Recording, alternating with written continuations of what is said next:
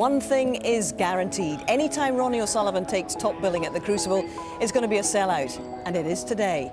But the rest? Unknown. The 7 times champion hasn't played a competitive match since January. Now armed with a new cue, he's conquered his nerves, but can he conquer the Crucible for an 8th time? Stand by for rocket launch number 33 here in Sheffield. Survive. It's more than just breathing and staying alive.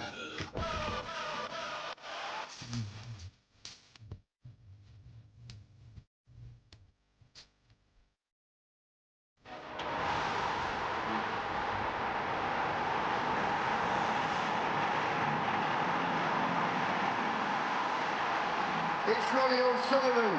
His dream to be 7 times champion of the world has been realised.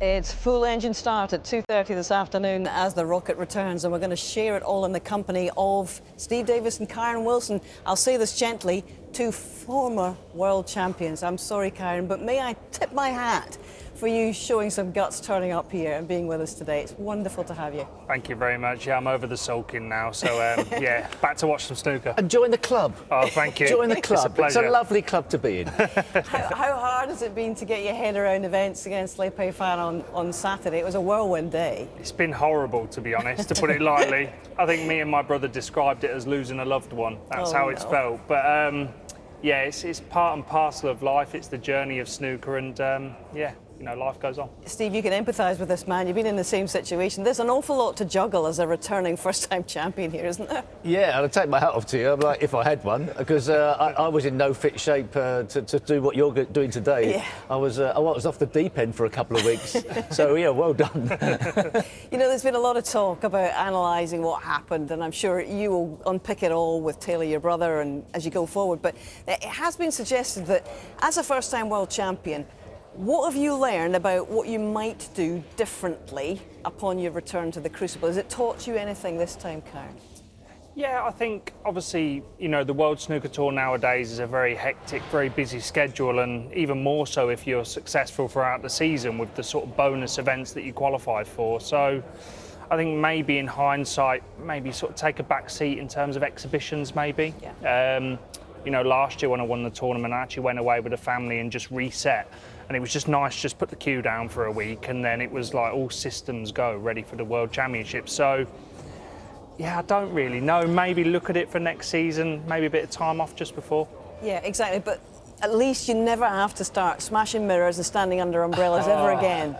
Yeah, I cut all my fingers trying to put it back together, but I gave it a go. I thought I'd just try and tempt fate and have a bit of fun with it. So, yeah, I never want to hear the word curse ever again. No, absolutely. OK, well, we won't mention it, at least for another year, that's for sure. But you're not alone, Karen. We've seen the exit of some very big-name players, including Neil Robertson, obviously, and Jack Jones, who was with you in the final last year, and Barry Hawkins. Have you been forced to watch? Has the family made you watch over the last few days? Yeah, you could say that. I think particularly Bailey, my youngest son, and Finley and Sophie, actually, we're all big snooker fans. We all love it. And I think when you're on tour year upon year, you find out different players' stories and you root for them when you're not in it anymore. So, yeah, you know, I love the game, so it's hard not to watch. Well, you've shown some guts turning up here today. There's plenty of tea and sympathy in this studio anytime you need it. Thank you very much. But speaking of guts, John Higgins last night, he really did not say a lot, as is completely understandable, about what was happening in the family, and we did not obviously want to talk a great deal about it.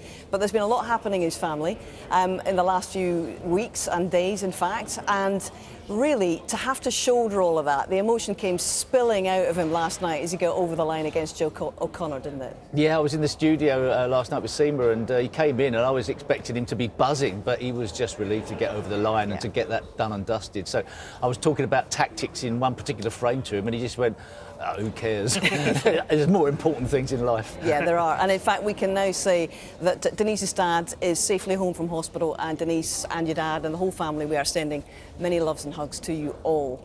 And John marches on, which is great news as well. And courage, as you know, comes in many forms. We saw it from Karen today, we've seen it from John last night, and we're seeing it from Ronnie O'Sullivan as well, who is described today as the bravest decision he's ever made in his career to come back. And Ronnie will feature hugely in our coverage this afternoon. Mighty Mouse Zhang Anda on a quest to win his first match at the Crucible after 15 years of trying. Good point, eh? He's in an all-Chinese contest with Pang Junxu. On the 20th anniversary of his title victory, Shaun Murphy returns as reigning Masters champ to face new boy Daniel Wells. Ding Junhui's nursing a 6-3 lead over debutant Zach Shorty, who is slowly but surely finding his feet. The first round tie that has edge and intrigue. It is, of course, two-time Crucible finalist A.Carter facing his nemesis again. R.O'Sullivan, the 7-times champion, hasn't played a match since January, smashed up his old cue, but he's back with another one for a record-extending 33rd year. And so many questions to be answered this afternoon. This is how that match fits into the schedule on day 4. Reflections to come, first of all, on the opening sessions this morning in the Zhang Pang match and the Murphy-Wells contest.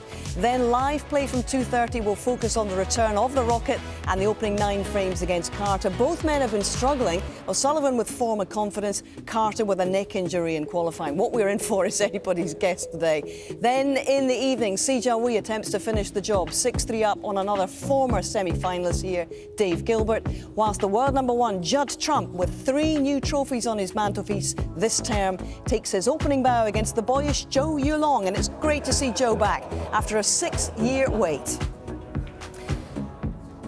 And when you think about it, that's quite a lineup for any day of the week, because only 11 players have ever completed a career Triple Crown, and we got 3 of them in action today. We've got Judd Trump this evening, Ronnie this afternoon, and this morning, Shaun Murphy. And it's to Shaun that we're going to turn first, because Shaun is back again, trying to do something that is record-breaking, potentially. No one has ever come back 20 years after winning this title to do it again. That is what the new Masters champion is attempting. And he was up against Daniel Wells, the 36-year-old from Glamorgan.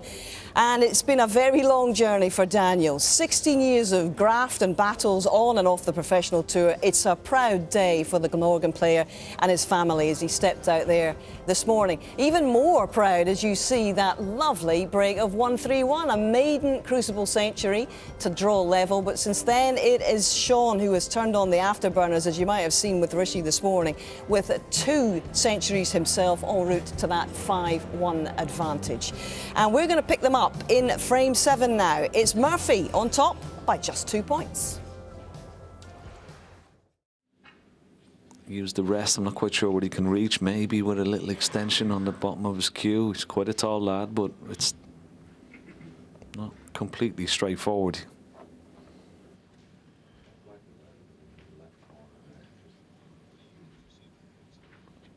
He came around to have a quick look if the black is available. Well, it is into that left corner, so there's a possibility he could get on the black. Can he reach it? He might need a little extension. He's got a few extensions down there.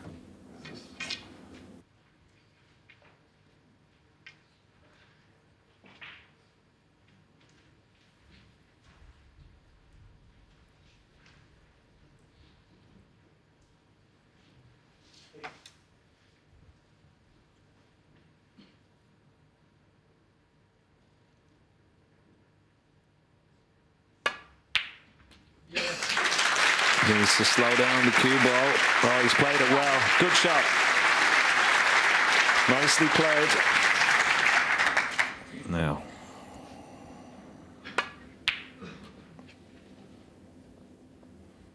Now it's time for Daniel to step up here.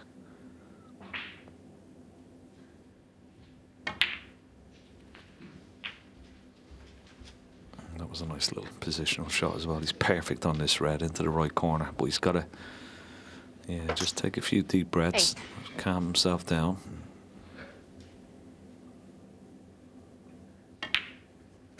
9. Who knows, this could be a very, very important visit for himself.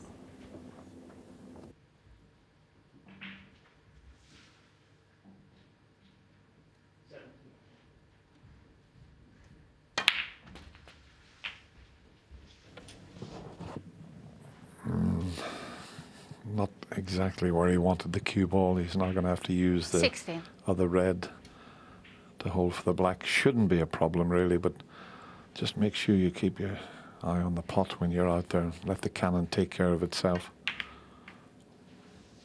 17.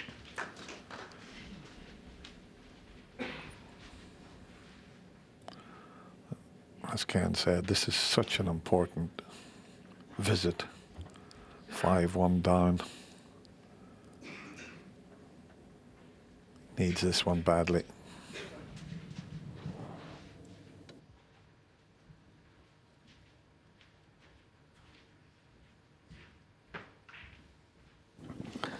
Yeah, maybe a little problem with this black because natural angle could be going into the red just below it, so he'd have to judge if it did make a cannon. Can he avoid that red? He'd love to. No, he couldn't avoid it, but he's played the kiss nicely. He'll be settled for that. That was nicely judged. Delicate little shot. 24.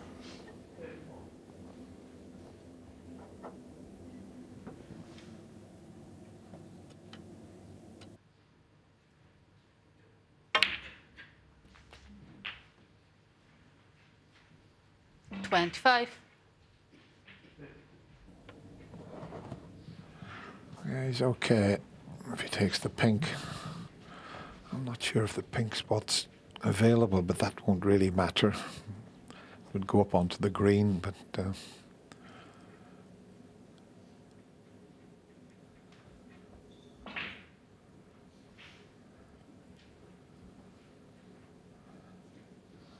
just taking a little bit of extra time here to make sure he plays the correct shot.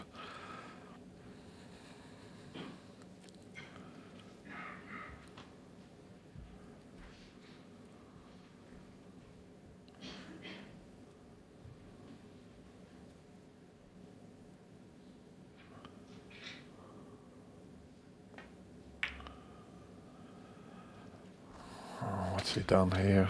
Is he? I think he's okay. I'm just looking at his body language. Yeah, he almost nestled on that, but there's plenty of room on the pink spot. But 31. he was just a little concerned as that white was coming towards the red there that he might have snookered himself on this, but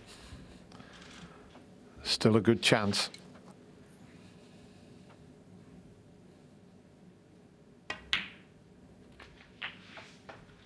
Thirty-two. Now, if those three reds are covering each other, he can play a cannon onto them because he's guaranteed to be on the red that's closest to the cue ball at the moment. It all depends on the angle he's got here. He needs a few of those into play.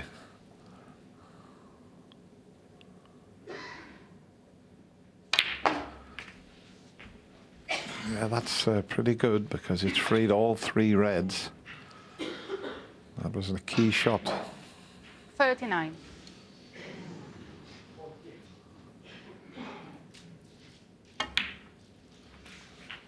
So far, so 40. good. Yeah, that last little black into those three reds just worked out a treat.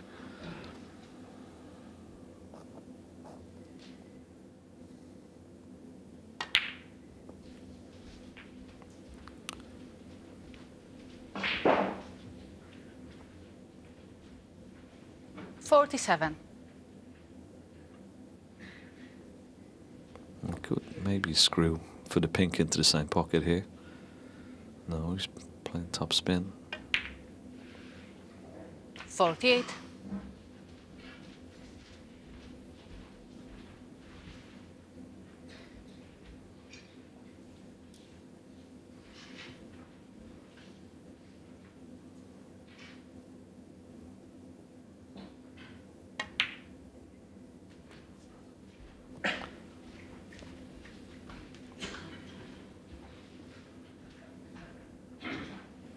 $55.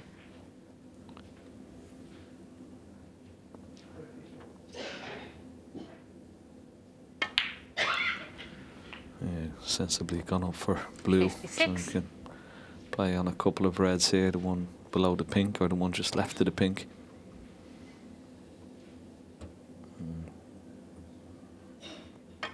One more red required.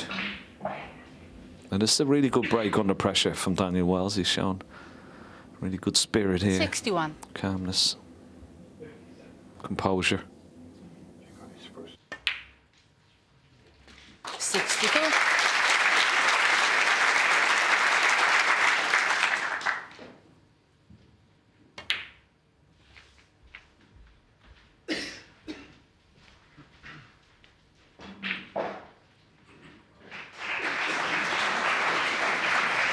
69.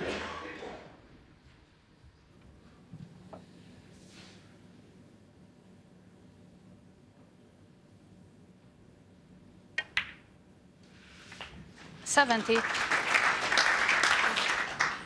Not going to be easy to make his second century in the match the way the Reds are, but it's a wonderful contribution from Daniel here.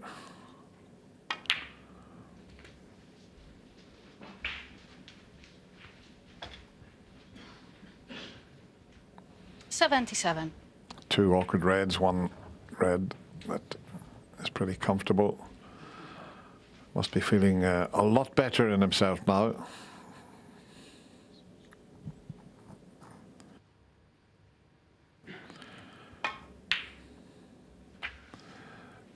Yeah, he's played for the green there so that he could develop the two Reds. It's an awkward little one here.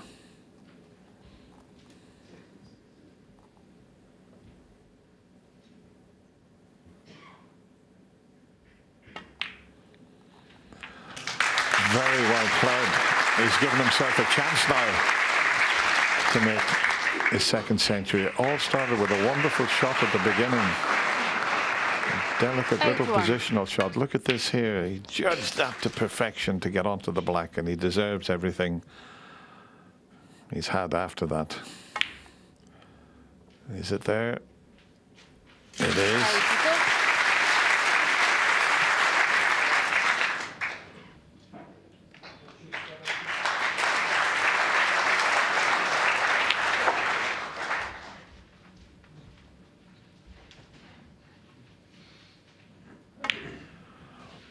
Yeah, lovely little red up into that green pocket, as we call it.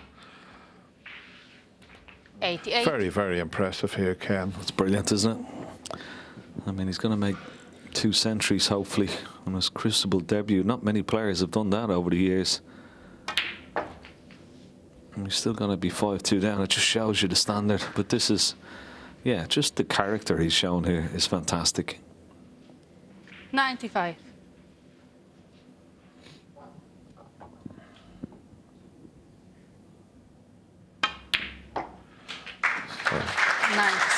Just the green for another wonderful reception from this Crucible audience. The green for the century.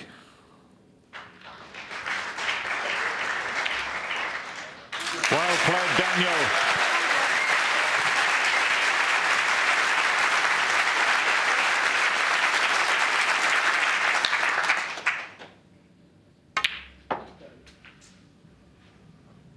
Yeah, as you said, Ken, not many players on their debut has come here and knocked a couple of centuries in their opening match.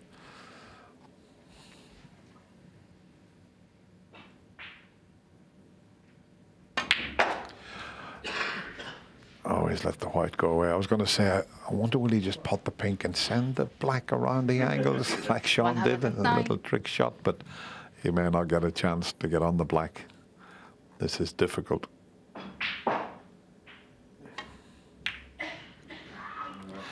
Doesn't matter about the pink. That was a wonderful break from the Welshman. A break that he badly needed. He's made 2 centuries. He's won 2 frames, but he's still 5-2 behind. He is, but the man from Neath, who's stepping out there for the very first time, matching the Masters champion in terms of centuries so far. That's 2 apiece, and the world number 49 looks very comfortable on his opening outing inside the Crucible Theatre. Can he keep it going in frame 8?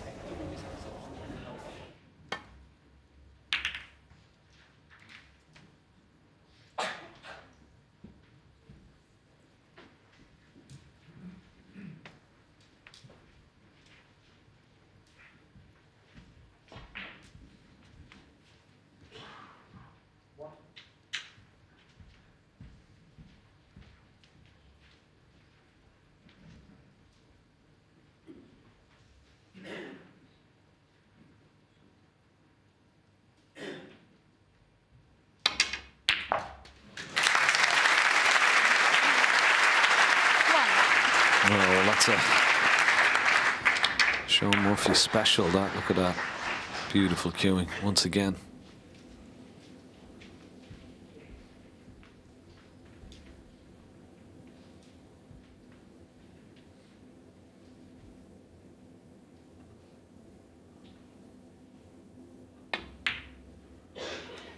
I'm trying to get on the red into this right corner because I think if he's straight on the red, could play for black. See what sort of an angle he has. Yeah, he could screw back off the red just above it and still hold for the black here. 7. He's done it nicely.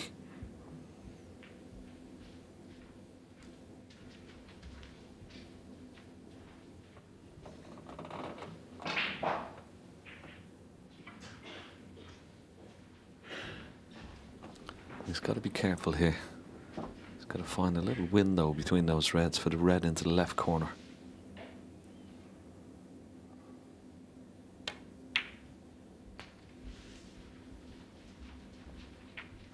I think he's gone just far enough.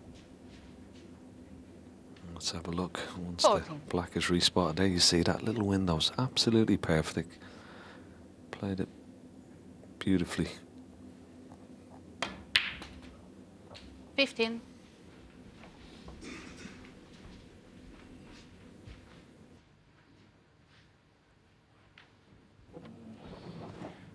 I mean, the standard of the match has been terrific. Sean's had breaks of 64, 63, 100, 57, a 138. Daniel's had a 131 and 109. That is a high standard.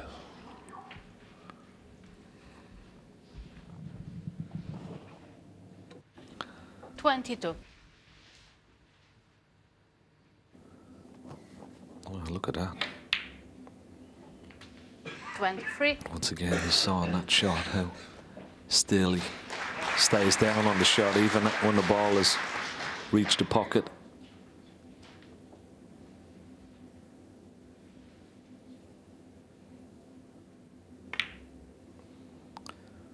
Yeah, it's been a wonderful session, hasn't it, of snooker? The fans have really been treated this morning. 29.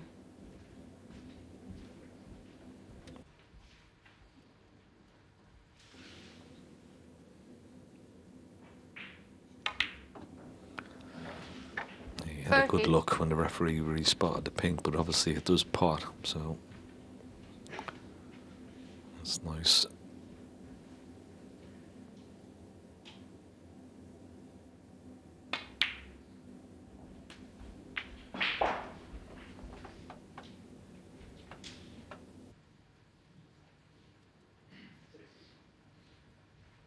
$36.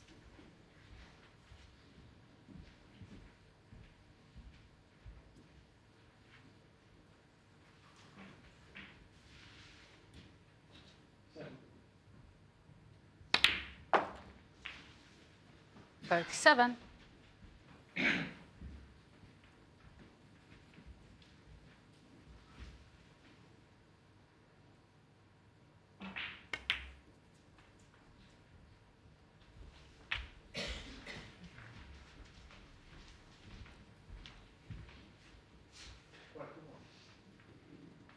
$43.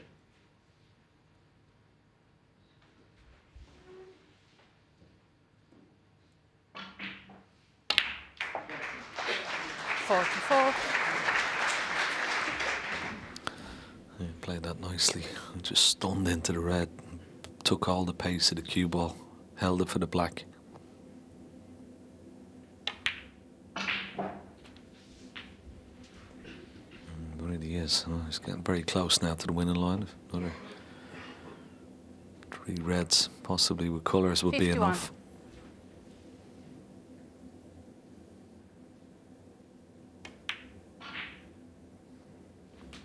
$52.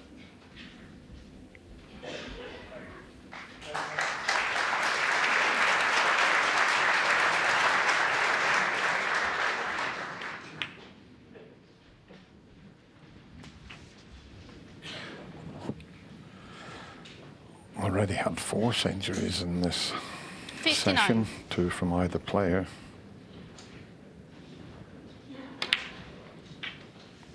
60. And we might possibly see the 5th.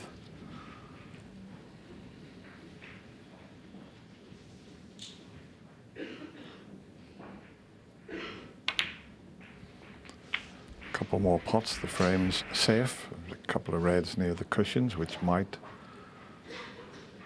67. prevent that 5th century from being made. 68.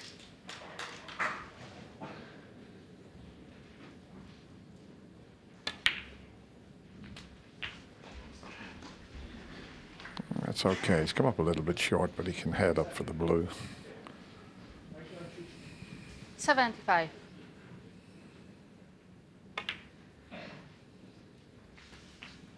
Needs to run a little bit. Doesn't want to be dead straight. Well, we know the pink goes, so he played for the blue, but the pink will do. Oh, no pink. No century break. But that doesn't really matter. You would think that gets him into the lead by 6 frames to 2.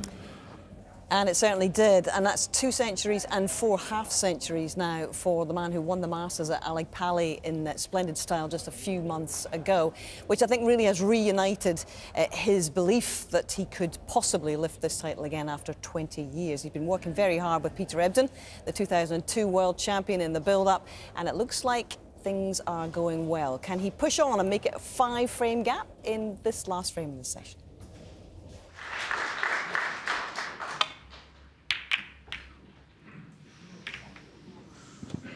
Well, what was that?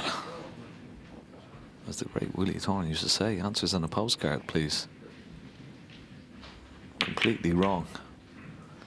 And, well, for Daniel to have a chance in this second session, he would feel he needs to win this frame.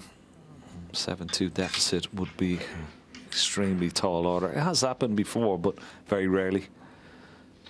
6-3, he's still back in the match and a really good chance, so very important visit for him. Nicely played, perfect on the black.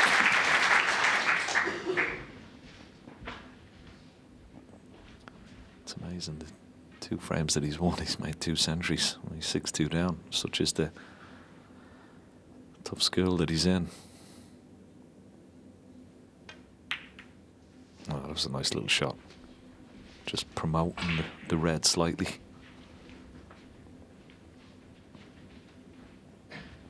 Yeah, he takes this red into the right corner. Play for the black into the same corner, but he's got to leave himself a nice angle that he can go into the reds, because he's got a bit of insurance with the red that's closest to that bottom right corner. So leave himself low on the black. 9. He could peel off another 2 single reds, but if he goes into the pack here, he's always going to be on that red right of the corner pocket.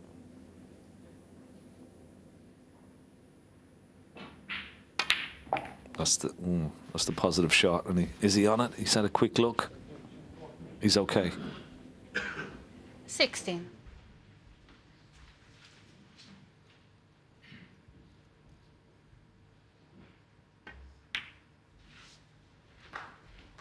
17.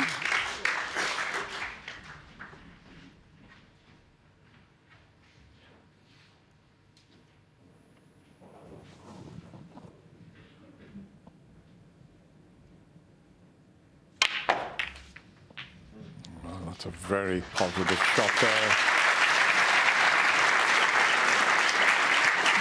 Worth another 24. look. Got lots of action on it. The only problem is he's going to need a lot of help to get to this red. He's going to need the extension on his cue, the extended rest. He's got a little bit of angle to get out onto the black,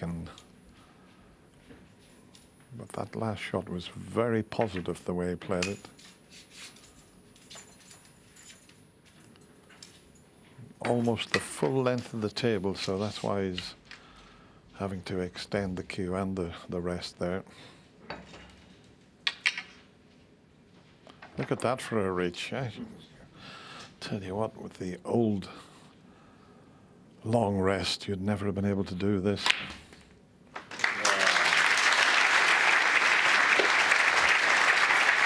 Yeah, deserved a round of applause for the positional side of that shot. Now, can he keep it going? As Ken said to me. Sorry. Can you help me, please? He's a big, strong Welshman there, no problem. Thank you. And a gentleman as well. 25.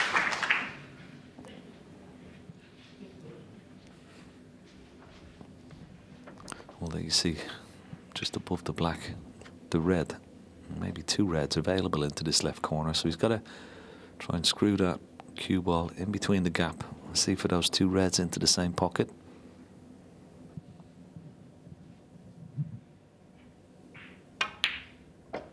And he's played it lovely. He played it very nice.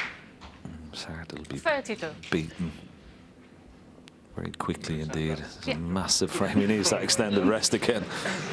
Don't tighten it too much this time. I didn't want it. He's changed his mind.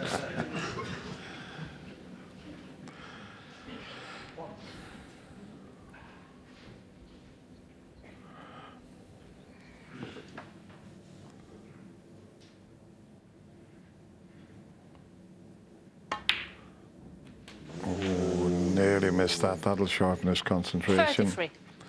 But this will be his 5th, as we show you this red wobble again, but this will be his 5th black.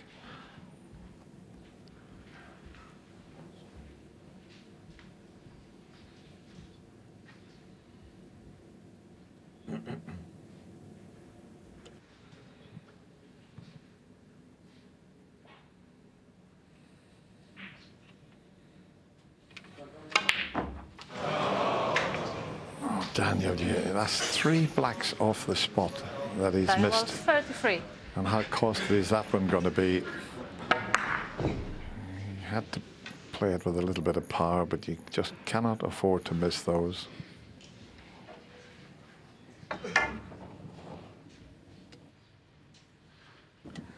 Yeah, it was the previous red, wasn't it? It sort of wobbled into the pocket.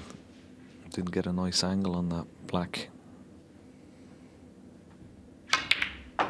Well, look at this. How well did he play that shot? 1. And all the reds he brought into play there, just from that one shot.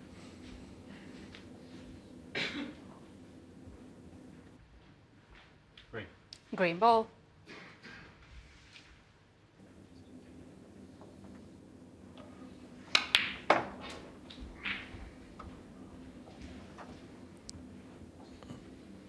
And look at this shot. Look at those 4 reds. They're all tied up, but just one shot.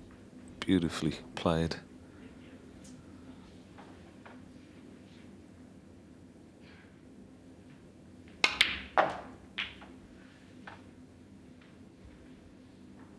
Five. No wonder. He doesn't have to. He could split up the black and the red here. No, he's not going to play for that shot. I think the black might be available into the left centre. 10. Yeah, he was never going to play for the black until he got this red out of the way here. It's to the right of the black spot, and once he pots this, then he can get on the black in a, if not with this shot, a couple of shots time, because the black spot area will be clear. Yeah, it'll go into the middle, as Ken said, and it may go up into the right corner. So, as I say, he had worked this all out, and he knew that this red that he's taking now was just hampering the black spot a little bit. But it's totally in the clear now. 11. And don't be surprised if he doesn't go on and make another frame-winning break.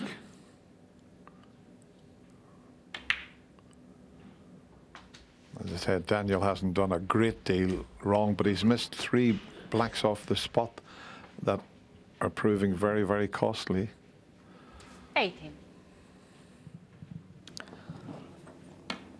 Yeah, as the great Stephen Hendry 90. would say, unforgivable when you miss a black off the spot. And he could be duly punished, and it's such a massive frame for him as well. But still a bit of work to do here for the former champion. 26.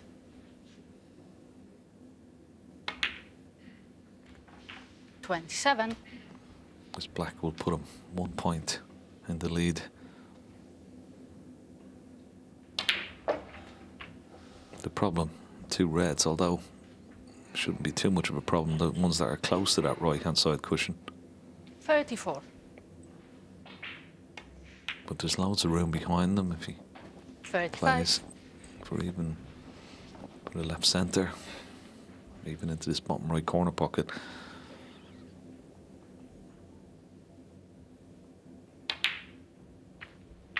He hasn't played that too well. That's not a great shot.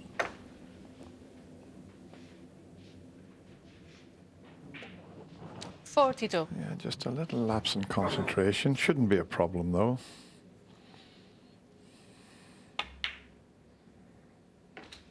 $43.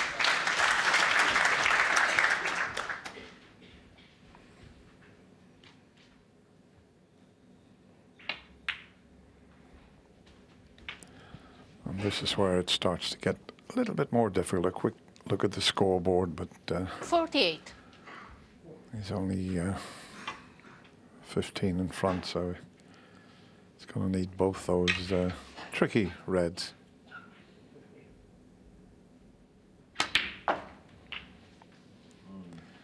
Now, he can drop in behind them. He'll have to be very precise 49. if he's going to leave them for the left middle pocket. Okay, we know they go into the right corner as well. Let's see how he plays this. Is he going to play the very precise shot? He is, but I don't think he's... Well, he's played it well. Not a problem. A little bit straighter might have been better. 56.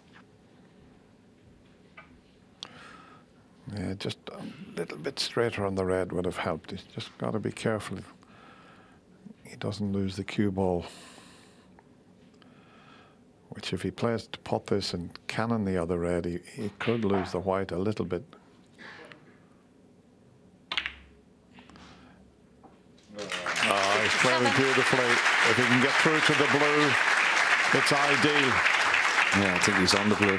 It was a lovely shot, wasn't it? Just promoting the other red into the middle of the table.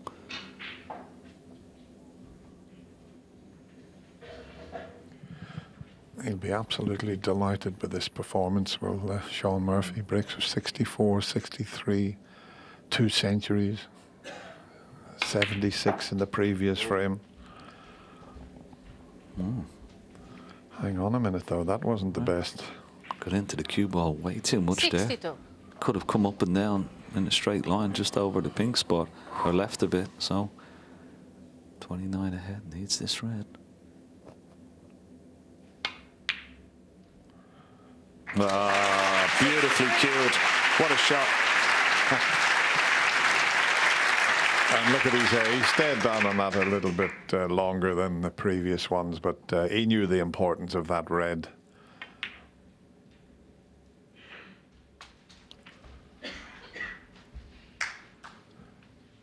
But as I said, playing another player, he's been 2 century 69. breaks, the scoreline could have been different, but against the magician here,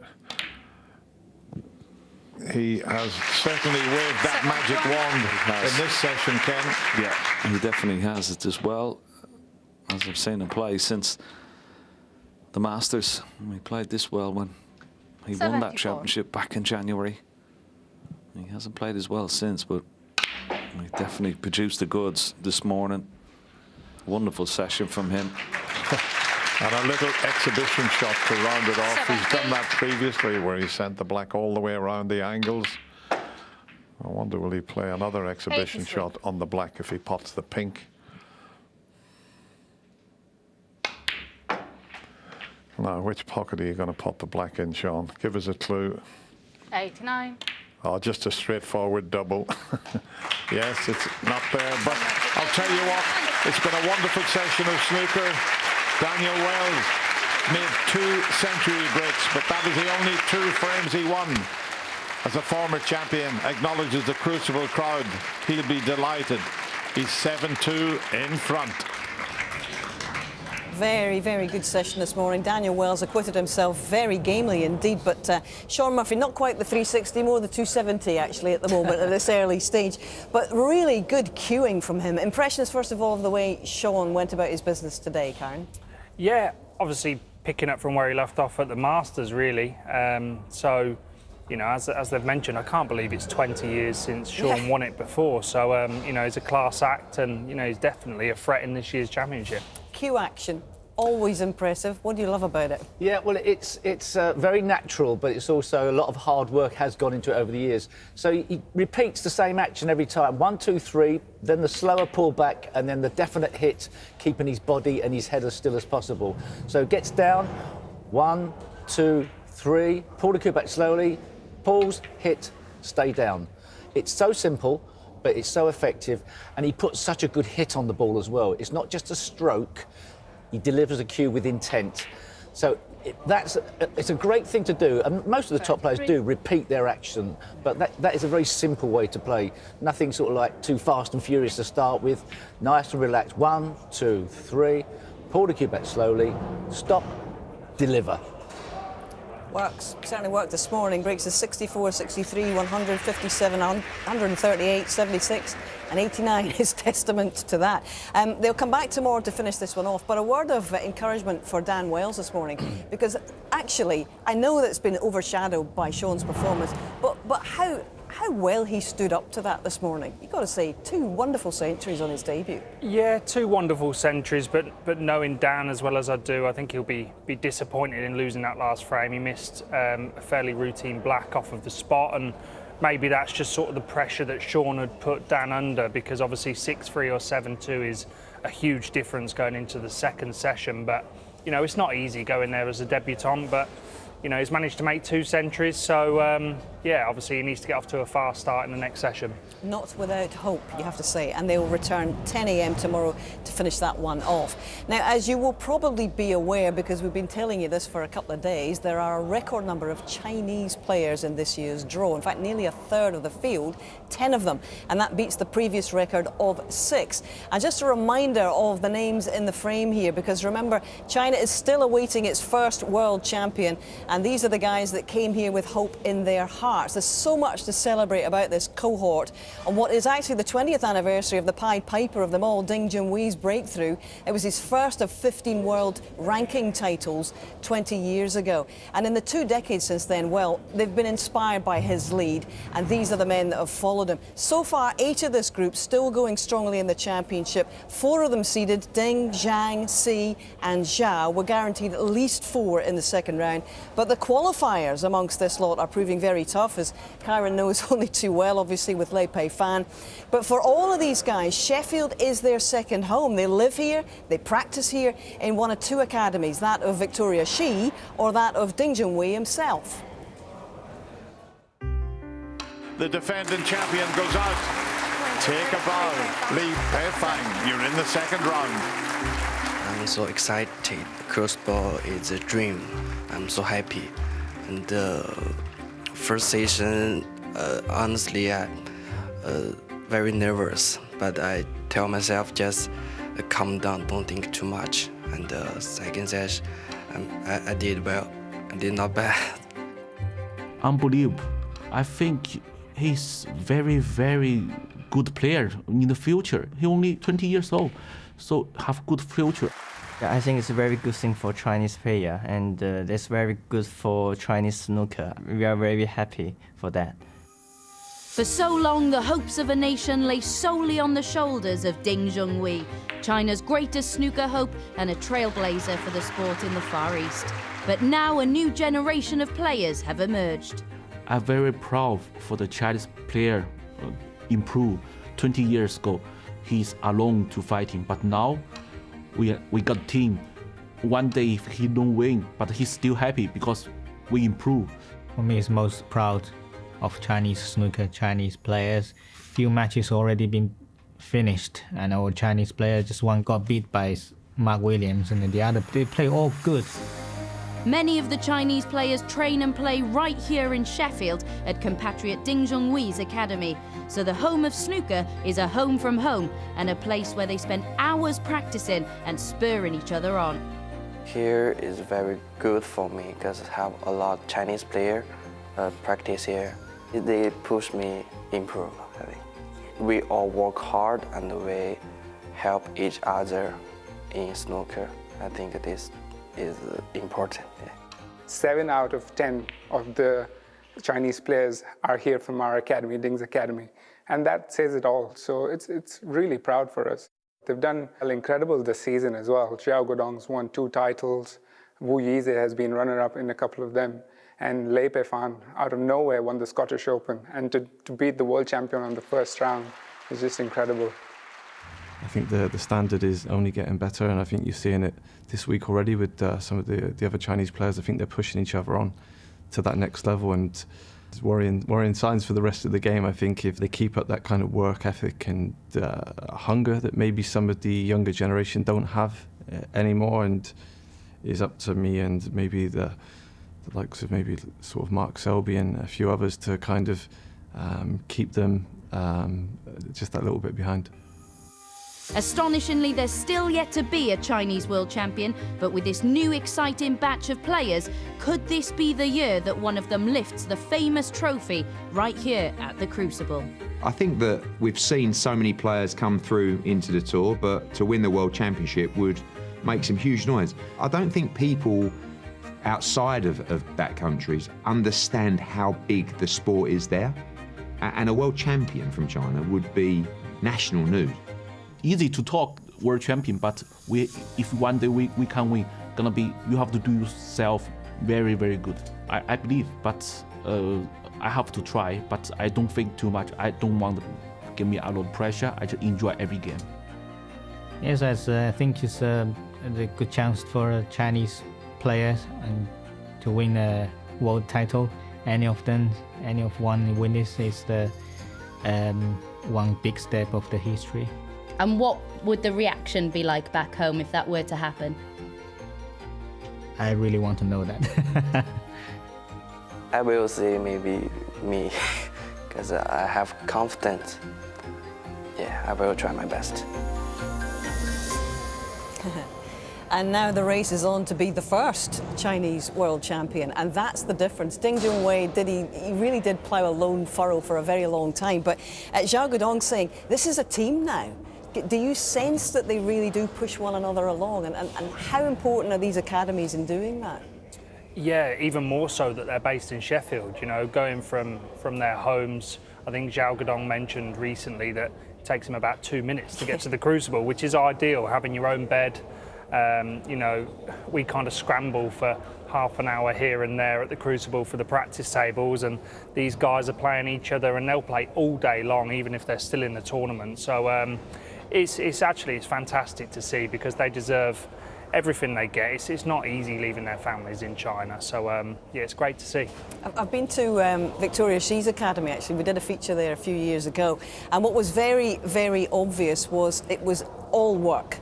The brilliant facilities, but there were no fruit machines and there was no tellies on in the background. This was pure work, and I heard Joe Perry and John Virgo discussing the fact that it was a very different work ethic that you find in these places. Yeah, I mean, like, make no mistake, they're all individuals wanting success themselves, but if you are in another country, it's not a bad idea to team up. For the camaraderie. So therefore, if you can support your team members, so to speak, but you can still retain your own individuality, that's a great balance, I think, to have. And I think that would be the same if all of the players had to go to China from the UK to live and work and play. It would have been the same environment. You'd have probably all done the same thing. Yeah, you're in China all the time, obviously. There's a large number of events that take place in China.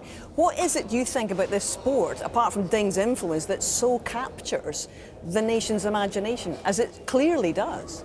I think it's kind of that success story, isn't it? You know, they're kind of quite keen on conquering, and I think they're very proud of their own, that they're coming over here and giving us all a good run for our money. And you know, I think if I was going to give some advice to the younger players, I would listen to the likes of Ding Junhui and Xiao Guodong, who have been on the tour for many years, and, you know, keep picking their brains and keep learning. Okay, and I'm just going to ask you, of the key contenders to be the first Chinese world champion, who's your pick? What do you think, Steve? For me, it's all about Xing Tong. Xia Xintong. Potentially one of the greatest players we've ever seen in the game. Already won the UK Championship. He could win it this year, and he'd be a qualifier. He'd be off the tour. That's how good he is. For you? Yeah, I think you would have to go with Steve, but listen, you can't write Ding Junhui off just yet. He's won a tournament this year, and who knows? It would seem only right, actually, if it were, Ding, but of course sport doesn't quite work out like that, as we all know. Well, with 10 of these guys in the draw on Thursday, it is actually quite surprising that we only had one all-Chinese matchup in the opening round, and it is this one. As I look out in the square, I'm just reminded that those are the cues going in to see Ronnie O'Sullivan, and a reminder that that will kick off Ronnie's 33rd appearance against A.Carter inside the Crucible Theatre at 2:30 this afternoon. We are awaiting rocket launch and very much looking forward to sharing the experience along with a very big full house inside the Crucible this afternoon. But back we go to the match we were discussing. It is the all-Chinese contest between the world number 12, Zhang Anda, taking on the 25-year-old Pang Junxu. Former Rookie of the Year is Pang, who saw off the tenacious Welshman Jamie Clark in qualifying, and that isn't easy to do. Indeed, he's had a very strong season so far with a run to the semi-final in Northern Ireland. Now, the seeded Zhang, incidentally, has not played a competitive match since early March. How rusty would he be? But despite that, he took a 3-1 lead.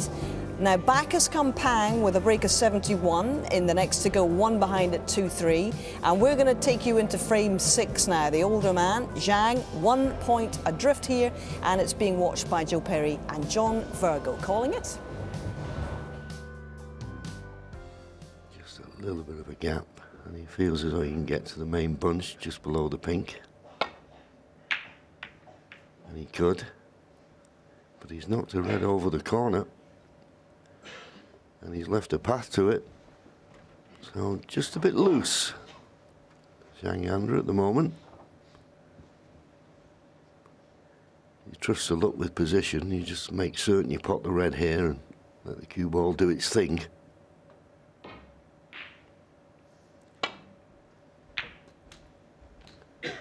And if he misses the brown, he looks as though he could be nicely on the blue here. One.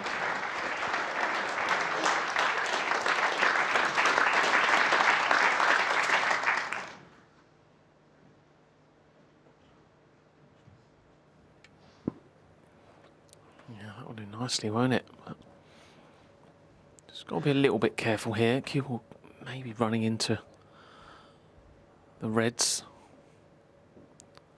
Just try and control it best you can. Yeah. And he hasn't. He just misjudged that first cannon. Wanted to be much fuller. Leave the reds into the right corner, so he's left himself a tester now. Still think he'll take this red on just to the right of the black spot. You can pot it, take the cue ball away. Doesn't have to play for blue, and a bit firmer up for green or brown. Tough pot though.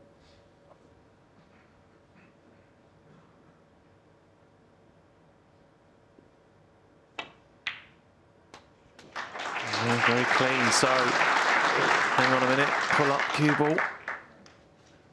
Wow, it's just about held on. This is Potable, be taking the brown on. So far, since the resumption, Pang's looked a different player, a bit more positive, a bit quicker around the table.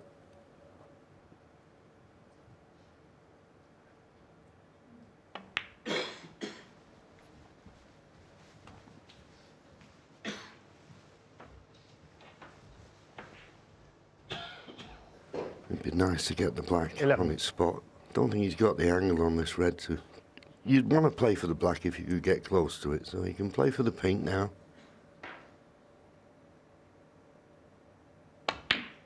Well, he's decided to play for the black. Fair play, he's thinking positive.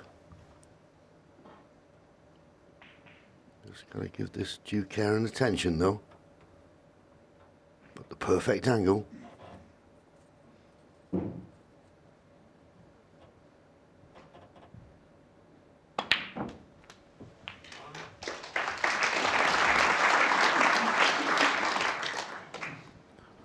Didn't go in cleanly, did it? But it doesn't matter. He's absolutely perfect now. Oh, he said he was looking for a early chance in this game to build on the previous one, and that's exactly what he's got. In the last frame, he literally picked off all the loose reds and got to the winning line that way, but I don't think it'll be the same this time. Even though there's loose reds there, it's a nice little bunch to go into in a couple of shots' time.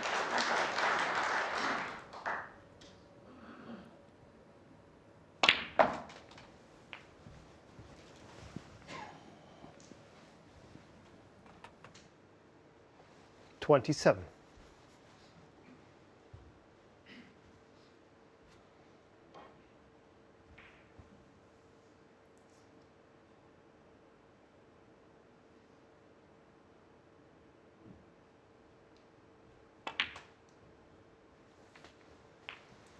.28.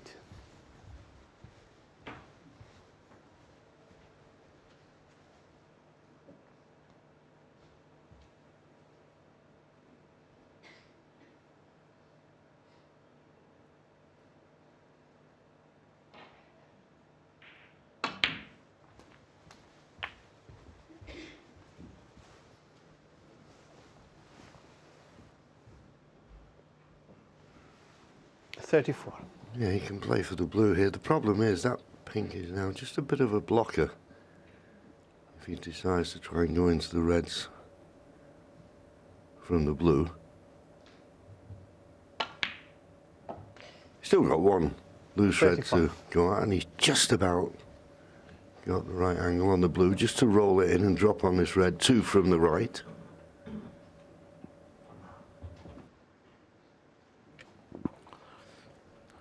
Yeah, but you're right in what you say, John, about the pink. When I mentioned about the pack being a nice little pack to go into, I was thinking off of the black, low on the black. It's a nice little target, but maybe he has other intentions. He's not going to be able to get on the black from here. It's going to take a very good shot to open the reds from the blue. I thought he might have tried to leave this straighter, pot this red and come down for the black and then go into the 5 reds. Yeah, obviously he didn't fancy using the rest. It looked natural just to roll it in, leave yourself straight on this red. But you'd have to be using the rest. Maybe he doesn't like that. Anyway, he needs a good angle on the blue now. But he's got to pot the red as well. I think it all went wrong when the positional shot there, and he's not got away with it. He's left his opponent a nice easy starter. Okay, he gets back to his seat with a 41-point lead. But the frame's still very much alive. Yeah, but that's the trouble. We sort of said, like in the last frame, he sort of cherry-picked them off and got to the winning line that way, but it's not always possible. You know, and I think the shot choice was questionable there, to say. You should have attacked that little cluster of 5 a lot sooner. So, Zhang Anda now, no choice. Playing this red, then leave an angle. I don't think he'll hesitate. I think he'll be getting into that cluster on the very next shot, low on the black. Like I say, they're a nice little bunch. They're not tightly packed together, so you won't have to go into them with too much pace. They should open quite nicely.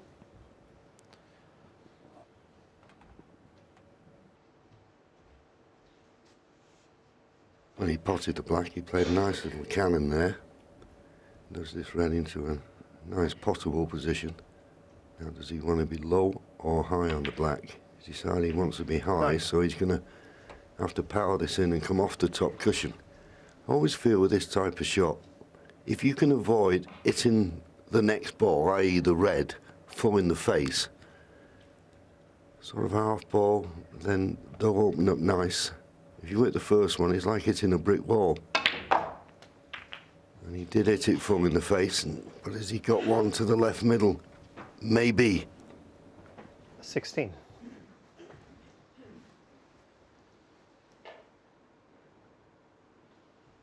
It's tricky, but it's on.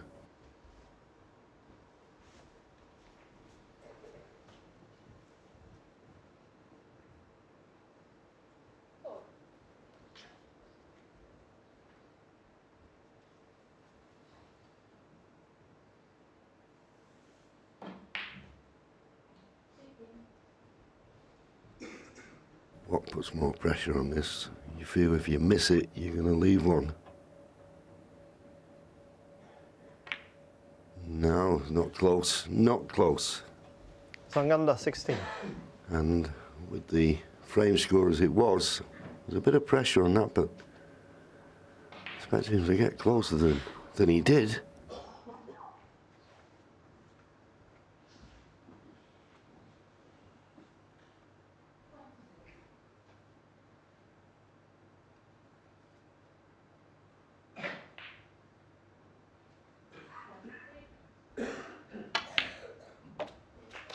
One. Yeah, that was a nice pot, cleanly struck.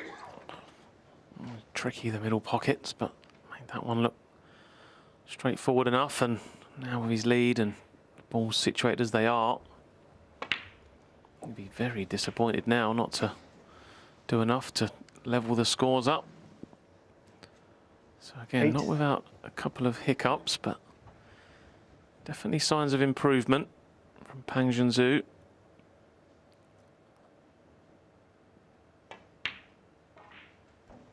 Nine. Always got the impression, I think, John, when the draw come out, that this was going to be a tight match. Never really thought that one of these players would run away with it. Tough contest.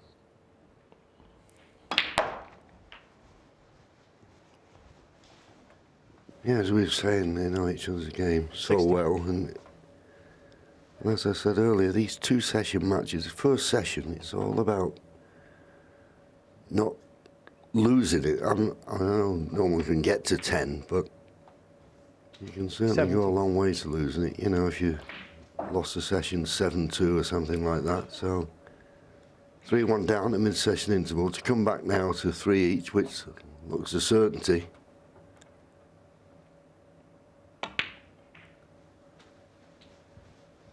And just signs, Joe, I feel that Pang Junzhu is just getting a bit of freedom in his cue action, going through the ball a lot better. Yeah, it was noticeable earlier on, wasn't it? A few of the shots, he sort of mistimed them, mishit them. Like you say, not getting through the ball, but everything just looks a bit more confident. It's all, the cue was being struck better now, a bit crisper. And again, just little other signs, you know, he's walking around the table a bit quicker, looking a bit more alert, a bit more with it. It's just confidence, isn't it? You know, it's tough. Not played at the Crucible many times, so 26. sometimes we expect a little bit too much, I think.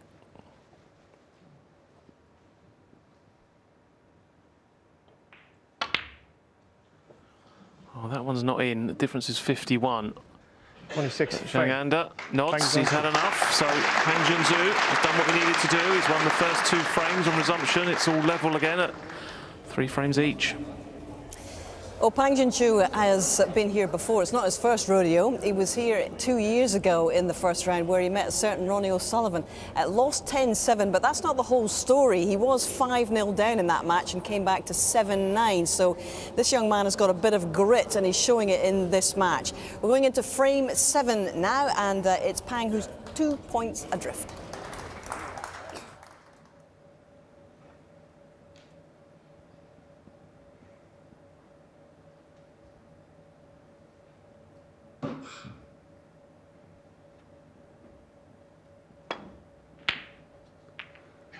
But missed it by a long way, and when you're going to miss a pot by that far, you don't know where the cue ball's going to end up. And he's left a nice easy starter for his opponent.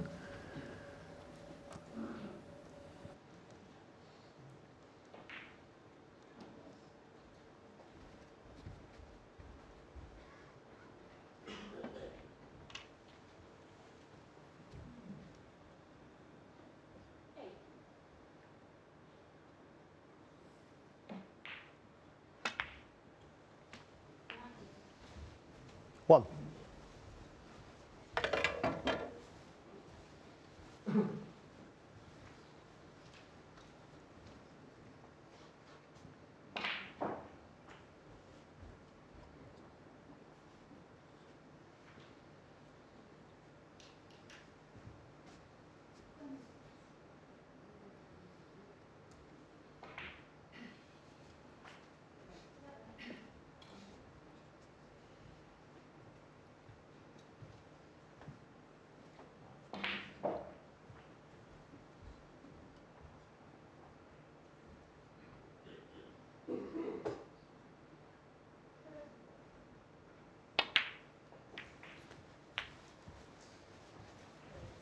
I think the big problem there for Shangan was the pink. He knew the pink was going to be back on its own spot. 7. How does it help the situation? Does the pink go into the left middle? Possibly.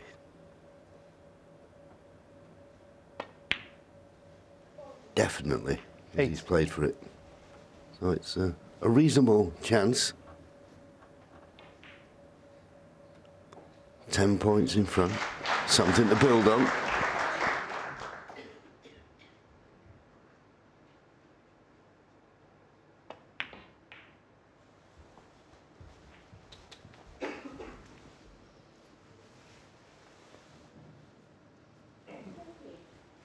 $40.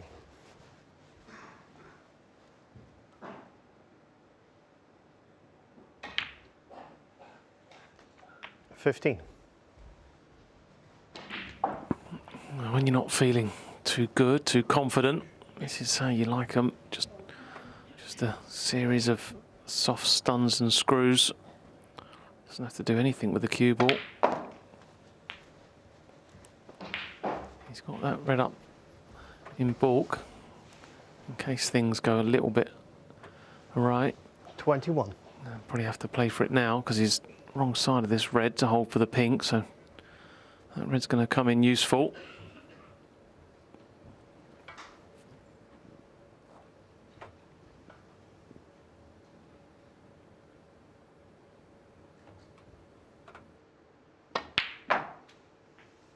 $22.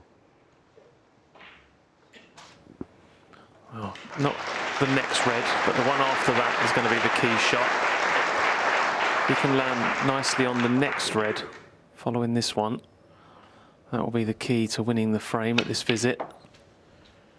The red just 2 below from the pink. If he gets on that one nicely, that frees up the one above it, and that will be enough to 24. Pretty much win this frame. Now it's decision time. Which colour do you play on off this red? It's simple to play for yellow and green, but he's decided to play for the pink. 25.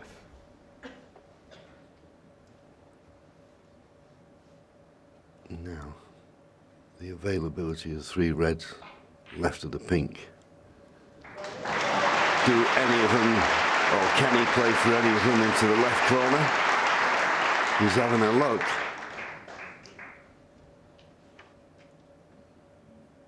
If it had stopped a little bit short, maybe the right-hand red, he can finish low, but the problem is if he finishes low on that, where does the next colour come from? But I think that's all he's got to go for.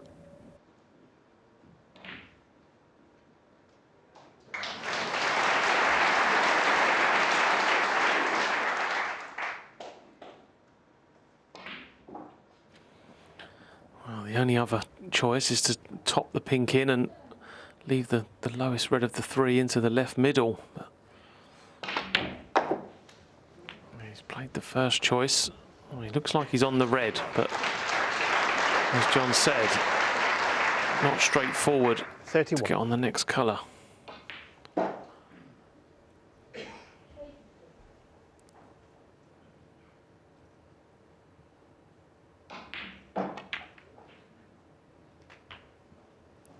$32. Well, that's not too bad, actually. That's worked out okay. Pretty straight up into the green pocket. So 34 points to lead.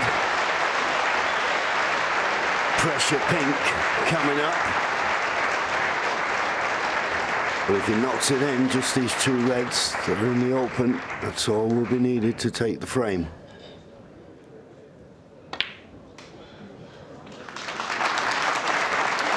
Good pot. Made certain of the pink. He's not perfect on this next red. 38.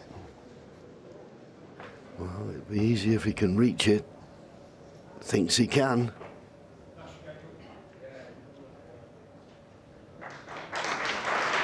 Yes, right in the heart of the pocket. 39. So now just the pink to go 47 points in front, with just 43 remaining. And should have his lead back intact. 3-1 he was at the mid-session interval. Pang Junzhu came 45. back. Played well in coming back, but Zhang Anda, particularly now with that red going in, back in front once again.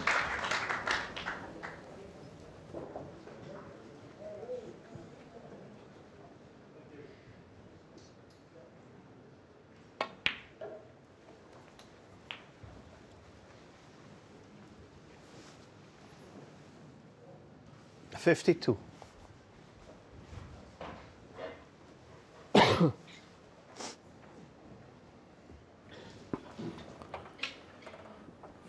Second half century of the match for Zhang Anda.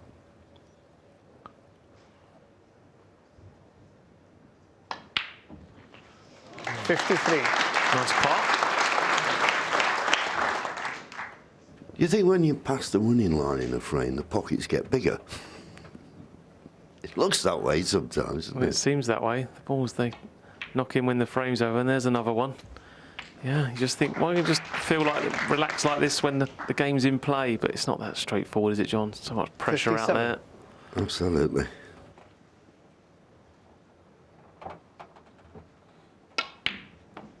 $59. Well, a bit of the wobbles mid-match here, Zhang Anda. But he's dug in, and he's took these nicely. It wasn't a straightforward break. 62. Colours were awkwardly placed, reds were awkwardly placed, but chance now to go on and clear the table, which should bring him some confidence. This has been a very good visit. 66.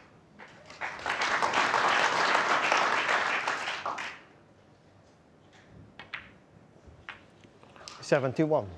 That's his highest break of the match. This pink will be the highest break of the match. 77. 84. Yeah, well done. Nice break. Good stuff from Zhang Anda. Wonderful break of 84. Sees him restore the lead. He now leads 4 frames to 3. He does, and that's his best break of the match, that 84. It's so important for Zhang Anda because he is the seeded player, the world number 12. A lot of points to protect, actually, going into next season if he wants to remain in the top 16. And indeed, he's had a bit of a lean season so far. So this is good progress. Can he keep it going in the next?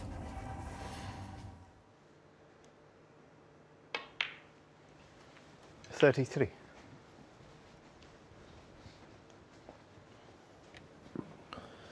So I'm picking these off nicely so far. Red just above the black spot. Probably be the next one in the sequence. There are a couple more that go. So can quite comfortably get to the winning 39. line here without playing any cannons at all. Just keep doing what he's doing. Just keep getting on the next ball perfectly.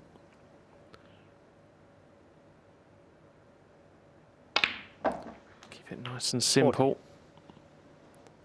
40.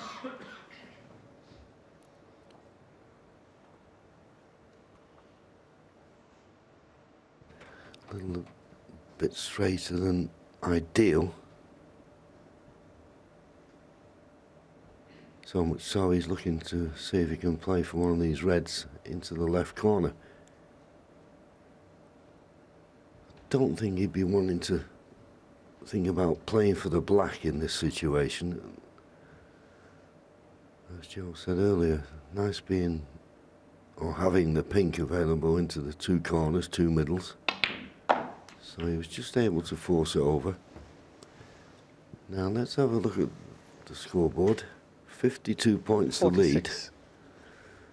I don't think he'll risk trying to bring a red away from the cushion here. He just wants to get nice position on the pink. 47. He's got an angle this time. There's a few reds he could play on. I think what will decide which way he goes about this is the scoreboard.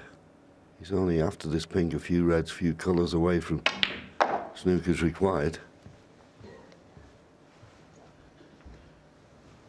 I'm not quite certain what he decided to play on there, in all honesty. I mean, he could have rolled it in and got there.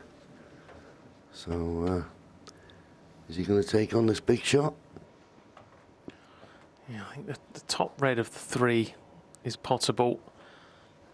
It's just whether he can avoid canning into another red here, play out of the two cushions for pink or blue.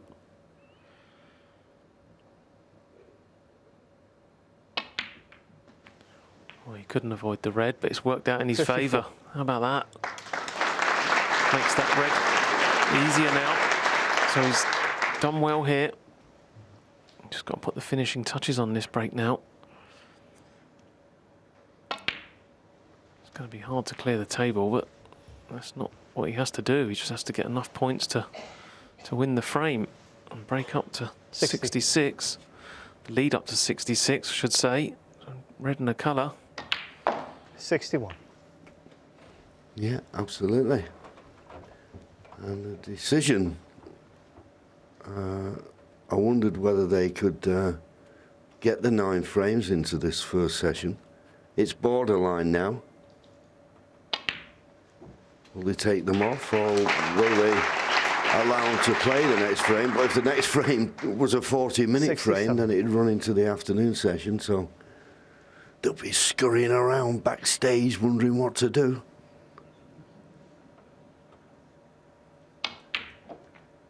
$68.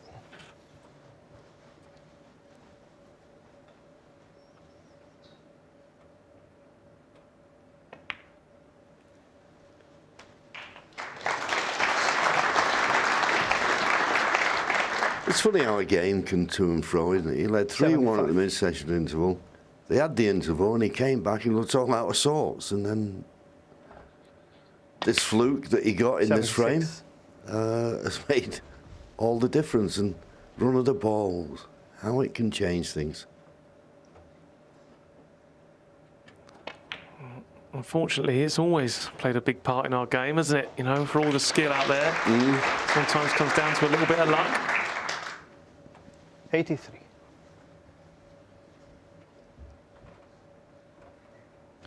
But when you get a bit, you've got to make the most of it, haven't you? Absolutely, because it can soon go the other way. 84. I mean, one of the most memorable moments at the Crucible over the first maximum break by Cliff Thorburn. It started with a fluke. Oh, well, that's a shame. We're not going to see the century. Now then, 5-3 the lead. Will they have time for one more frame? Referee's had a word with them. They've shook hands, so they're coming off early. They couldn't get the allotted 9 frames in. So I don't think both players will be bothered about that. They'll be glad to get this first session over. And it's Zhang Yanda who takes in a 2-frame advantage. He leads 5-3. And they'll be back tomorrow morning with a possible 11 more frames to play in that one. And guys, your impression of Zhang Yanda, because we were just discussing in the studio the fact that he's actually not beaten a top 16 player all season and hasn't actually been in competition since the 4th of March. A lot of pressure on him as the seed in this one, isn't there? Yes, there is, and obviously you never know the history between the two fellow countrymen. You know, we always talk about some of the aggravation players in this country have with each other. You never know, but. Yeah, it's a good performance, because it's easy to fold as one of the expected seeds. You know, it's 15 years in the making, a potential first victory at the Crucible, almost agonising. This is his 5th visit here, Kyron. What are the players on the tour like about Zhang Yanda, and what do you make of the way he's really come to prominence the last couple of seasons? Yeah, I think he just goes about his business in quite a sort of quiet manner. He kind of plods around the table. And, you know, when he's on it, he can be an absolute handful for anyone. I think he had a maximum in a final in one of his ranking tournaments that he won out in China. Yeah. So, you know, he can handle the pressure. And I can't believe, when he lost to Stephen Hendry 10-9 in that debut. He kind of went missing for a little while, so yeah, he's obviously coming into the best part of his career now. Well, he is indeed, and he needs another 5 frames tomorrow morning to get over that line for a very first win at the Crucible. It's nearly time. Let me just show you the schedule of play here at the Crucible Theatre in the Halo World Championship. 2 more sessions to play today. We've got big name stars everywhere you look. Ding Junhui reaching for the line against debutant Zach Surety, 6-3 in front. They will finish this afternoon. Tonight, world number 1 Judd Trump making his entrance. But right now, we're getting close to mission launch for R.O'Sullivan and his tilt at an outright record 8th world title. His first match in any event since January is just minutes away. A.Carter's on standby and snooker fans are on tenterhooks as the rocket returns.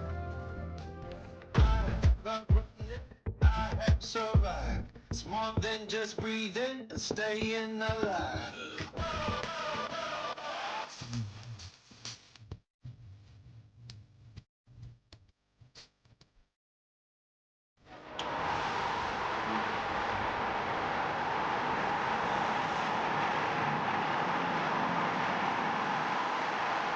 It's R.O'Sullivan.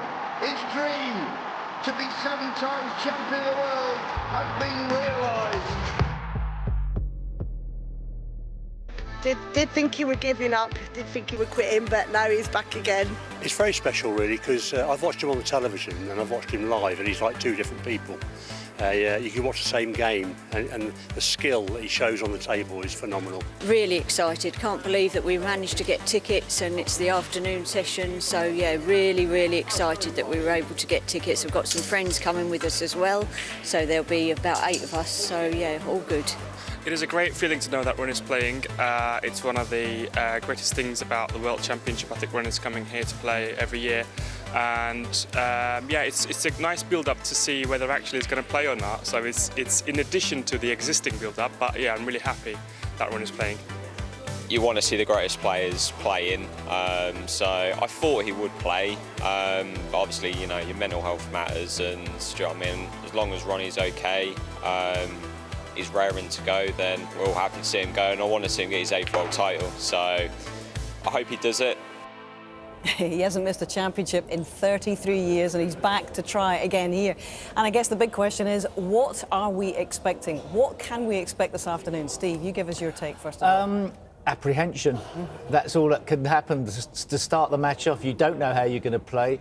You can prepare as hard as you can possibly do on the practice table, but as soon as the ball starts to be flying around the table against another great opponent, you never know what's going to happen. There's so many unknowns here, Karen. You were there in Leicester during that Championship League run where he smashed his cue up, and really since then we have not known whether he was going to play until he confirmed on Thursday when the draw was made.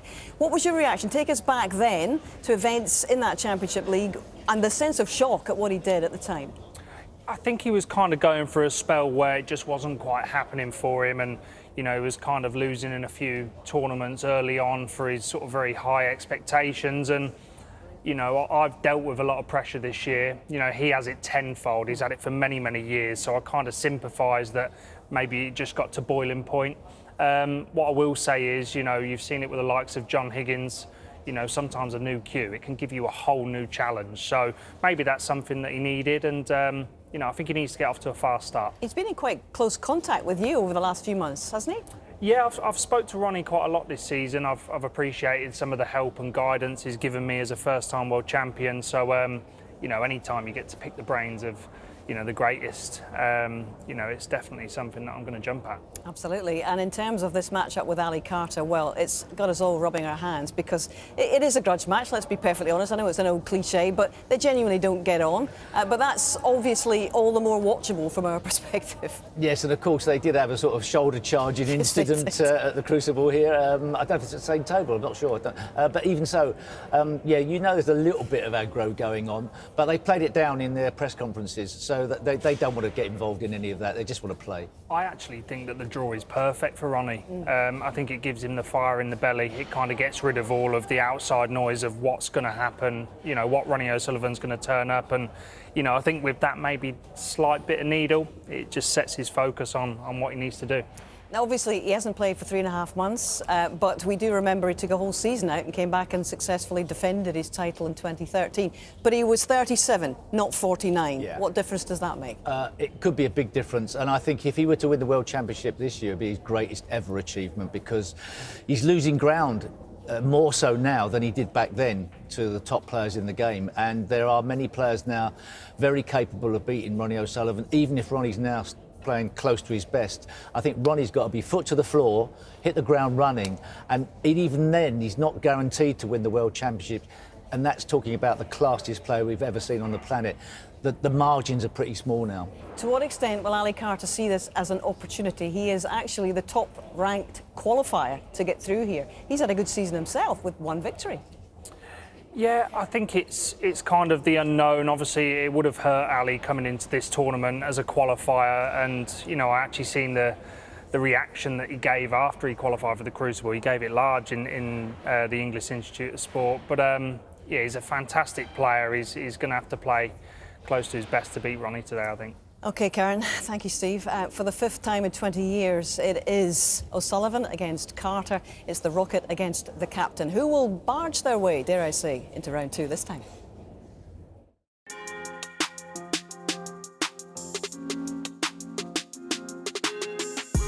Game's always in a better place when Ronnie's competing. It creates a buzz, and I'm sure he's going to be gunning for it. What a performance from Ronnie O'Sullivan.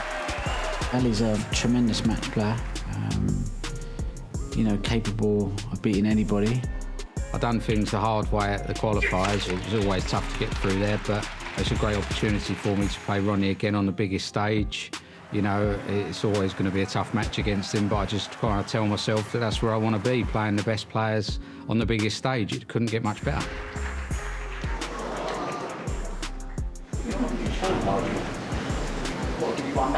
I don't see it as a grudge as such. I just think I have really good matches with Ali, and sometimes just the heat of the moment stuff, it was what it was, and yeah, but I don't think we both think about that anymore, you know.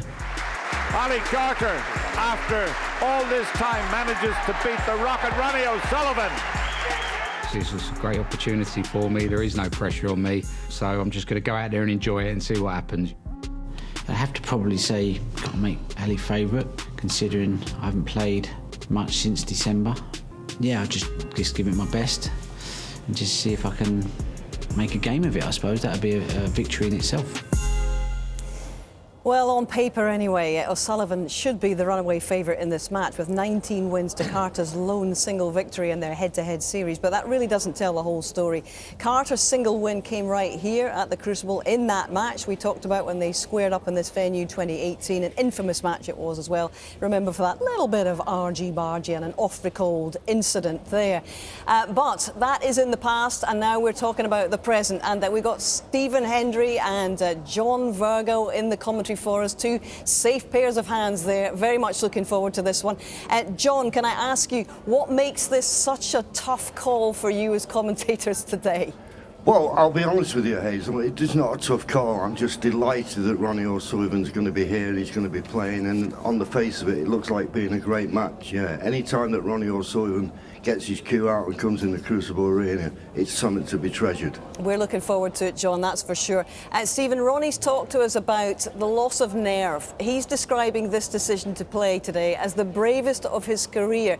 Can you relate to feelings of anxiety and nervousness ahead of examples of matches such as this, and can you relate to it in Ronnie's perspective? Absolutely. You know, it doesn't matter how well you look like you're playing inside. You could feel that you're not hitting the ball properly, and that's how I felt at the end of my career. And I think that's Ronnie's trying to feel now, or he is feeling. I think he's possibly want to move away from coaches now and try to get back to just playing natural snooker the way he used to play. That's what I'm getting from what he's saying anyway. So just looking forward to seeing him play again. And very briefly, John, A.Carter, as obviously the top-ranked qualifier at number 18. He had a neck injury in qualifying. We hear that's absolutely fine now. It's calmed down. How do you think he views this opportunity? Well, any time you play Ronnie O'Sullivan at the Crucible, it's something to enjoy, and I'm certain that's what Ali will do. And Ali's had a pretty good season. He's been playing well. I know he had the neck injury, but I spoke to him and he said it's fine now. So he'll be looking forward to it, as we all are. Okay, enjoy it, gentlemen. We're certainly looking forward to it. And this is the scene backstage. Big occasion too for Ding Junhui and Zach Shorty. Zach is 3-6 down. Ali Carter just becoming the 12th man ever to play more than 20 times at the Crucible today with his 21st appearance. Ronnie O'Sullivan, well, he's walking out to face the music and the ultimate Crucible test once again. Can anyone ever be truly prepared for that? It is time for all of these players to summon their courage once again as they await the call of our MC, Mr. Rob Walker. Thank you. Good afternoon, ladies and gentlemen. What an atmosphere at the Crucible, and what a backdrop to an incredible afternoon of drama.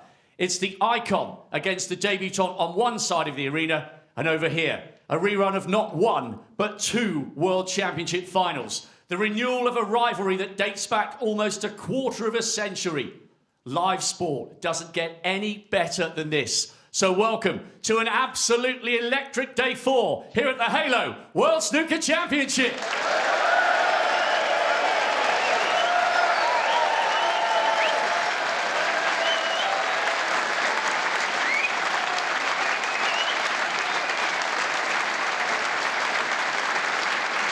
Please welcome a fabulous first-timer in the form of his life. World Open semi-finalist less than 2 months ago, and he showed all his qualities yesterday, finishing the afternoon with a century, re-emerging for what is without doubt one of the biggest sessions of snooker he's ever played, the debutant, Zach Sure Thing Shorty.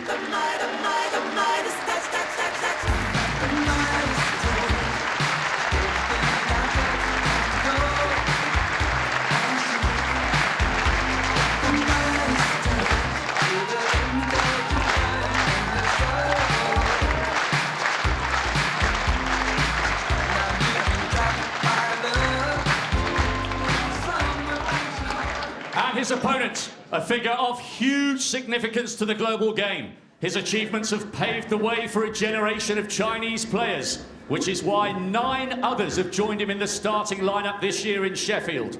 Bidding for a 12th appearance in the last 16, but his first for 5 years. 15 times a ranking event winner. Enter the Dragon, Ding Junhui.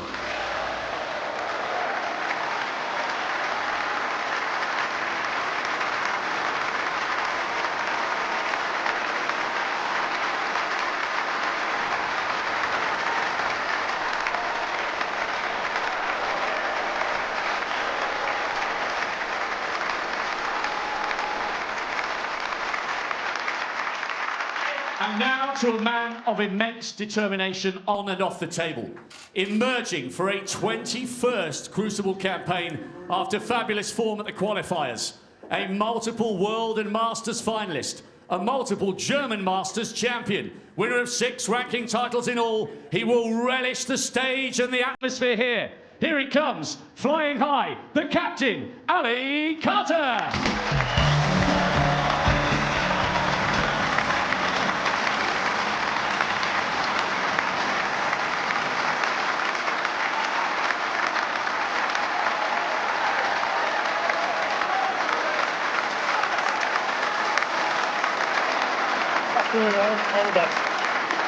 And finally to the greatest player in history, emerging for a record-extending 33rd consecutive Crucible campaign, back on the big stage and back in a match for the first time in 3 months, the 7-time champion of the world, the Rocket, Ronnie O'Sullivan.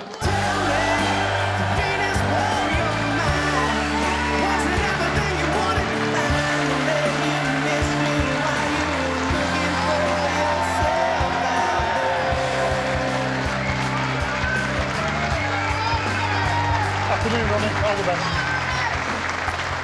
So here we go. A reminder that the Ding Shorty match available on all the BBC platforms, iPlayer, website, Red Button. But you won't be surprised we're heading straight to this match. It's welcome back, Ali. Welcome back to the Rocket. They've played in 2 Crucible finals before, but now it's seconds out in round 1. Stephen, John, all yours.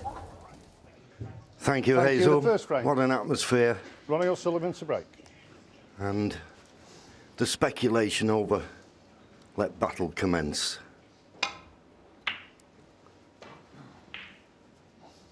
And of course, always a pleasure to be sat next to the other 7 times champion of the world, Stephen Hendry, and I think the opening exchanges are going to tell us quite a bit here, Stephen. Yeah, well, one of the opening exchanges already happened. They actually shook hands at the chair, not the normal fist bump that Ronnie gives. They actually look like quite a warm handshake. That's good to see, because we just want to see a classic match on the table. And it's got all the ingredients of being so. Fascinated, as I'm sure everyone is, to see how Ronnie O'Sullivan plays. Because, and to be frank, JV, the tournaments are not the same without him.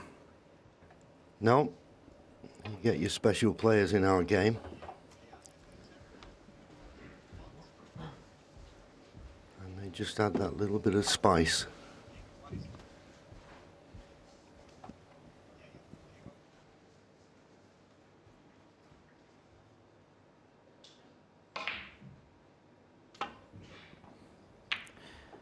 One thing, I don't think Ronnie would have turned up to play here if he wasn't prepared, as in having put work in on the table.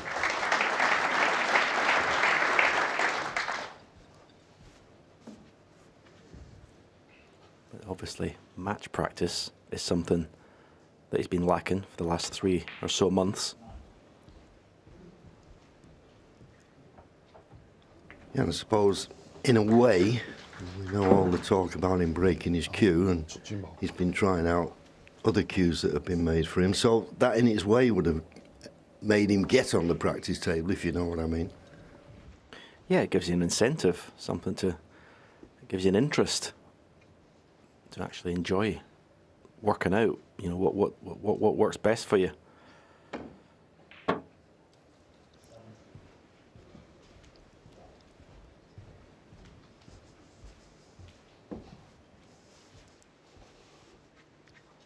So a clear path now to the Reds for Ronnie to play a safety shot, getting the cue ball back to that baulk cushion.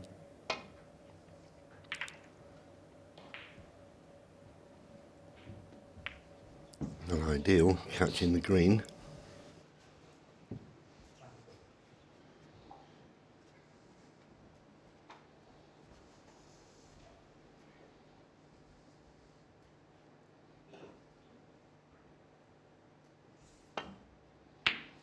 Well, good opening pot.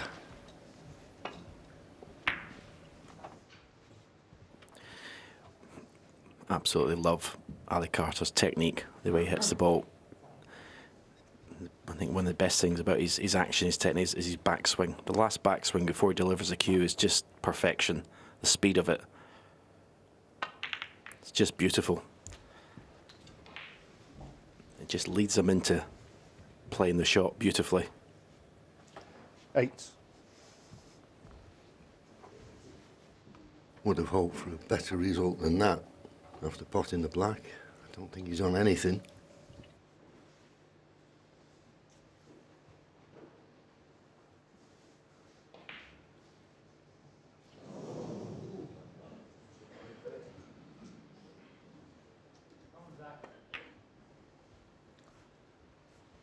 A.Carter 8.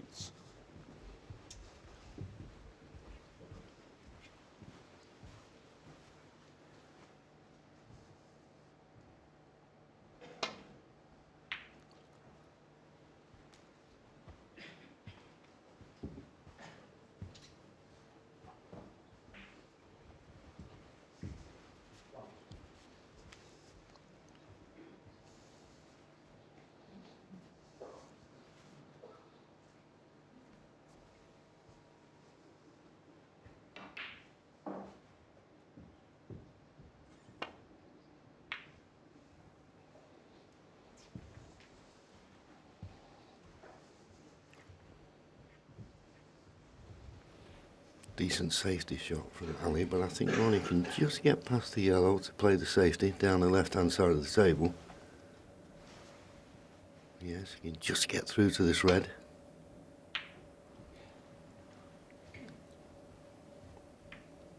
And that was a helpful kiss off the brown.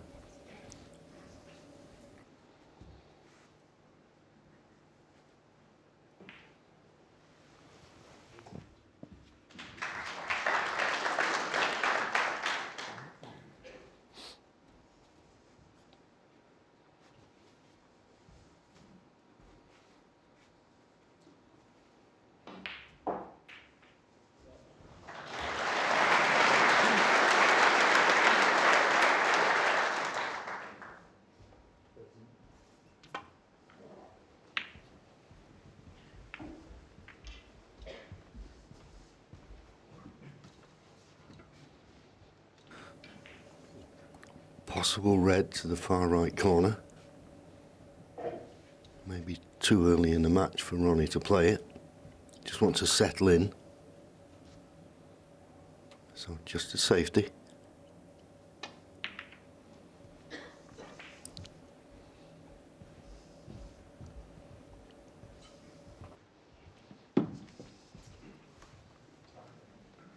Yeah, I'm a little bit surprised he didn't at least look at it, because he could have topped it in, left the cue, played for the blue. There was nothing that went to the left corner. I suppose the only red he could have left was the one he was playing, so I mean, didn't even give it a glance, really. Clearly just wants to play himself in, but A.Carter's found a nice little clip there.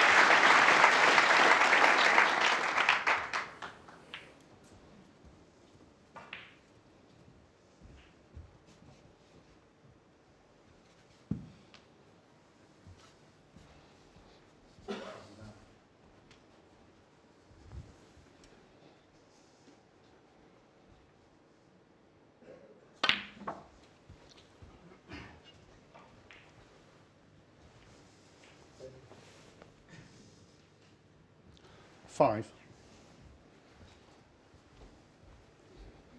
Choice of reds now to this right corner. You'd think it'd be the outside one and go up for the blue. He's got one he could play for the black, but he'd have to guide the cue ball through a gap. Safety one is play for blue or pink. 6. Judged it nicely. Perfect on the blue.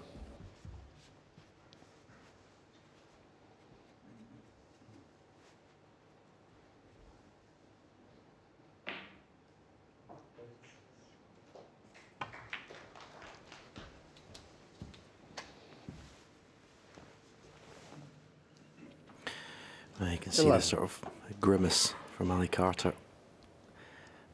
You want to be able to play for the black from this red. You see the angle he's got.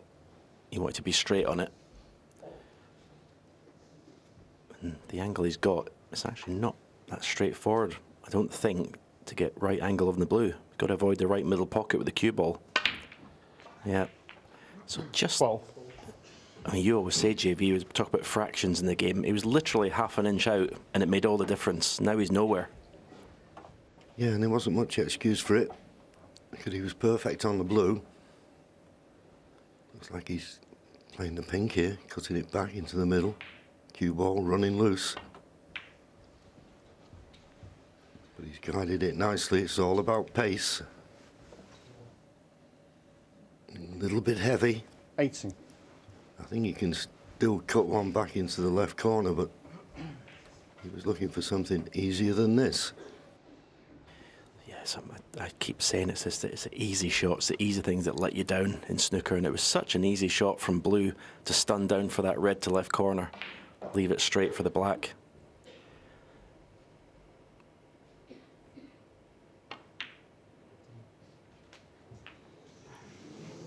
Foul.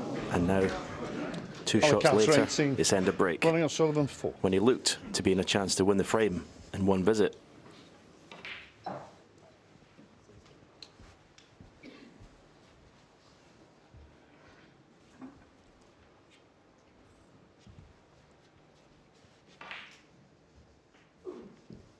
So this now, well, I was going to say his first attempt at a pot. You see, well, he has played the pot. He's played it in a way that he could get the cue ball back to the balk end comfortably.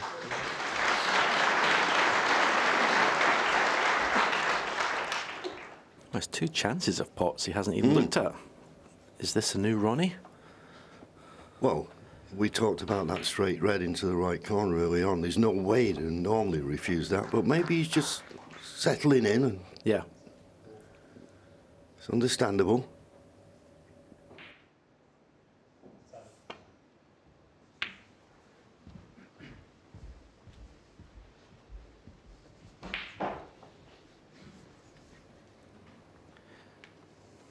Has the rocket turned into a rock?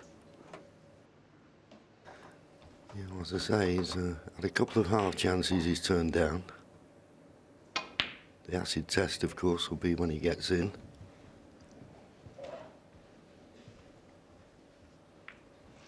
Not the best safety shot, that, though. He nearly caught the pump of the middle pocket. Just about got past the baulk line. This red, I'm certain now he would take it on no problem, but he's hampered by the green, which makes it a bit more difficult.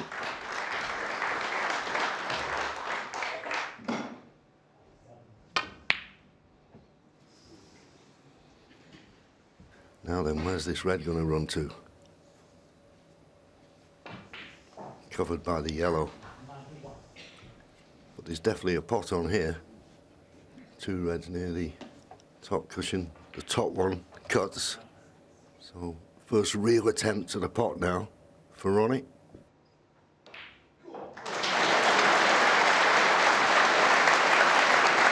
One.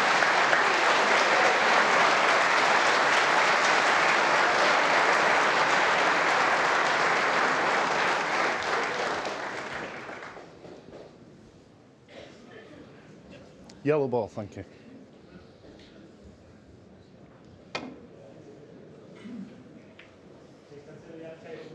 R.O'Sullivan 1.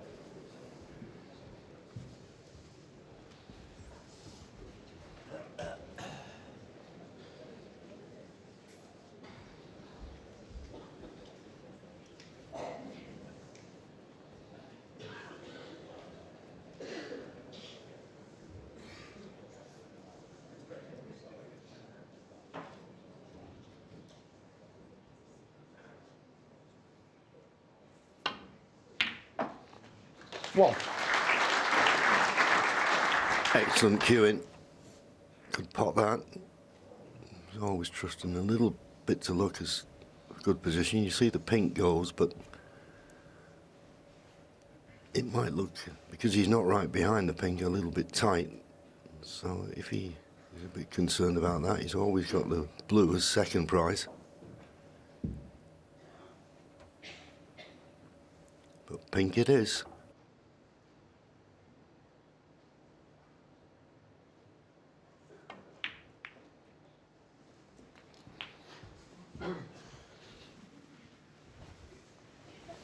It's been a pretty good start, this, from A.Carter in this match. 7.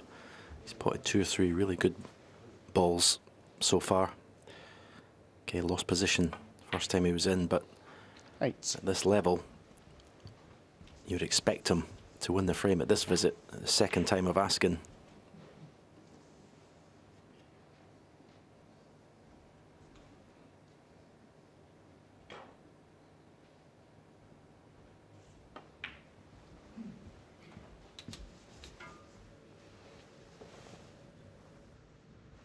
$30.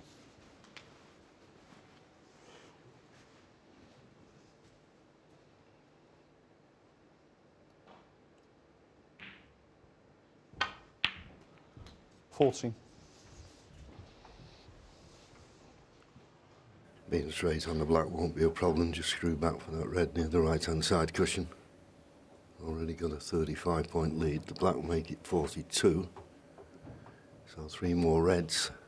And that would be enough to secure the first frame, although he's just slightly off straight on the black. If he screws back for that red near the side cushion, he'll go very close to it.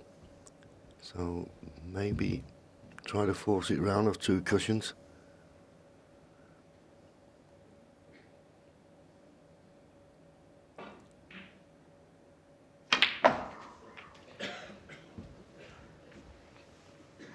That'll do nicely. That will do nicely. 20. Absolutely inch perfect on this red.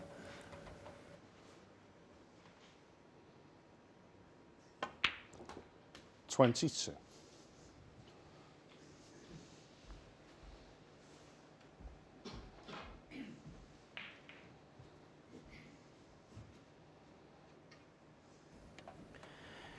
Just got to judge this little cannon on the red to the right of the pink.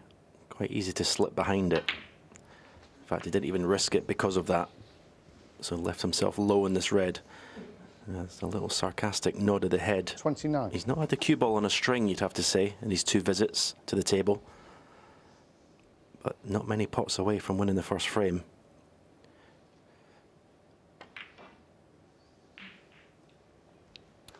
But it looks like he's not going to clinch the frame at this visit either, unless he takes on the blue.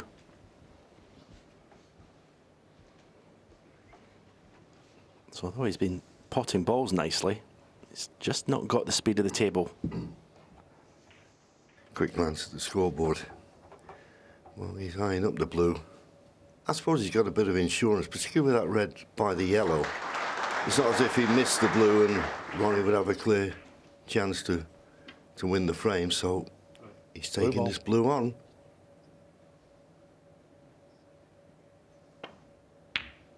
Oh, beautifully struck. Didn't put all his eggs in one basket, i.e. stunned the blue in. 35. So this red to the right of the pink is tricky.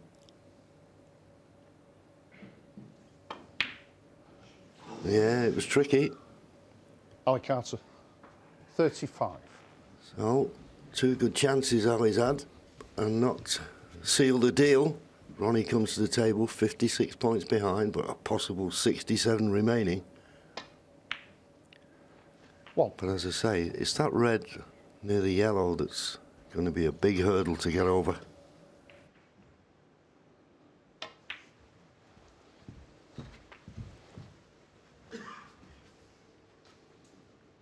Eight.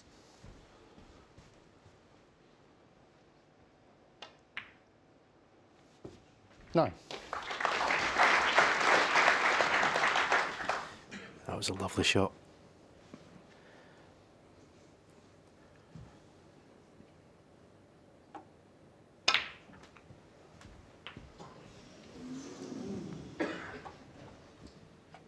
Yeah, just didn't get into that cue ball. He wanted to be this side of the middle pocket. Lucky not to going off.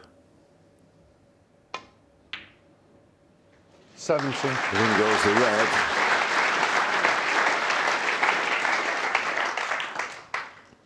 Not great on the black. Might be value, particularly with the misrule as it is. Just tucking Ali up behind the black here. Well, pink. Trying to cannon the red away from the yellow. This is a very positive choice.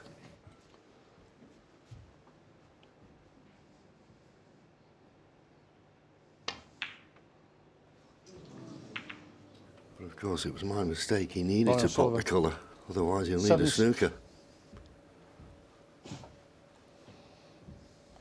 And that's why he didn't trickle up behind the black, played the more positive shot on the pink, but having missed the pink, he's now 39 points behind. 35 on, and this red does cut, so for all money, first frame, A.Carter. Quite an interesting little thing there. A.Carter remained in his chair until Ronnie had sat down. Obviously, we don't want any repeat of what went on the last time these players played in the 2-table setup.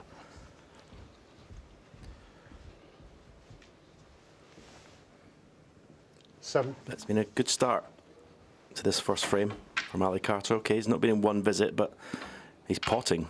Looks on point. Just lost position 9. a couple of times, but it's been a pretty confident start to this match from him.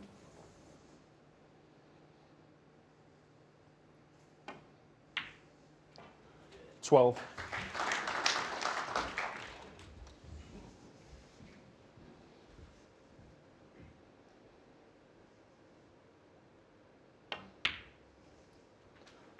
$60.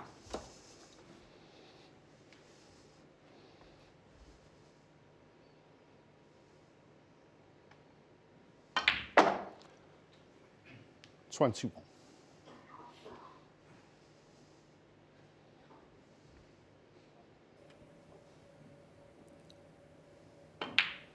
Well, needed a couple of chances, but in the end, it's Ali-Carter. quite a comfortable first frame for Ali Carter.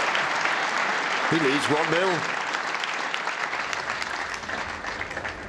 It does. Carter strikes first, and just in case you wanted to have a look at the very start of this match, there was indeed a little sign of the respect between these two men, because normally, as Karen and Steve will attest, Ronnie is a fist bump guy. He's not a handshaker these days, but this was the moment between the two men just at the start of that first frame.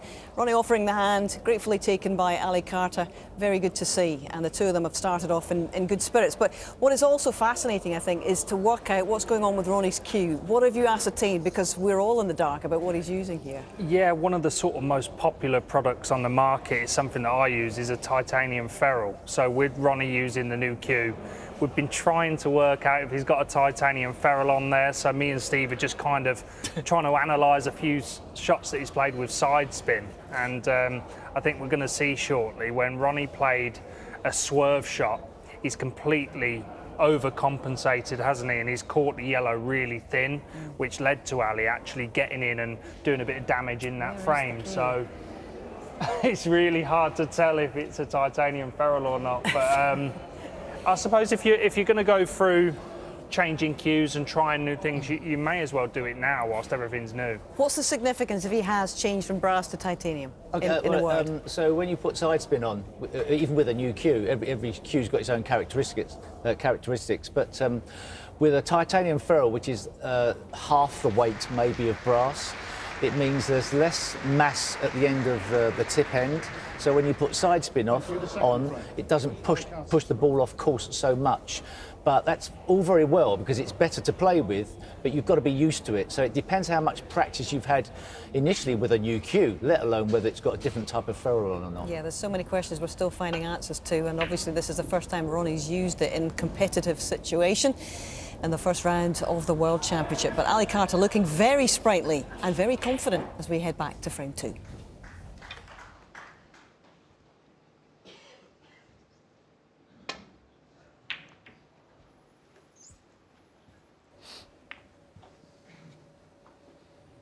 Well, that's a helpful kiss on the yellow. What I've noticed so far in this match is that Ronnie's getting a good line with the safety, but he's just overhitting everything. But as you say, there's a big difference between being on the practice table and coming out in a competitive match. It's hard to say what's going on in Ronnie's mind at the moment. I think I'd like to see him get an easy starter and see how he performs with a frame or a break winning or a break opportunity. Yeah, I think there's no doubt. You know, it's when he gets in amongst the sort of pink and black, a chance to make a big break or a century. It's like riding a bike, really, for Ronnie. That part of the game will be no problem at all. I expect him still to score heavily if he gets chances. It's obviously the department when it comes down to if you're 50 odd behind and you need to make a clearance to pinch a frame. Those are the things that, because he hasn't been playing a lot of tournaments, those are the things that can be sort of last to come back. That sort of sharpness in match play.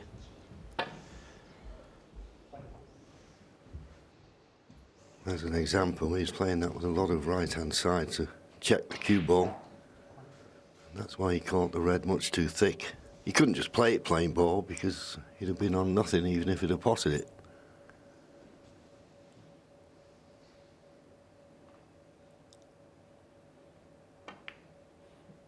No value playing that into the middle.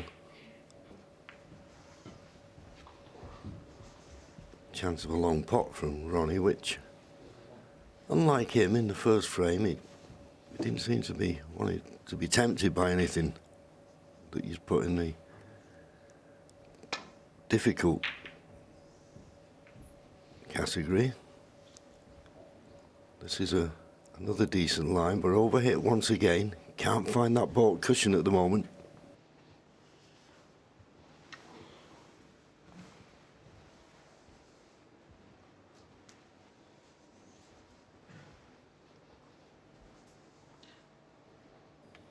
Yeah, at the moment Ronnie Ronnie's treating his opponent, he's treating the match, treating everything with a lot of respect. The minute he's playing himself into this, I suppose he doesn't want to start going for everything, leaving his opponent in and find himself sort of 3-4-0 behind before he's even had a chance to get his hand on the table. Ali, he's not shied away from the pots yet.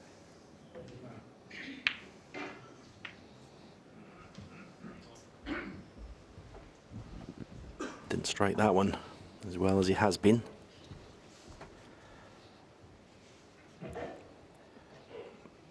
You get a chance like this, where the black is, you sort of, you're glad to be at the table, obviously, but your heart sinks a little bit when you see where it is. So he's going to have to do a bit of work to get that black into play.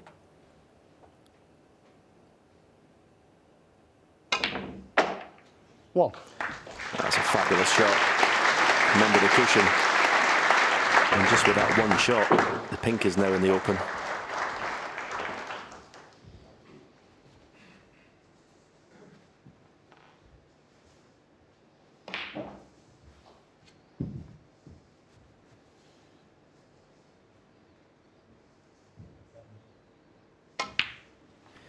I'd be surprised, John, if Ronnie isn't inspired by playing here. I mean, he's had such success at the Crucible. So many great memories. 6. You'd be surprised if it didn't get his juices flowing. Yeah, absolutely. When you've got the talent that he's got, you relish going out in front of a packed audience and showing them what you can do. 7. That cue ball needs to run a little bit. And it has done. That's okay. Straight enough on this blue to be happy with it. And as Stephen mentioned a few shots ago when Ronnie potted that great ball into the middle, the pink's in the open, and I think the pink may not be able to go back on its own spot. And if that is the case, then the pink going on the black spot would be ideal for this visit. 12.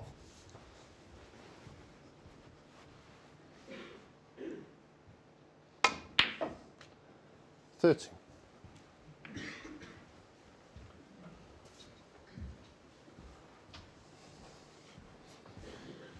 Yeah, it'll be tight whether the pink is on it, but he didn't want the kiss on the second red there, so he's not ideal yet. I assume the pink doesn't go into the right corner. If it did, he'd have been down playing it by now.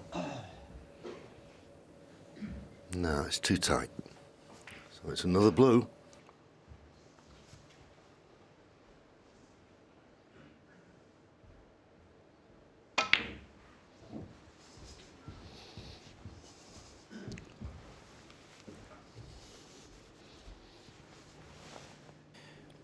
I wonder if he'd be tempted if he's got the angle to play for black here, because there's another red on the black cushion, so he wouldn't have to do a lot with a cue ball. No. Back up 90. for blue.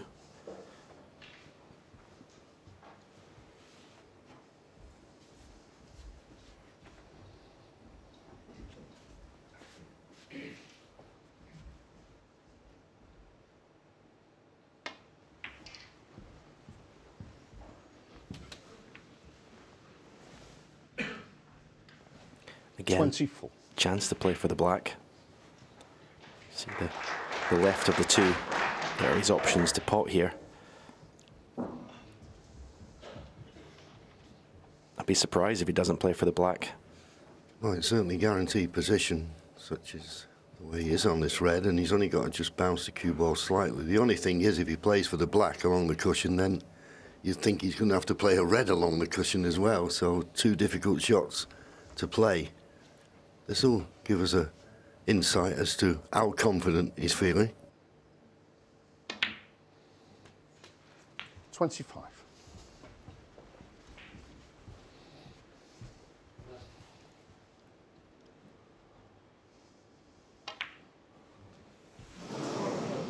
R.O'Sullivan. 25. Well, there can always be missed, but I have to say, I don't know why he played it like that. He could have just rolled it in dead weight and Still had the angle on the next red. Anyway, good chance. It's gone. One.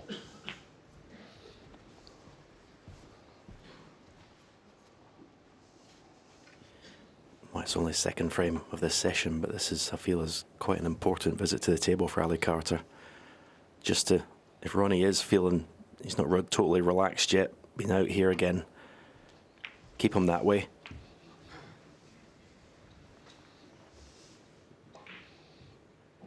Eight. Not the best shot he's ever played there.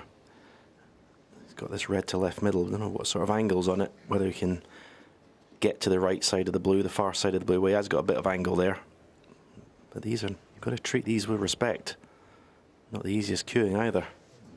So it was a poor shot from the black from Ali Carter, you have to say.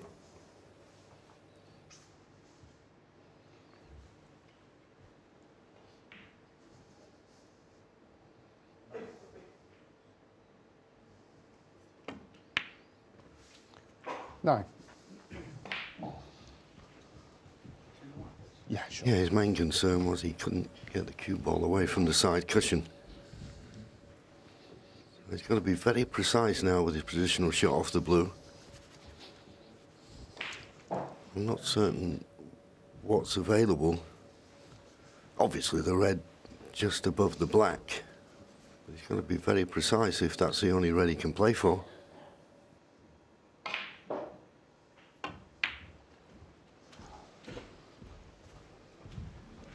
Well, is there another one? There must be, surely. 40. No?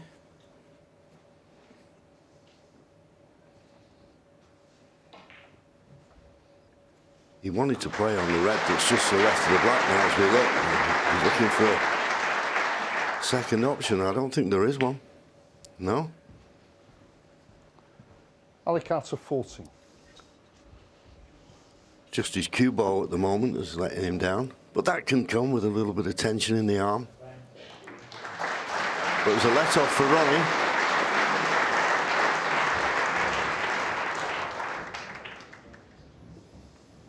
I suppose one of the things Ali's got to deal with today is, I mean, I'm sure he's told himself he's expecting Ronnie to be at his best, but you don't really know because we've not seen Ronnie play for 3.5 months, so it's a bit in the unknown, bit in the dark, Ali, about what to expect from his opponent.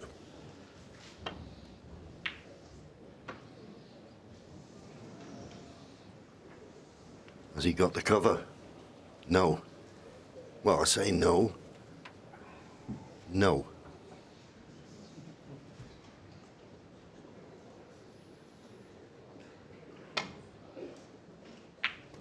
One.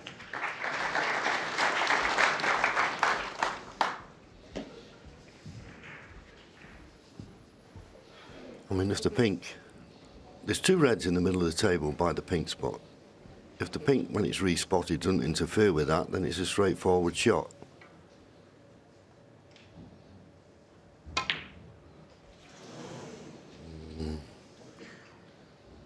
Well, he missed a pink in the R.O'Sullivan what? The first frame when he was attempting to get back in the frame, and that's another one that's missed into the middle. Slightly concerning. Yeah, he sort of trudged back to his seat, Ronnie, didn't he? It was like, it was a pretty slow walk.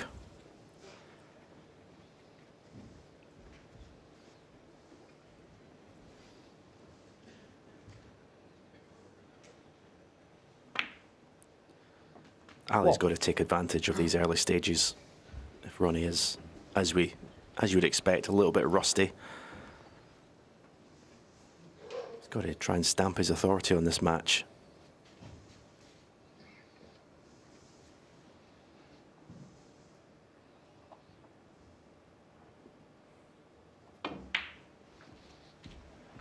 And this is a better shot.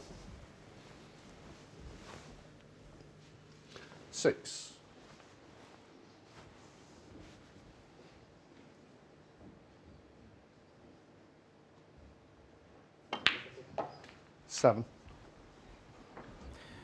Well, I say that one, but he obviously couldn't play for the black, and that's not a good shot either. So again, cue ball control has not been good enough yet for Ali Carter. This blue to make the points all square.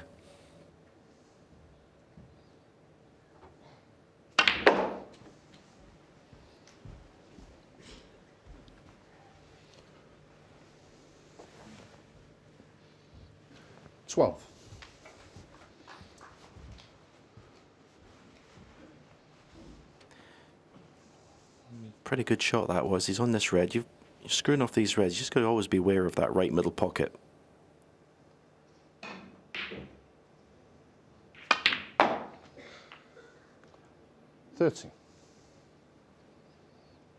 Oh, good kiss in the brown.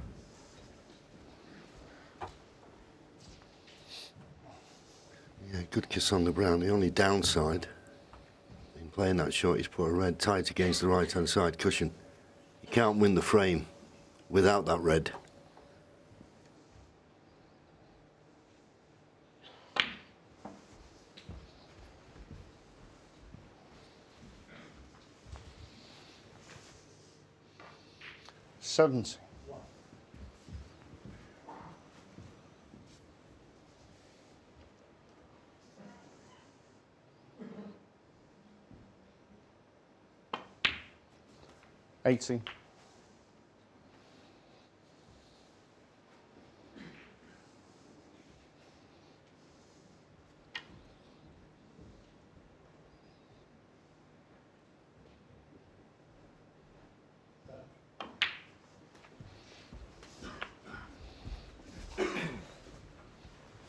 Now maybe think about leaving an angle on this black. 25.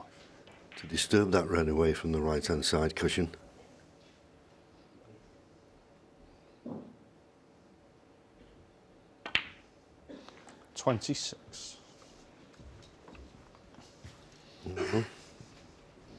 Maybe not from this. He needed a bit more angle than this.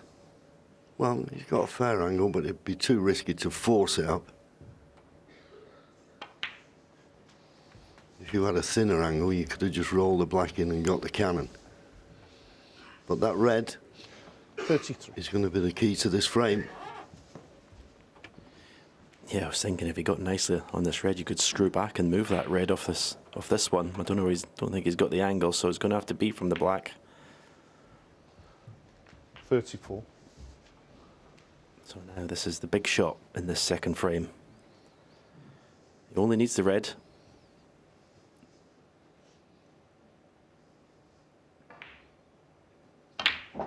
Black puts him 29 in front,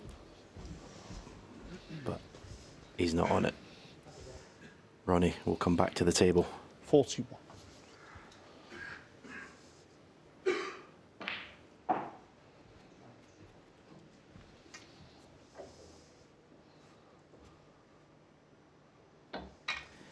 Not sure if there's room behind that yellow to get the cue ball in behind it. Doesn't look like a lot of room there. Is he playing a double? No. Cheers, Ali. Thank you. Ali Carter. Well, I don't know who's in two minds, Stephen, but that is a poor safety. This red pot's.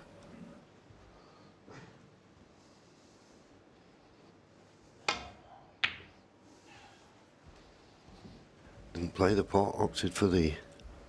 Well, he was trying to get a snooker behind the black.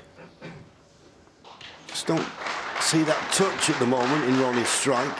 Just seems to be over-hitting everything. It could be a bit of tension in the arms. He's not immune to nerves. No player is. No, it has to be a huge occasion. I mean, for both players. Obviously, Ronnie, as soon as he announced he was playing here, it's a huge build-up to this.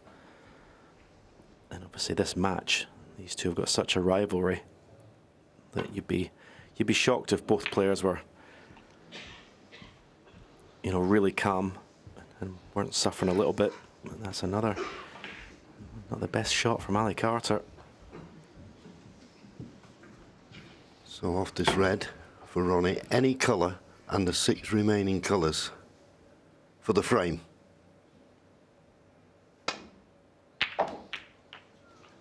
Well, It couldn't have finished worse, that cue ball. Okay, an easy pink. Can he play it and get position on the yellow? It's a tough shot. It's got to miss the black and the blue. Oh, he's played it perfectly. What a shot! 7.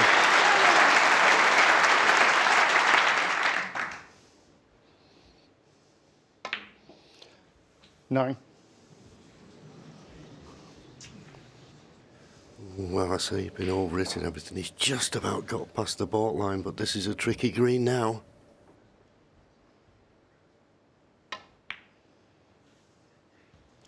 $12. Well, that was a better shot than it looked. Played with a load of left-hand side to keep the cue ball near the brown. 60. Check it off the right cushion. An inch perfect on the blue. Blue, pink and black. And it's a bit of a steal.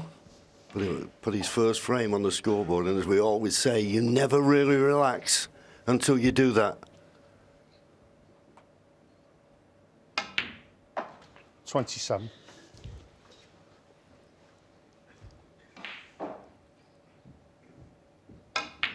Well played, the shot from pink to yellow was top draw.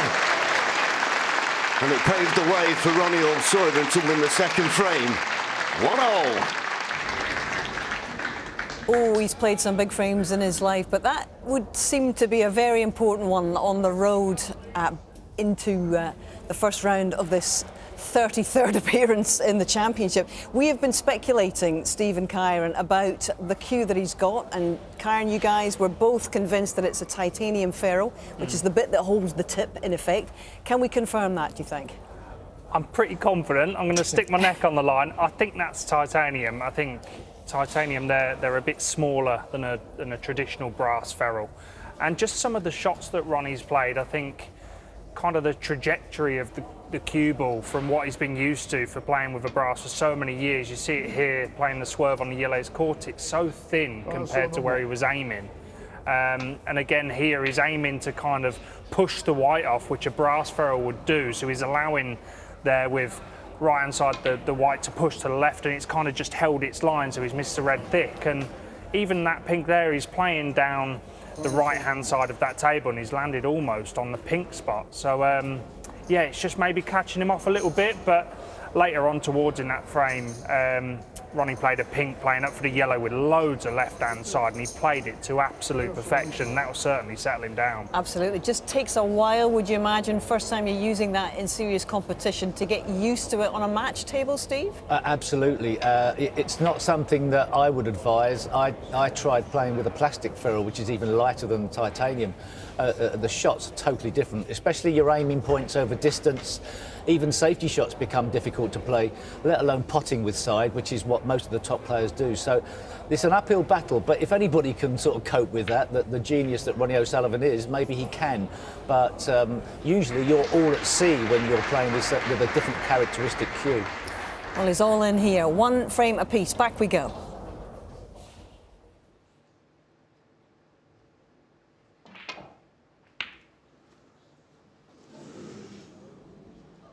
Oh, he wasn't playing the pot there. That was a miss-hit. Might not be too much damage done, particularly if he's left this red straight. Not much Ali can do with regards to getting position on the colour.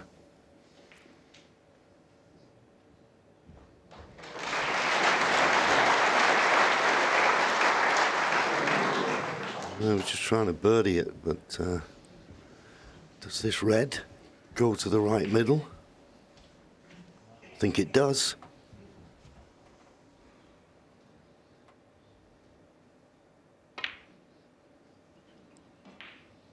One.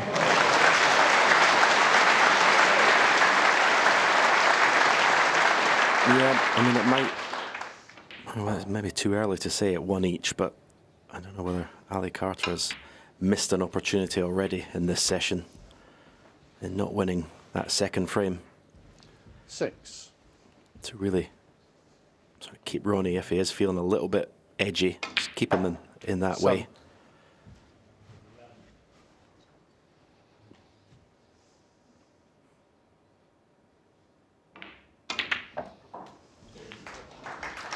Great shot. It's a shot you very rarely see going into the pack from the black with topspin. It's a very effective shot. 50.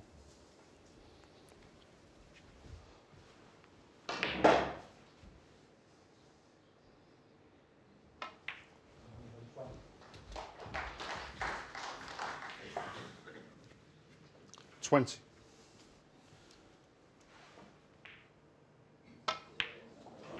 $21.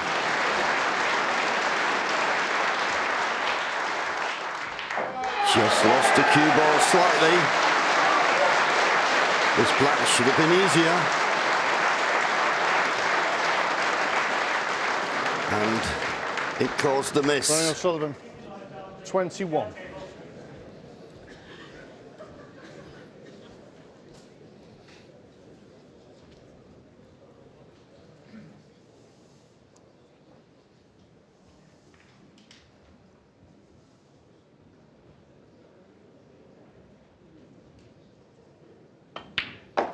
One.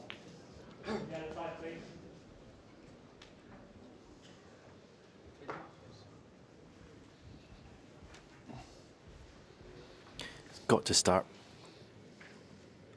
punishing Ronnie by winning these frames in one visit, because even if he was winning the frames in 2 or 3 visits, it doesn't really make your opponent feel that uncomfortable. But if your opponent knows that every time he makes a mistake he's not getting back to the table, it's a whole different ball game. And again, quite in perfect position. Just 8. everything's just a little bit awkward. This shouldn't be a problem.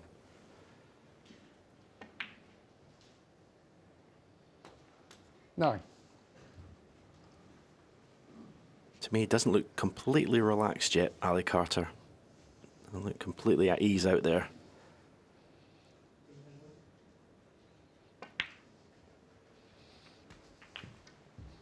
And got away with one there, I think. Don't think this was the plan for this red to right middle. 60.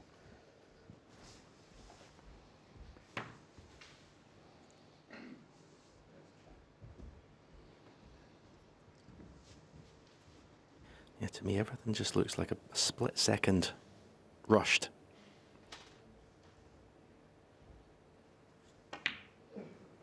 $70.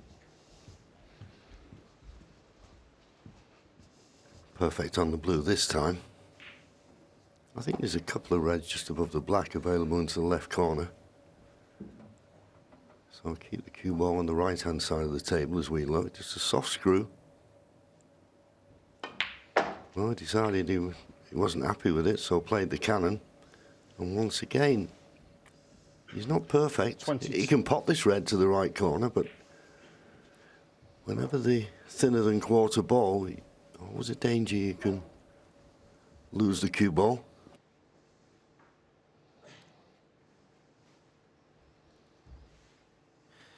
If he doesn't want to play in and out of baulk for baulk color, the pink's in not a bad position. I'm not sure if he can hold it short of the baulk colors here. No. 23. So, yeah, it's all a bit scrappy at the moment from A.Carter. I mean, it looks like he's cueing well enough and potting well enough, but he just hasn't got the cue ball under control. He can't seem to string 2 good positional shots together in a row. As I say, it's understandable. Huge match for both players, actually. Neither of them have settled yet.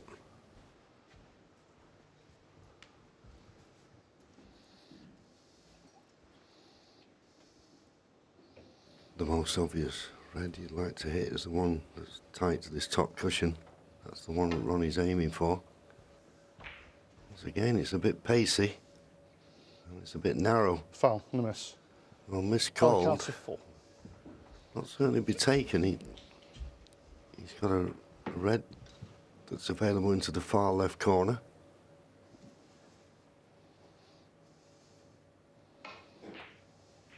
I mean, you could have it replaced, but then Ronnie could get it right next time around.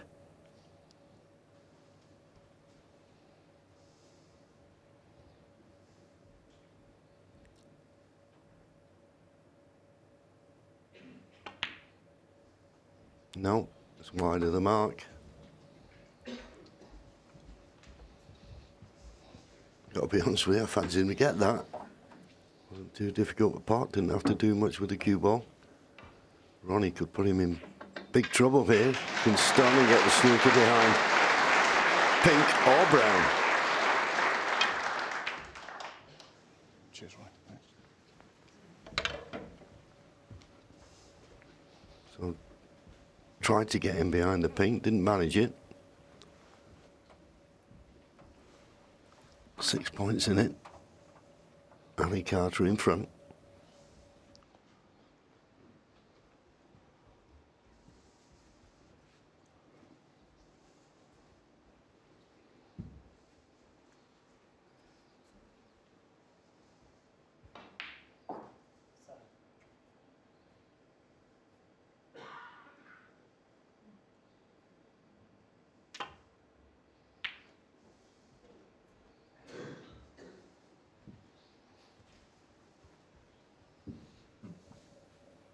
That was a good safety. Good line, good length. Not putting any pressure on Ronnie, but Ronnie needs to reply with one here and find that baulk cushion. This is a better line and an excellent length. That's as good a safety shot he's played all match. Well played.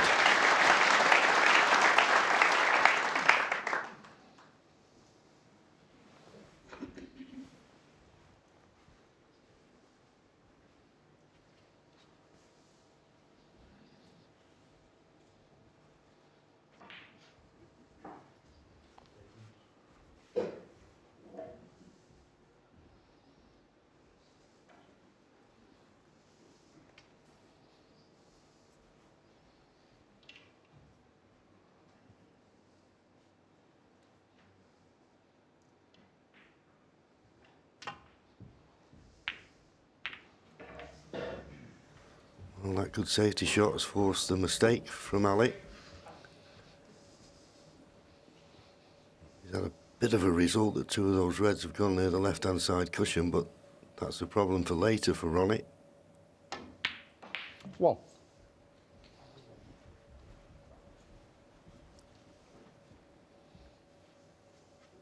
Not the best chance, but it's a chance.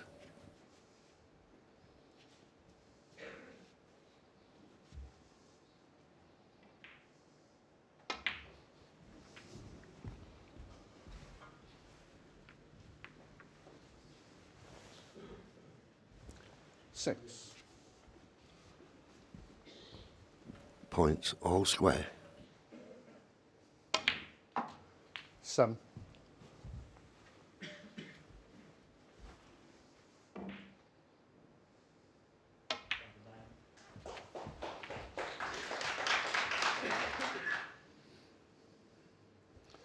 $40.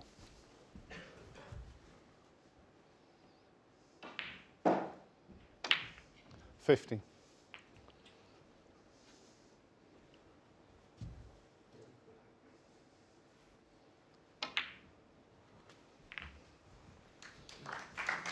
Well, took that opportunity to bring those reds into play, but cue ball has finished 20. tight against the side cushion. Only advantage with this red. Doesn't have to do much with the cue ball. Oh, I thought he'd have played the one into the right corner. It's the one to the far right corner. He's staying down. 20. Right in the heart of the pocket.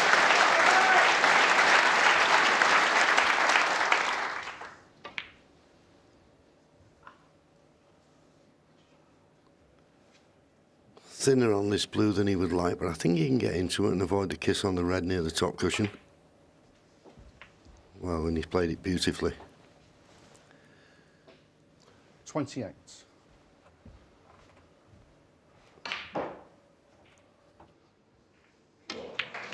29.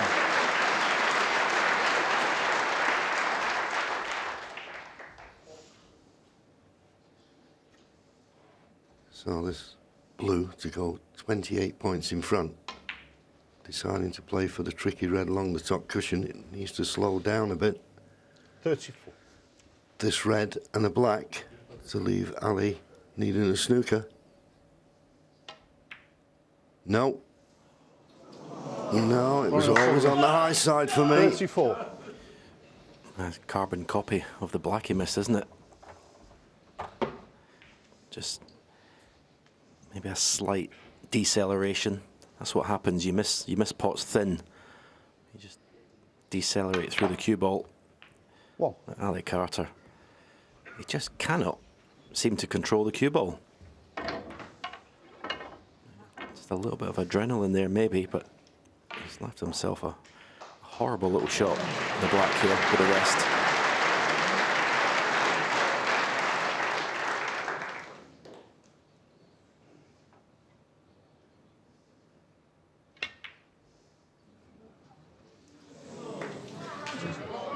Well,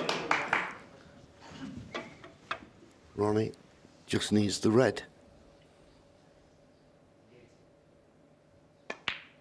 Well, I'm not certain what to make of these first 3 frames, Stephen. Ali's had plenty of chances, but he's just not punishing Ronnie at the moment. Yeah, that's what I said. I mean, the match is so early, but I think he's missed an opportunity to sort of keep Ronnie cold, as it were. He's had lots of chances. Even the frame, he won the first frame, although he was putting good balls. It took him 3 chances to win it. He had at least 2 or 3 chances in the second frame. And that chance there, just really poor positional shots. 13. You know, it's how Ronnie, in terms of being one of the best front runners the game's ever seen, he's just going to get stronger. 70. And he feeds off opponents' weaknesses like no one.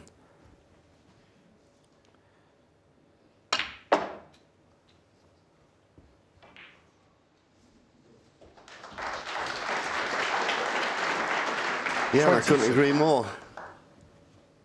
It's not been vintage Ronnie O'Sullivan. 28. And the frame. He won't be bothered about the black. Ali Carter once again had his chances, didn't take them. 2-1, Ronnie O'Sullivan. And the chat in the studio here echoes that in the commentary box about how costly these chances could be that Ali Carter has missed. Steve, for you, why has he not been able to be as clinical as we saw in the opening frame? There was some very good play from him there, but since then just gone a little bit ragged. Yeah, the positional play's been pretty ropey at this level, and you know, he's shown enough weakness because of that. And running out of position is a really frustrating thing for a pro to do, because you know roughly where you're going to put the ball. You're not trying to over or under hit it. Next minute, he's showing enough weakness that Ronnie O'Sullivan has just been able to calm down a bit and relax. And it's all the power struggle of how much table time you get. Ronnie's getting enough table time, regardless of what tip or cue he's using. He's getting among the balls enough that he's started to relax in the venue. Because there was a vulnerability about Ronnie very early on in this match. You could see it, couldn't you? Yeah, I think the guys in the comms box hit home on that. I think from frame 2, as early as that, it could be a massive frame already. And yeah, Ronnie was just struggling with a few positional shots. As we mentioned, he was obviously trying to adapt to the new cue with these fast, slick conditions, and Ali's just not managed to hit home and punish him. When you're playing Ronnie out there, are there signs that, as a fellow player, that you start to worry about? When he starts to get his tail in the air, can you sense it when you're playing him? Yes, but I think it's more to the fact of, in Ali's case, I think it's just knowing that he knows he could potentially be 3-0 up here. He's had chances to win all 3 frames. So, the last thing you want to see is a confident Ronnie O'Sullivan. Indeed, that's what looks like we're beginning to see. Ronnie is starting to feel a little more at home on his return to the Crucible. That we go. This is the last before the interval. Yes, and I would suggest a big frame for Ali Carter. You always want to reward for your efforts, and if he goes into that mid-session interval 3-1 behind, he'll feel as though he's got nothing for it. OK, he'll have a frame, but the chances he's had.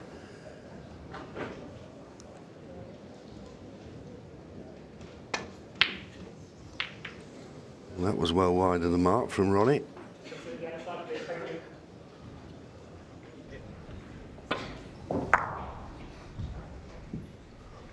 But the red ran safe.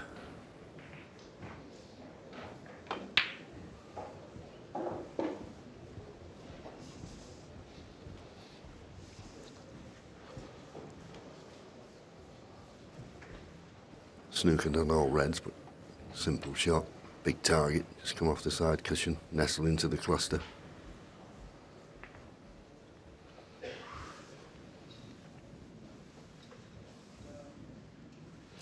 Touching ball. Well, that makes it a bit easier for Ali. These type of shots, you're trying to find the middle of the ball. Wow. Where's the cue ball going? Foul. Well, that's R.O'Sullivan amazing. full. That is a bad misjudgment. So Stephen, we were concerned how Ronnie was going to feel and play. Whether it's had an effect on Ali or not, I don't know, but he looks the more nervous of the two at the moment. Well, Ali's game has gone very ragged. I mean, that last shot, that's what you see amateurs do. Come off the cushion, hit the blue. I mean, he had all the room in the world to get the cue ball up to the bulk end. You have to say his temperament's letting him down at the moment, A.Carter. He's not coping with the situation or the fact he's had chances and not taken them.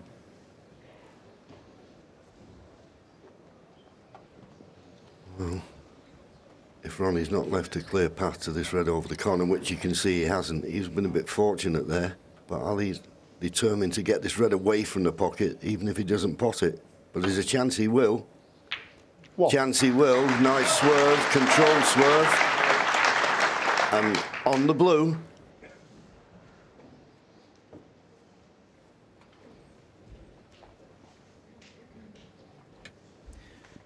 Yeah, you tend to know how Ali's feeling. He exudes sometimes when he's frustrated and angry, and I think he is at the moment. I think he's simmering.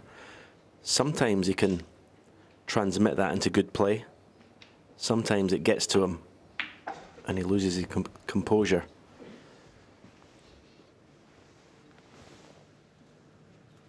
Again, 6. Not the best cue ball, to say the least. How does he get a colour from here? 7. No, he doesn't. Yeah, as I say, he's simmering at the moment, Ali.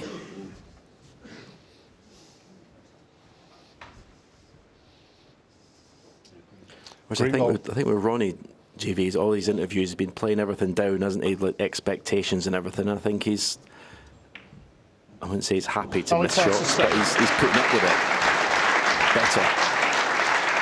Yeah, he's not letting it get to him, but, well, that's a bit of good fortune for Ali.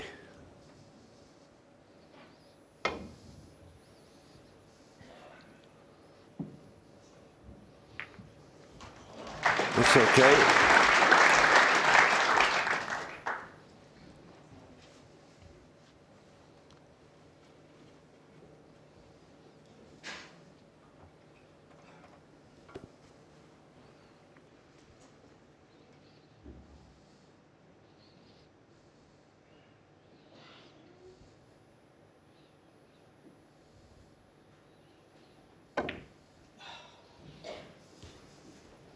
You could hear the sigh. Got that much too thick. Didn't find the baulk cushion and left a couple of pots on here on the left corner, but I think this red in the middle of the table will just past the blue.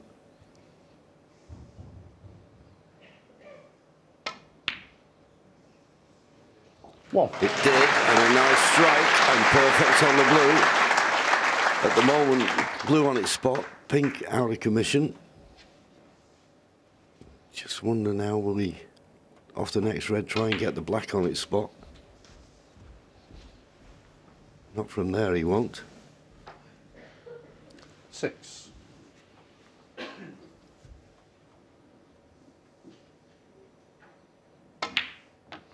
And having said that, that red that he's just cleared away would have been blocking the black. Should it have gone back on its spot? Just a bit short with position. Wrong side of the blue.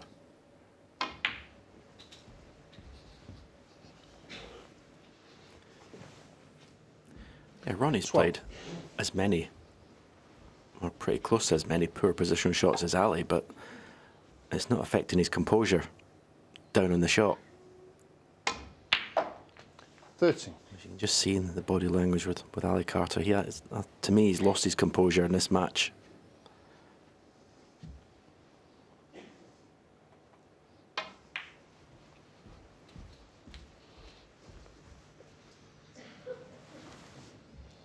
Well, that was a little bit of a surprise. I thought with the angle he had on the blue, he could have played that with a bit more pace. Well, if he's on this red, that's okay. He can open reds as he pots it now.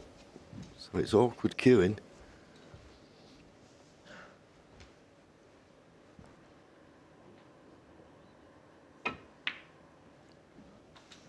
Now, will he go into them with a bit more pace this time? I see no reason why not. I think the apex red will just hit the left side as we look. Yeah, just like that. Because he knew he had the other red to the left of it just to keep the cue ball in play. Like you, I thought he might have gone a little less pace than that. But he hit, as I say, the apex red on the button.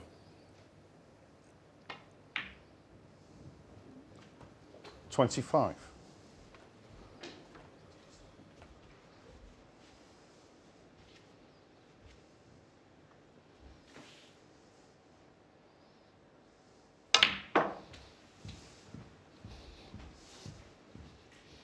You posed an interesting question at the start of this match. 27. How Ali would feel as how Ronnie was playing. And yeah, that can affect you sometimes, because sometimes you think, well, I'm playing Ronnie O'Sullivan, I can't miss a ball, I can't make a mistake because he's going to punish me. So he doesn't see it with the clarity of view that we do from the commentary box, that Ronnie's made mistakes. Yeah, it was a tough draw for Ali, not just because it's Ronnie O'Sullivan, that's stating the obvious, but sort of unknown what Ronnie O'Sullivan's going to turn up. I suppose 33. Ali and his coach Chris Henry would be telling themselves, well, just expect the best of Ronnie O'Sullivan to turn up, but it hasn't been that way. And 34. maybe the fact that I said Ali hasn't stamped his authority because of that, that's putting more pressure on him to do so. He's thinking, oh, Ronnie's not playing that well, I've really got to win these frames. 39. As we see, Ronnie seems to be just getting more and more comfortable. He's got the cue ball.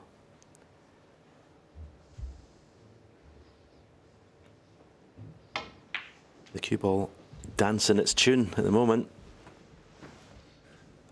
Yeah. 45. Only 2 points to lead. These three reds, nicely in the open, will be more than enough 46. to take him into the mid-session interval. With a lead, just a little bit short. Has he got a slight angle on this blue?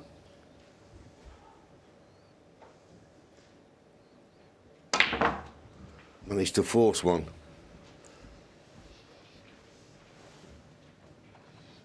51. Yeah, the interval is going to come at a good time for Ali Carter, just to sort of calm down.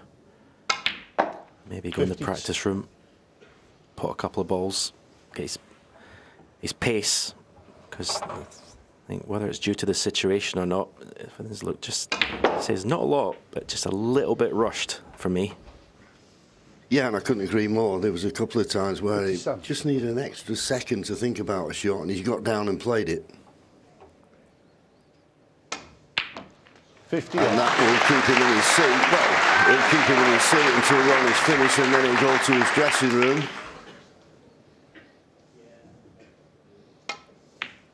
But certainly signs that Ronnie O'Sullivan now is relaxing into the occasion, and that's what this has been, and this is what it's been billed as.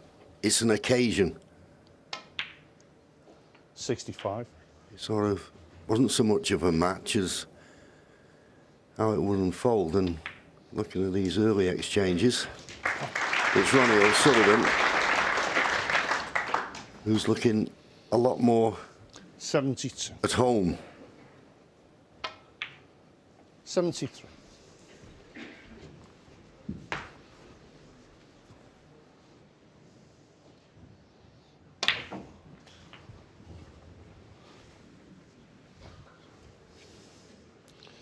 80. 82. It'd be lovely to see a century from Ronnie.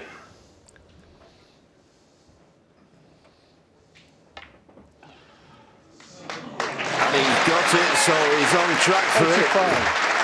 This could be a little bit easier. 89. 1,282 centuries, career-wise. 94. Cue ball needs to run. Perfect. 1,283. Wonderful.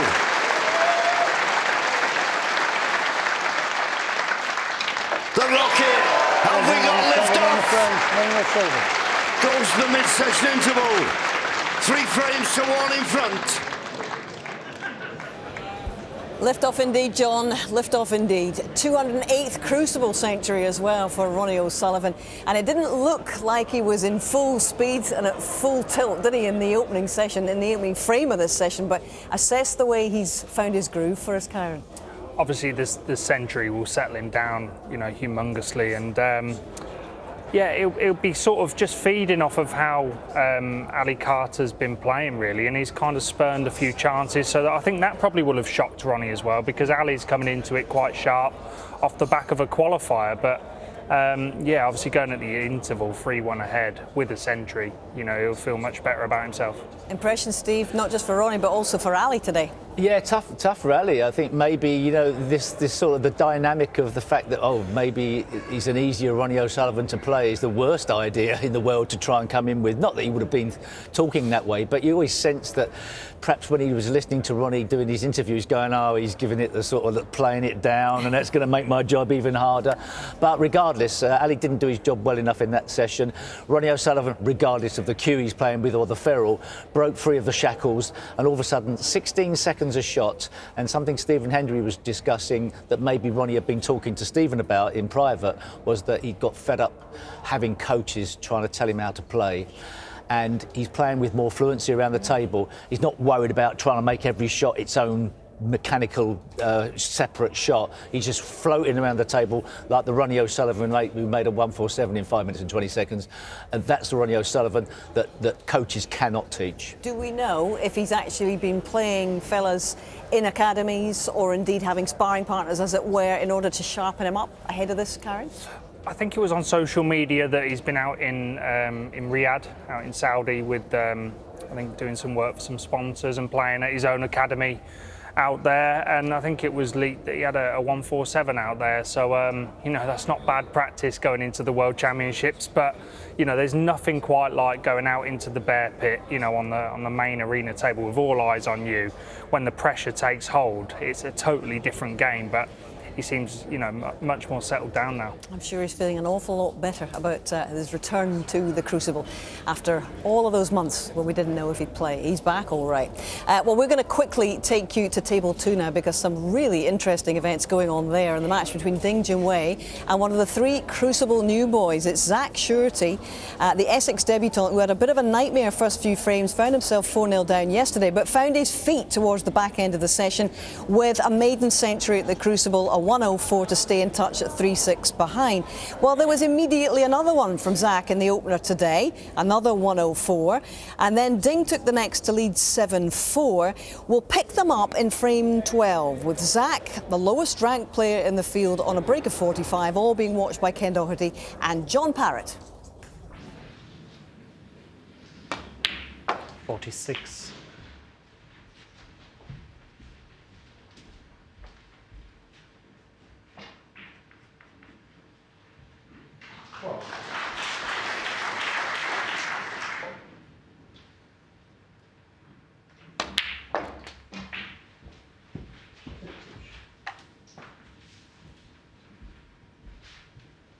53.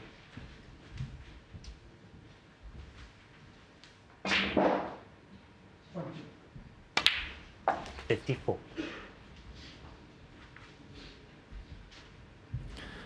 Yeah, good visit this, nearly getting over the line in this frame. So these are the moments where you've just got to be really careful. Don't do anything daft. 61.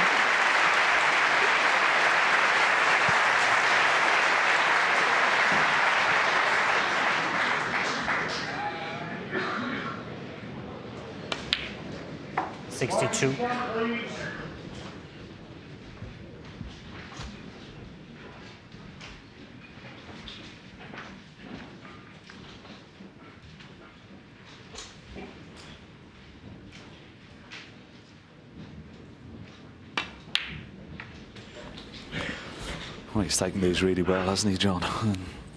68 points now, just this red. 68.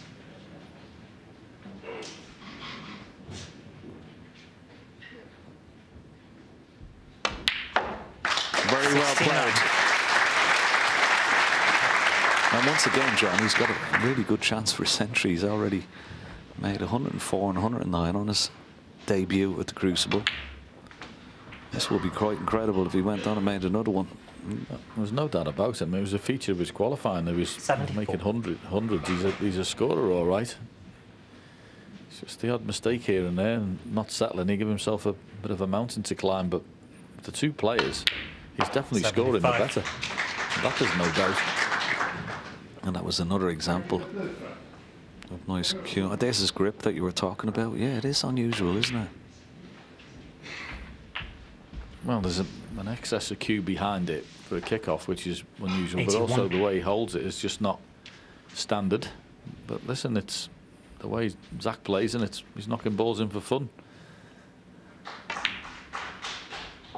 82.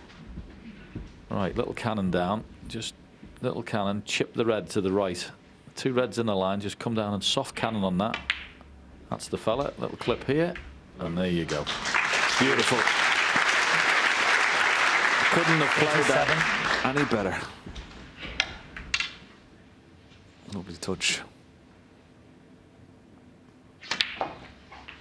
Oh, slow down. Slow down, cue ball. 88. He's going to need the rest.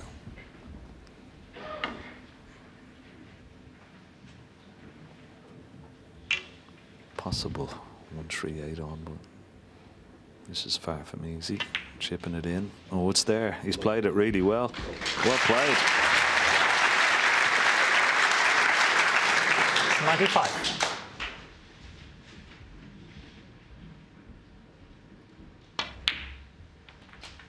$96. And this would be 3 centuries in the last 4 frames.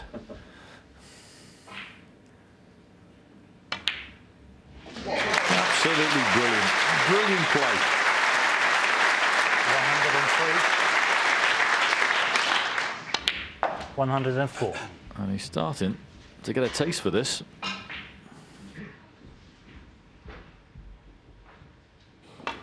Yeah, and he must be absolutely buzzing inside. His first time at the Crucible.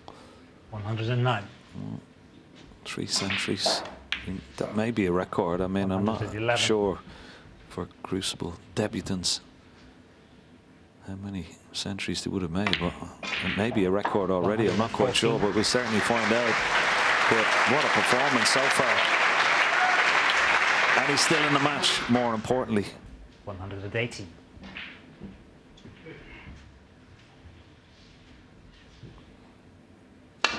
Well, this would be, we've just found out, Jackson Page, Ryan Day have both made 3 on their Crucible debut, so he's equalled that record. And plenty of frames still to come.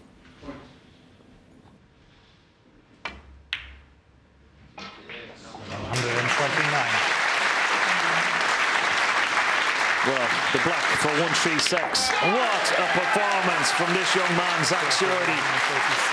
Another century in the bag. That's 3 and 4. And close the gap, more importantly, to 2. Ding leads 7-5. Keep your noise down, please. Come to the other table. 3 and 4, and how about this? Sure Thing Surety has kept on rolling, because here he is in frame 13, and you've guessed it, he's on for another one here. He's on his way to a 4th century of this match, 4 and 5, a 1-1-0, smashing a record for the most tons on the debut of anyone before at the Crucible. It was previously held with 3 by Ryan Day and Jackson Page. And look at this, absolutely amazing fight back from Zach Surety, having been 4-0 down. Now, they are at their interval. They'll be due back very shortly. This is how, by the way, Zach Surety prep, he said this morning, by watching the latest episode of EastEnders. He's a super fan with his morning cuppa. Albert Square, let me tell you, Zach, like everyone else, is going to be absolutely buzzing with this, because he's only one behind, and that match continues on the iPlayer, the red button, and all the BBC platforms. Wow, absolutely extraordinary. We will reflect a little bit more about that very shortly, but I think we should hear from Ronnie O'Sullivan, because you'll remember this time last year he turned up as the world #1, trying to complete what would have been a season triple crown. He'd never done that before, with the UK, the Masters, and then the world title in the same season. If he'd done it, he would have, of course, taken an outright record 8th world crown. Didn't happen. All unravelled in the quarterfinals against Stuart Bingham. And since then, maybe a knock-on effect of that defeat, because it's been a very difficult season for him, characterised by absences and frustration and self-confessed loss of nerve. He's been talking to Shabnan Yunus-Jubal about it all. I feel like I've enjoyed that little bit of time off that I had. I still don't feel great about playing. Not that I don't love the game, because I do. I just haven't played to a standard, not even to a standard, but just felt, you know, technically executing the shot wise. I've never ever felt like this since I've started playing when I was like 8 years of age. So it's kind of scared me a little bit, if I'm to be truthful. Maybe it's caused me to lose my nerve and my bottle to want to go out there and play. So yeah, it's been a difficult sort of time, to be honest with you. You know. How did you come to the decision then to actually play? I have it in my head that I would love to play for another at least 2 years, possibly 3, possibly 4. You know, if I could really push the envelope as far as I could go. So at some point I knew I was going to have to try and come back to play. I thought, okay, it's the World Championships, probably not the most ideal one to start at, but seeing it was the last tournament of the season as well, plus I was getting a little bit bored, not really doing much at home, so I started practicing about a month ago. It hasn't been great, but you know, it was all with the intention to try and, you know, find some sort of game to come here and try and at least compete, at least feel okay about being out there. Don't feel like I've reached that point, but I suppose after putting the time in and speaking to Steve Peters and a couple of other people, they've kind of convinced me that I'm not as bad as I maybe feel like I am. So I've tried to trust what they're saying and not listen to my own thoughts and feelings about myself, if you like.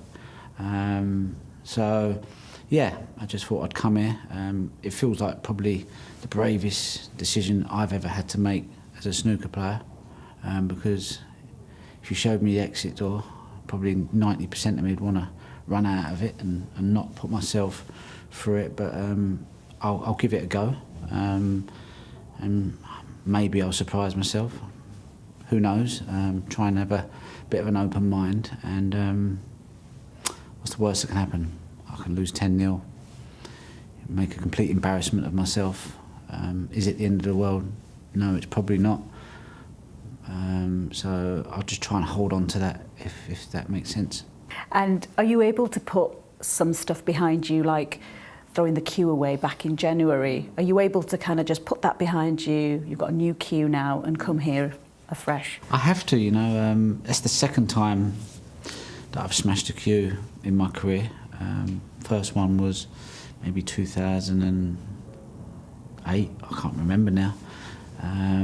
Again, born out of frustration, a long, sustained period of playing poorly. You know, still getting okay results, still winning the odd tournament, but it's not always about winning. It's about enjoying the game, and I do love the game. I just don't enjoy it when I have prolonged periods of not executing the shots as well as I know I can, you know, so that kind of chips away at you. But yeah, I have a cue now that I seem okay with playing. Yeah, the cue's probably the least important thing. It's more your own technical demons, if you like. And with the mental health side of things, do you feel now, because of all you've been through, are you able to recognise it and put that first now? So at any point in this tournament, if you feel, I don't want to do this now, or I want to change something, or I want to step away, do you feel able to just put your hand up and say, I can do that? It's a hard one. I mean, I actually made it to Llandudno in February.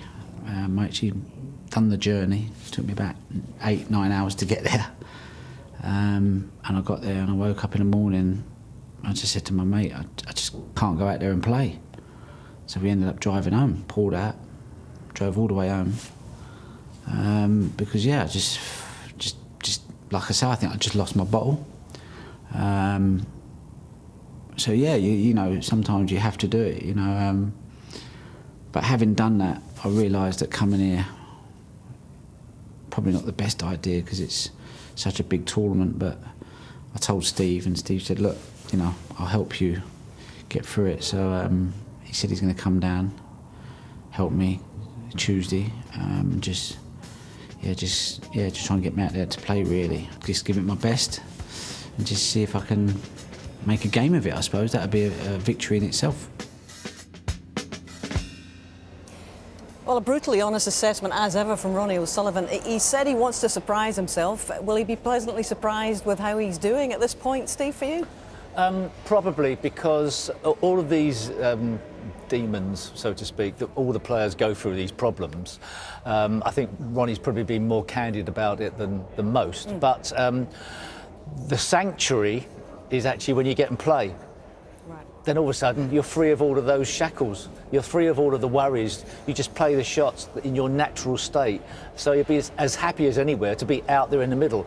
As long as he plays to an okay standard. If it all goes wrong, that's another story. Yeah, he talked about 90% of him wanting to go through the exit door before he'd even get on through the entrance door at one point. But look, you've all gone through frustrations. Karen, you've smashed a few cues in your time as well, haven't you?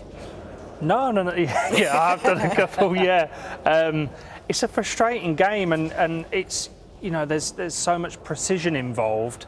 It can be so frustrating, and we all know what we can do on the practice table, and when it doesn't go right, yeah, it kind of all boils over, and I think that's just what happened with Ronnie, but it's good to see him back. It is indeed. I think it was fascinating that he does admit that, you know, there have been times when he went to Llandudno and the Welsh Open that he just couldn't play. He decided, no, I've had enough, but still was able to say, that is not for me today. I'm going to protect myself by not going there. Yeah, absolutely. And actually, I mean, that's something to consider for all players, is that if you're not enjoying it, you know, don't play.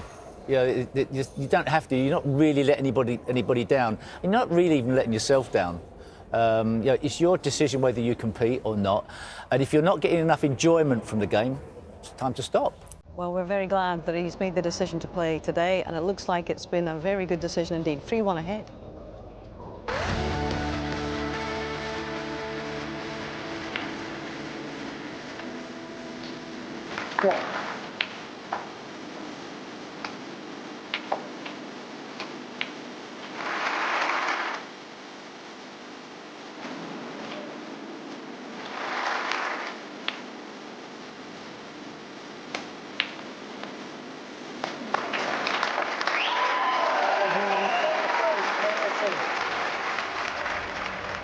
So deep breaths, everyone. 4 frames played, another 5 more to complete this afternoon in their opening session. A.Carter, with a job to do, finds himself 2 frames behind the Rocket, who has made yet another century of his career here at the Crucible. So we'll hand you back to Stephen Hendry and John Virgo to see what happens in the next 5.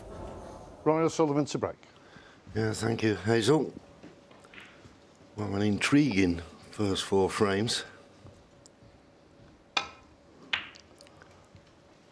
But in a way, Stephen, I was just thinking, Ronnie making that century and playing O'Sullivan-esque, if you like, might just relax Ali a little bit more.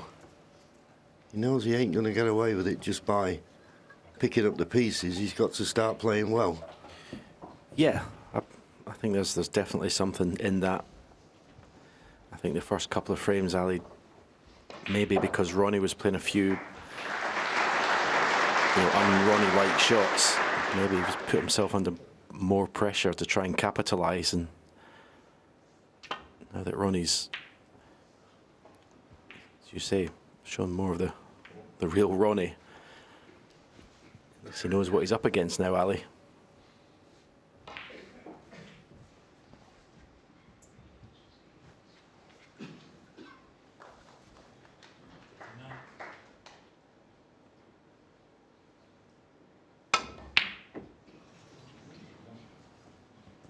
Another long pot, though, from Ronnie that was well wide of the mark. He didn't look happy, and why would he be? A mile away in snooker terms.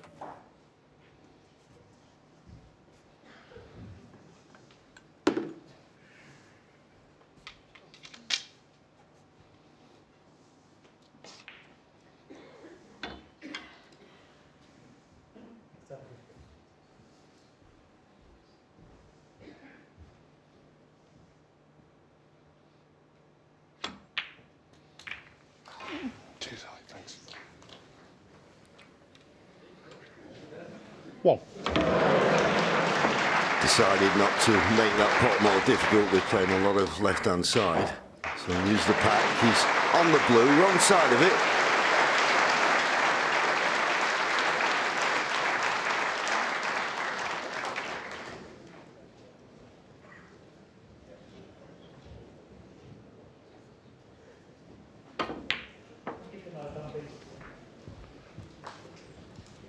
Played that well. Not nothing, but when you're digging down like that, 6. Control the cue ball nicely. And he can, I think, run through for the black here into the opposite corner. Oh, but well wide of the mark. And that was poor cueing from Ali. A.Carter 6. We know he can blow hot and cold temperament-wise, and that wouldn't have pleased him one little bit. Yeah, that's the sort of miss that sends shockwaves to your body. Completely mishit it.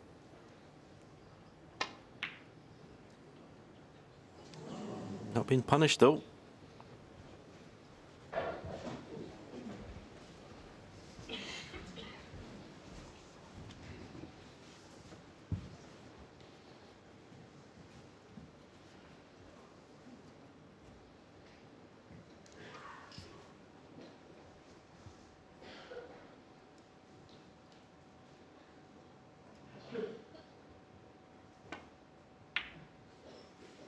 Well, with that angle that he had in the red, I'm surprised he didn't go up for blue, because he was always going to leave this cue ball close to this cushion. Now he's put himself under a little bit of pressure to pot this black.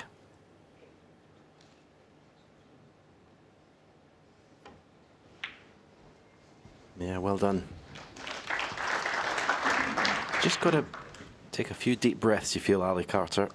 8. He's getting chances. He's just not been composed enough to take them. 9.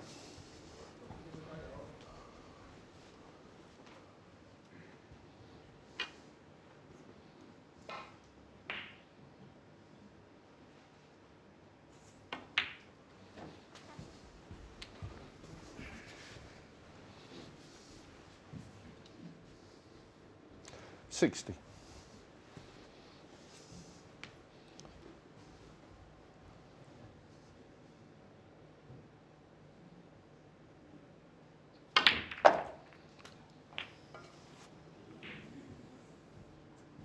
17. I think he's a rather up red going. Well, I say that.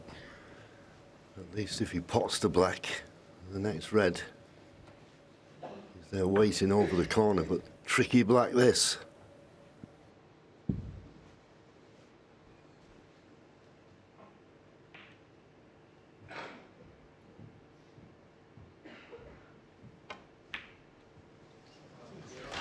But a good shot. 24.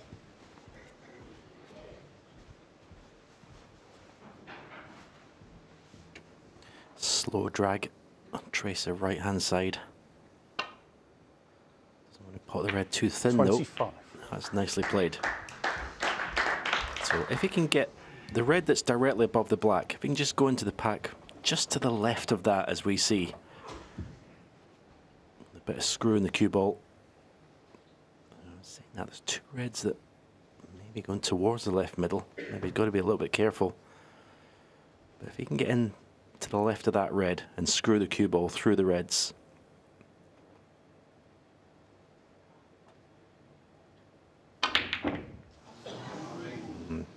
Basically took his eye off the pot, R.O'Sullivan. concentrating so much 25. on getting the right contact on the pack.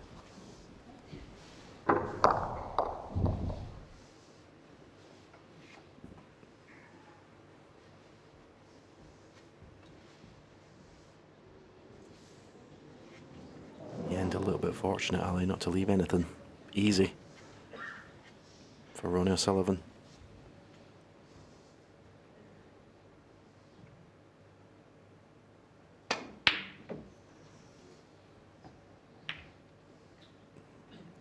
No, it's safe to say Ronnie's long game is not on point yet.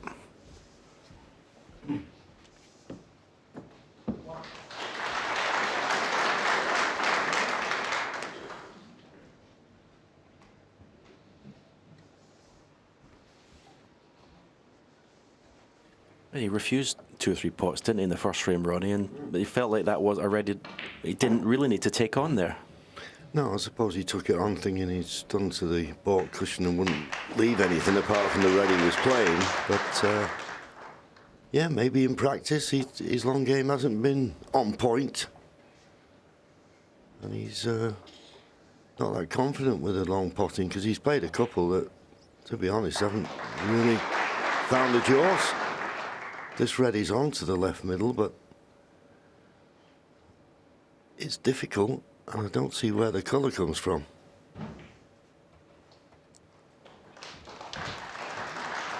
Yeah, cue ball's running towards the bunch of reds.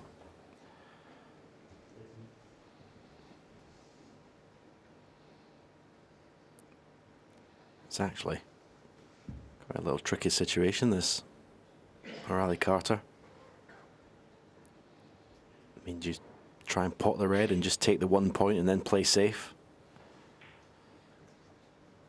Yeah, well, I suppose if he potted the red and he wasn't too badly hampered, the black it would be cuttable.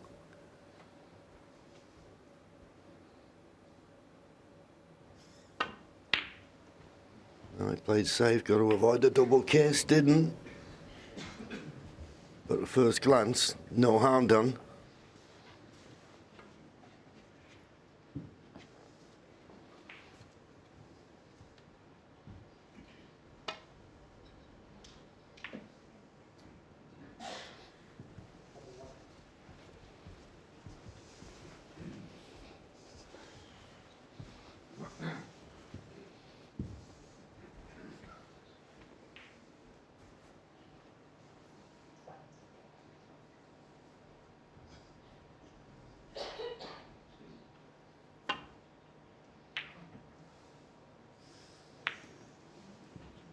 That was always the problem with that shot. If you caught it too thin, you were going to run into those two reds near the right-hand side cushion. This red does cut.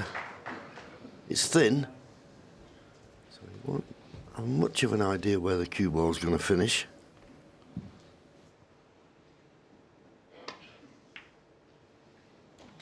Well, it wasn't as thin as I thought, and he controlled it nicely.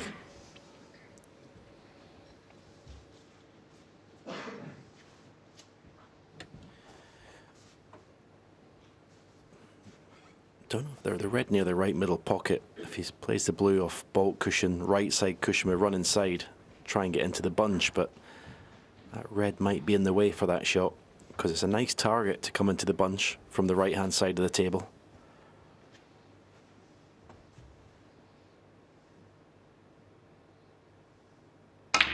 Still played the shot, just didn't get enough side. 6.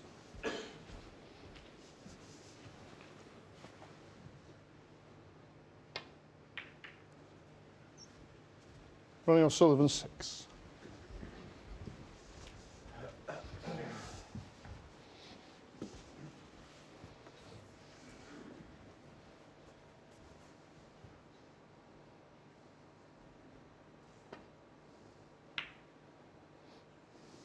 Just thinking, John, apart from the century, it's not been the best standard this match, but it's still fascinating to watch, isn't it? Absolutely.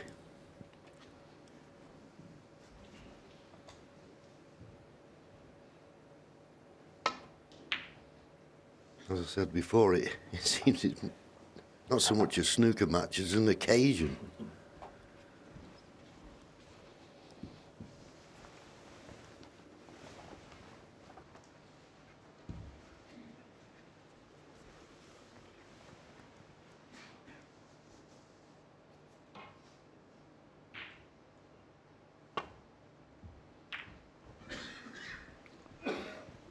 This is a nice shot from Ali.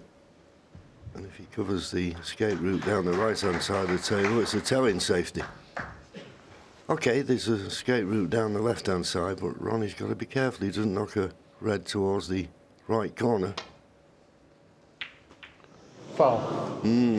A.Carter. Well enough, but he knocked that red to the right corner. Caught the safety much too thick.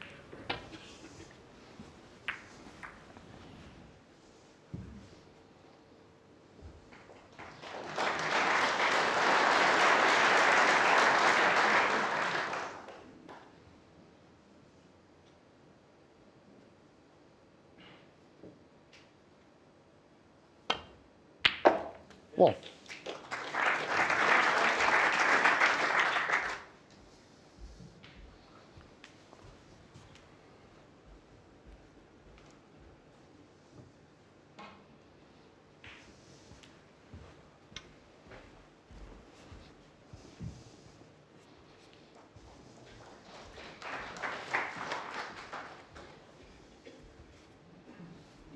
Yellow ball.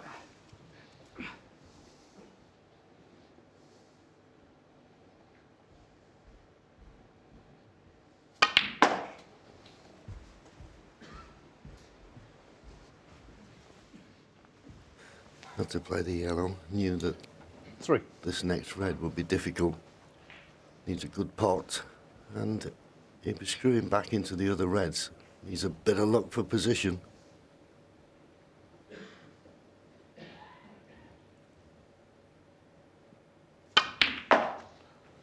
Four. Played it well.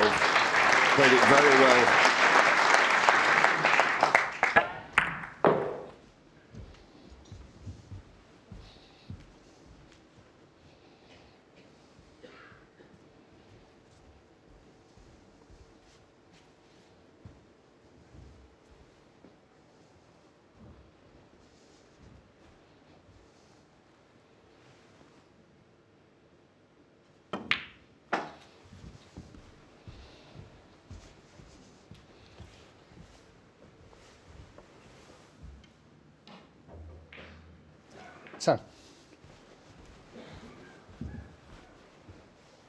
Well, he must be just on this red below the pink.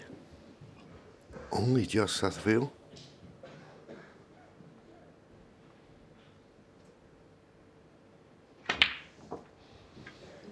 Cheers. Thank you.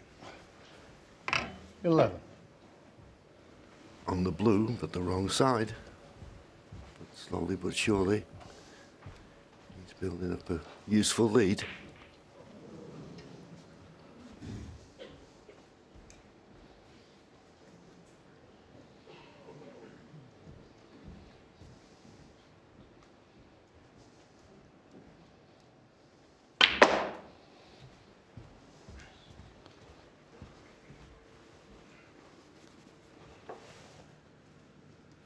60. So 45 points to lead. 3 more reds required.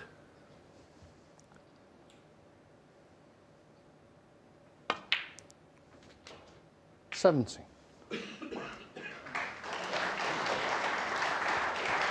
That was nicely controlled. You play for one of these reds now on the right-hand side of the table. Sort of trying, well, he's just pointing his cue there. Try and get the cue ball near the cushion. And the red that's furthest away from the cushion, either for the middle or the right or left corner. It's a bit firm. 22. Quite a big margin of error there. You'll be disappointed with that.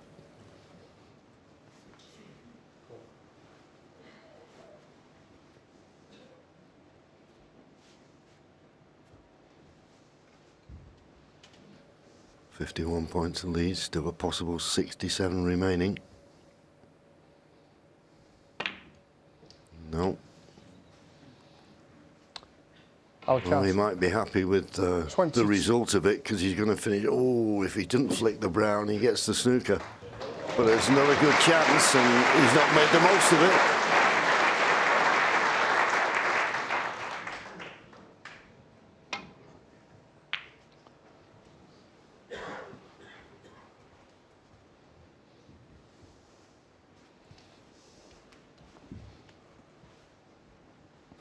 Decent length of cue ball there from Ronnie. He has left a pot on.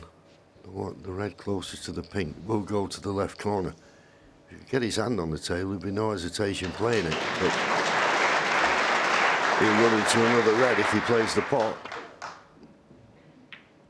So he chose to play the safety. And he couldn't have played it much better than this. That's a good shot.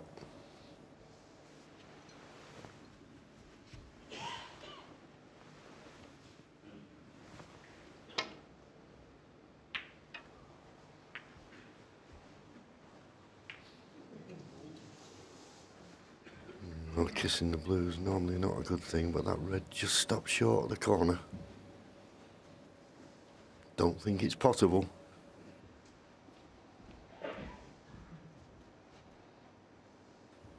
Ali having a look.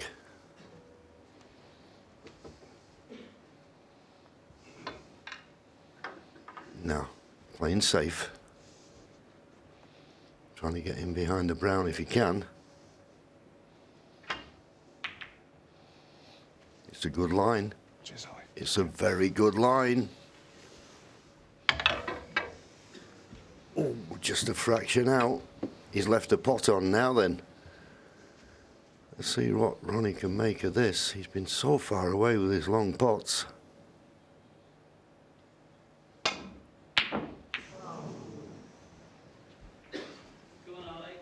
And that will give A.Carter encouragement, you would think, the fact that Ronnie's long potting. He's well off the mark at the moment.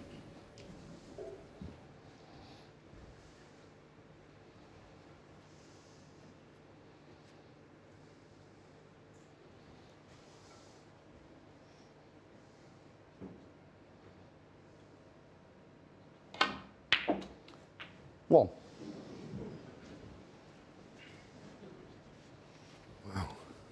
Once again. Very poor positional shot from Ali.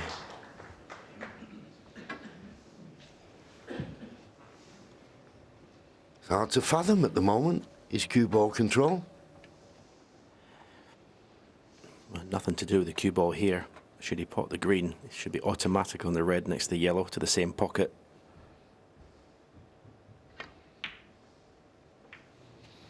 Didn't play the flick in the brown, but it's okay. It's frame ball.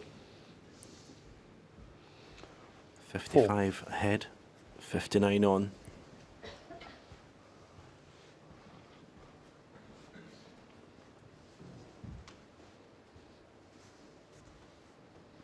Can just get enough of this red, as Stephen said.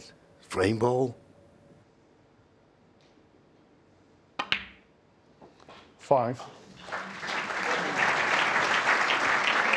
Puff of the cheeks when he potted it. It's been anything but convincing.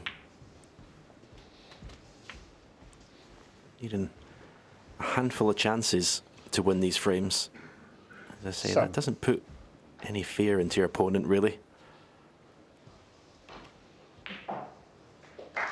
It was a big frame for A.Carter, even though he's missed that red. A.Carter's Ronnie will bother coming back to the table. He is doing. A bit careless to miss that. Yeah, if he'd have potted that, it would have kept Ronnie in his seat. So 58 points behind, 51 remaining. 2 4-point snookers needed.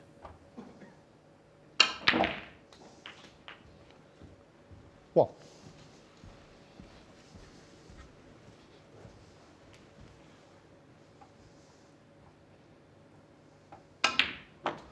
Taking the pink, it's now 2 4-point snookers to tie.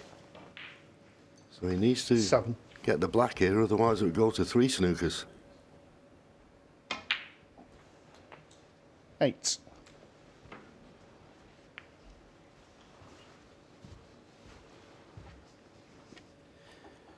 Doesn't really want to move the brown away and potting this black here.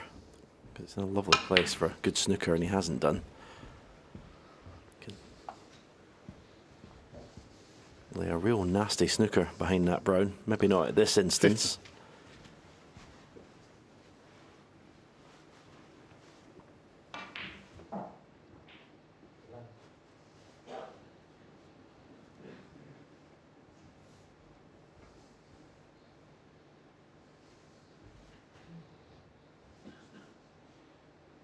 Another glance at the scoreboard, 51 points.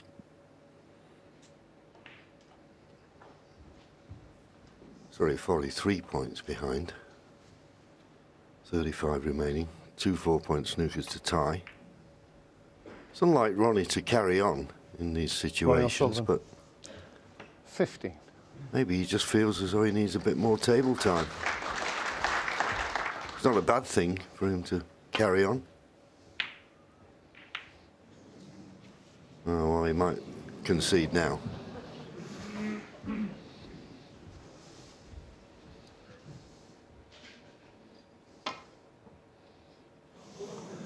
And he certainly will now. He'll look at Ali and say, it's yours if you want it.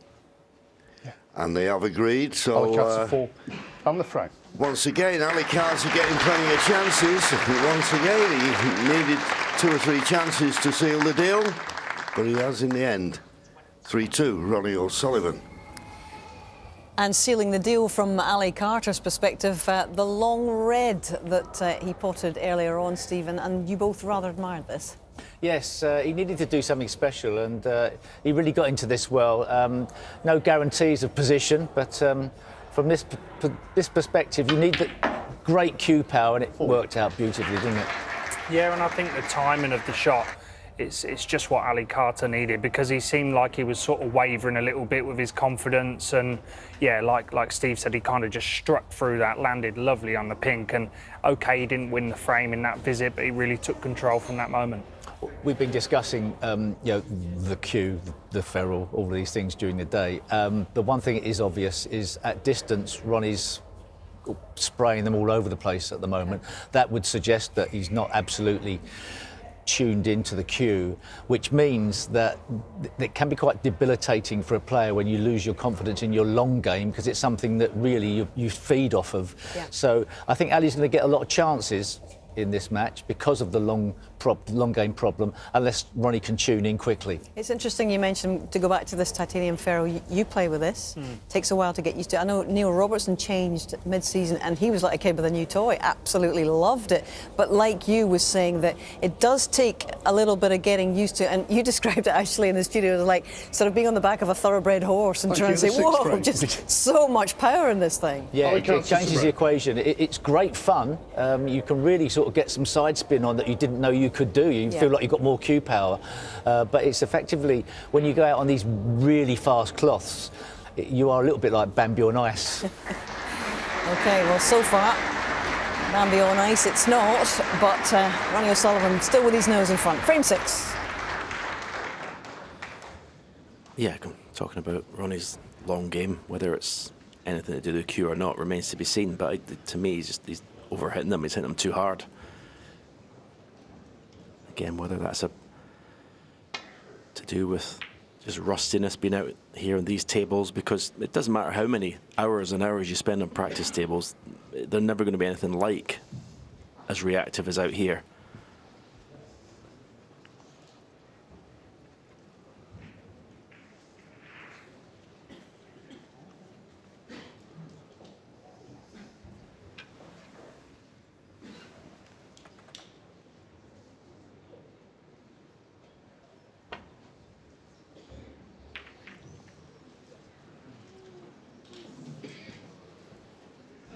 But like A.Carter's making so many unforced errors. She's not putting any pressure on Ronnie. Ronnie is feeling a little bit uneasy being out there for the first time in a long time. He's making it as comfortable for him as he can at the moment.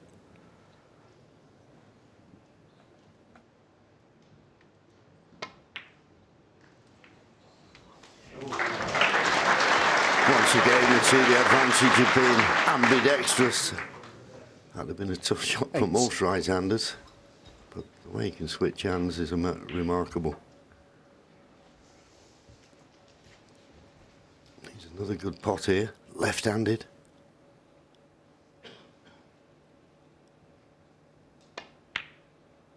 Nine. Yeah, but stroked in beautifully. And what we have seen, Stephen, of course, when he's in and around the black, you know, and not having to play things from distance, his touch is still there. Yeah, as I said, this stuff's like riding a bike with Ronnie. This is the easy part of the game.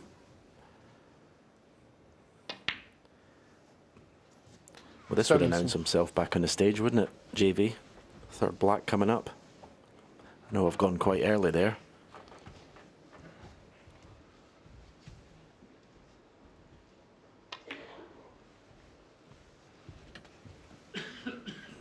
That was a little touch shot that's 20. very unlike Ronnie. He's still got the red to left middle. He'll still be able to stay in the black, but played for the red that's closest to the cue ball to right corner. And you have to say, it was a mile off. R.O'Sullivan. 24. Once again, that'll be encouragement for A.Carter.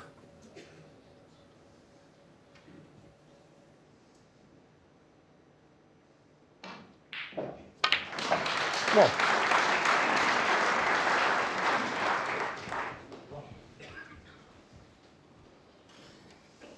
Wrong side of the blue, so he can't get close to the next red unless he goes in and out of balk, and I can't see him wanting to do that.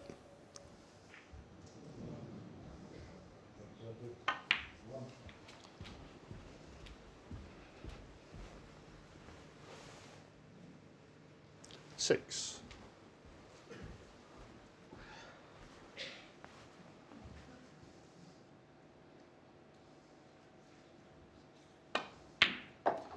Seven.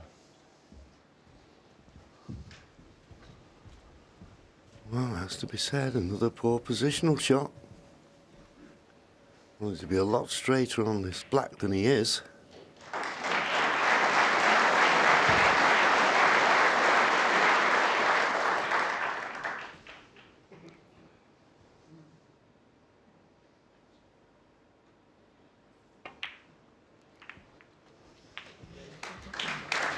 A nice pot, and nicely on the next red. Yeah, it looked a simple enough shot, but it's one of the best shots he's played for a little while, Ali. That was always missable, those cutbacks on the black, and judged the cannon perfectly. Sometimes it can be a shot as innocuous as that can just chin you in again. Just playing a shot properly.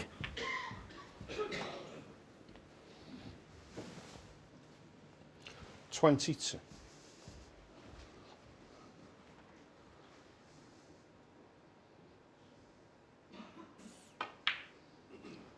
23.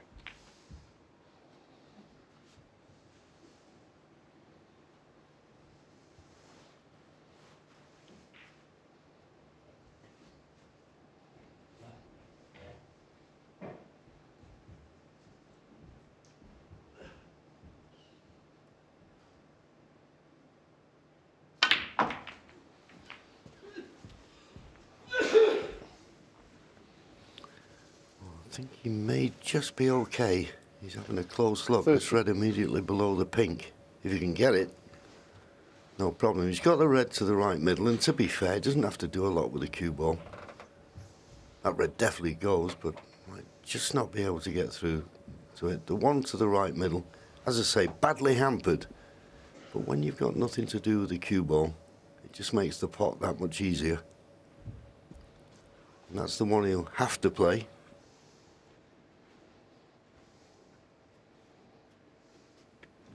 It didn't need to go into the reds there, but felt the angle on the black was just too good to refuse. And I agree, it was the right shot.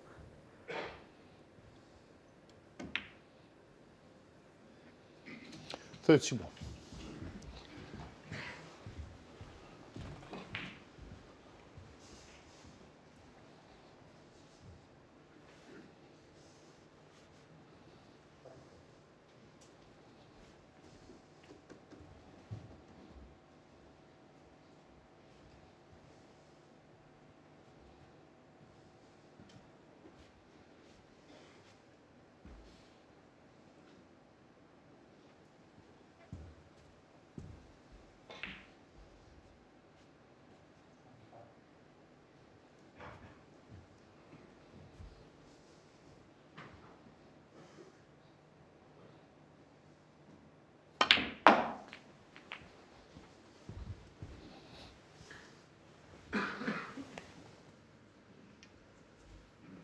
$37. 38. So there's black to go 21 points in front. And all the reds he needs in the open.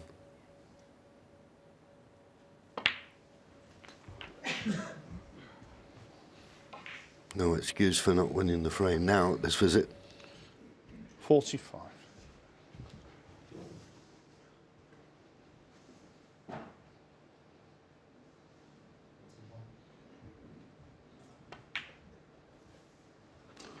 $46.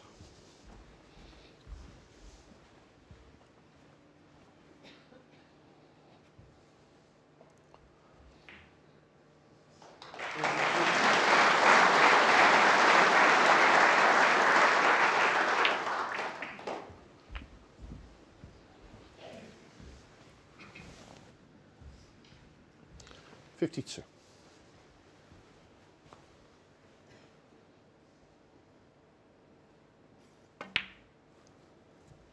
53.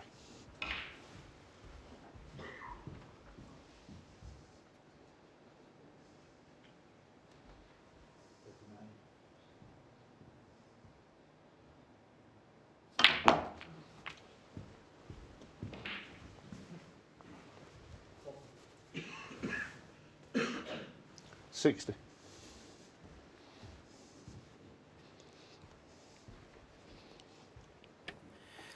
Taking an extra split second as the cue ball's closer to the cushion than he wanted. And, well, in the end, it got to him. 60. He didn't hit that well at all. And it's been a sort of blight on Ali Carter's career, that just not letting things go. And then he just hit that far too hard.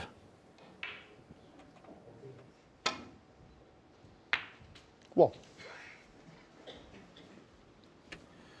Well, if it was normal service, JB would say that's probably going to cost Ali the frame, but a little bit of uncertainty on Ronnie's game this afternoon.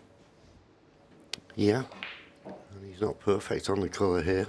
Seems the obvious one is the yellow, but not so now he can get good. Well, maybe the red on the right-hand side of the table. I was going to say goes to the left middle, but he'll settle for that. And just a little screw back the thing for the blue. I decided to play for the pink, so well, I don't know. I thought if you play for the blue, you leave one of these reds to the left corner. I don't think they're available into the right middle, are they? Totally agree. Straight on the blue. Basically leave the cue ball where the blue is. Choice of both reds to left corner. It seemed straightforward. And that's maybe just another sign of rustiness, just not thinking properly.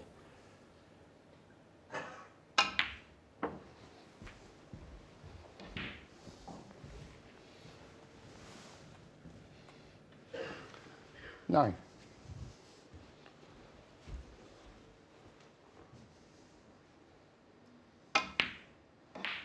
Ten.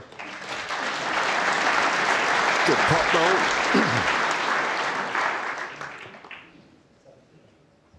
Choice of yellow or brown. It's all about position now on this last red, which is in the open. Doesn't want to kiss it. Well, unless you kiss it like that. 12.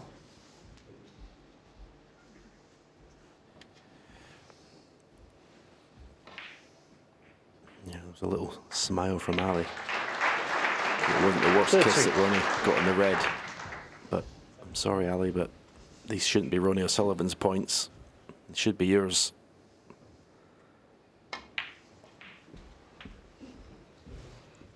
Yes, and this will hurt. 80. Just signs, I thought, that Ali was just getting the cue through nice and smooth and not hitting things too hard. But if he loses his frame now, which he will do, if Ronnie can take these 5 remaining colours. I always say the key shot to these clearances is this shot coming up, brown to blue. If he gets perfect on the blue, it's a formality. 27. Yeah, it's exactly this sort of frame, pinching it, that will make Ronnie feel at home again in a match. 32. Hasn't been straightforward in terms of positionally.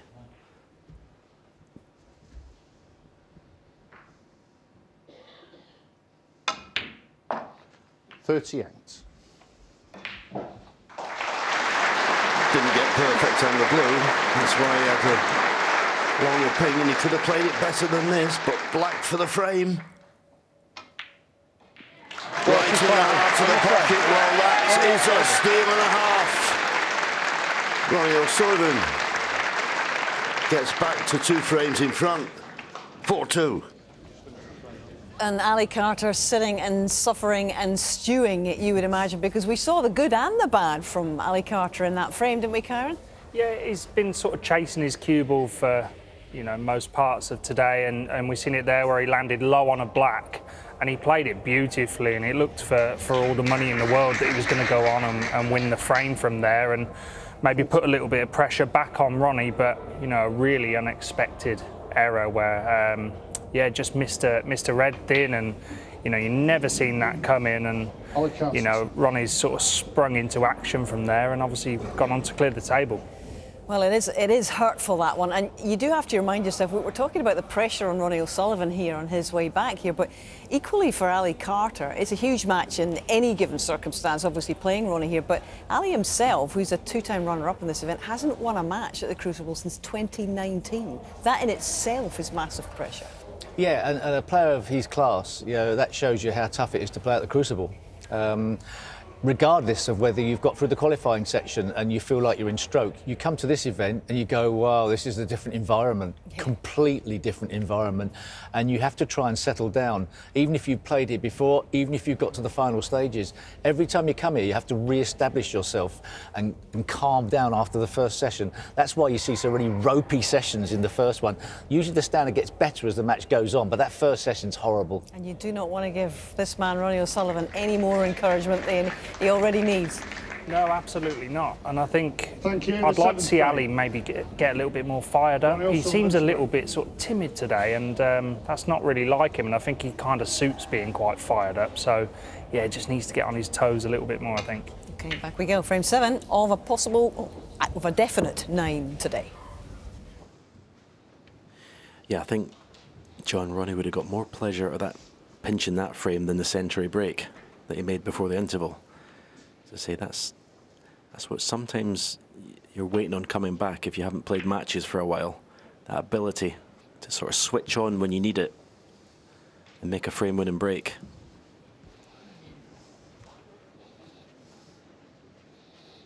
Yeah, and it's nothing like winning a frame, so to speak, against the head.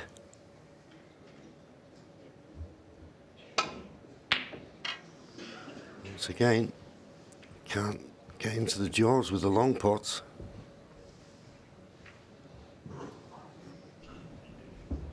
I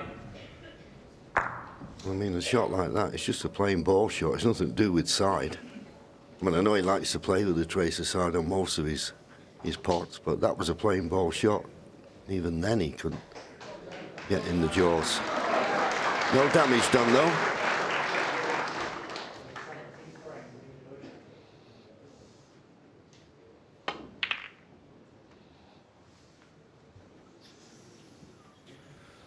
Catching the bump, that's no good.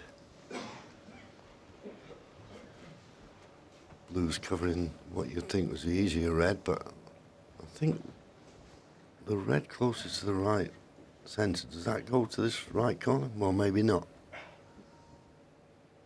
He's not playing it, he's just playing the safety.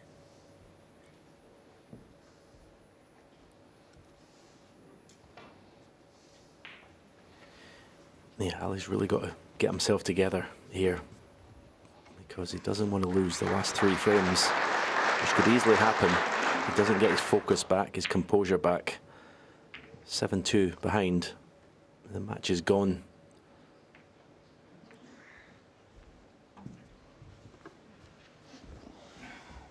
Another long pot for Ronnie to have a go at.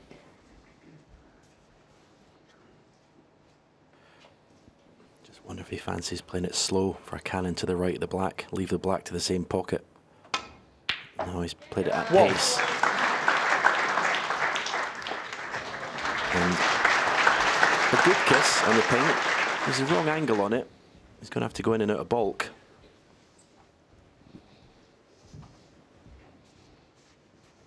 But he knocked the red in clean, which would be a little bit of boost for his confidence for shots to come, you would have thought.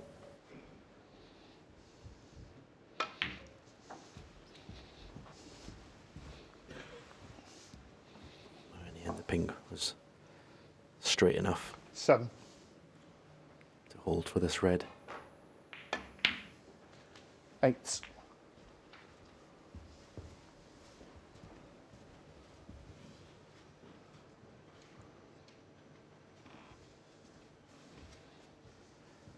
Sure if the red beside the black pots.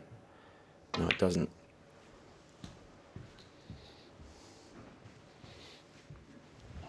Black will still pot. It's respotted here.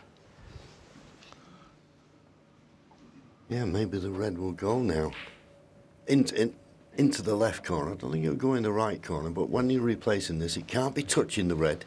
50. He'll be playing for the blue here. Can't play for the black into the left corner. Needs a good angle on the blue. 60. Nice angle. May well go into the bunch here. Hoping to maybe completely open the black up as well. No, decided against it. Let's let the cue ball run on. 20. A good few inches too far, actually. Very Ronnie O'Sullivan-like. The best cue ball control the game's ever seen when he's on top form. 22. That was a nice little shot to hold for the black, but this is not easy.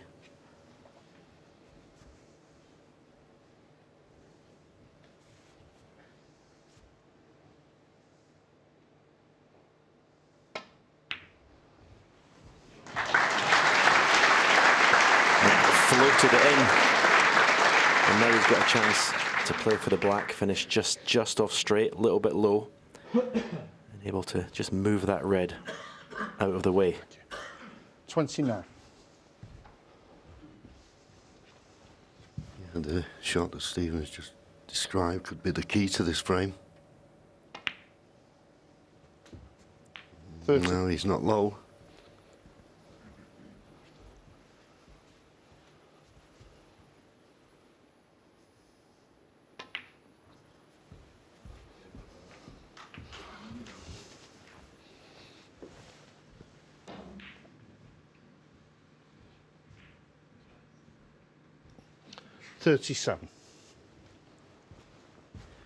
Well, even though he's been out of the game competitively for over 3 months, he's not lost any of his pace. Still 17 seconds a shot, average shot time.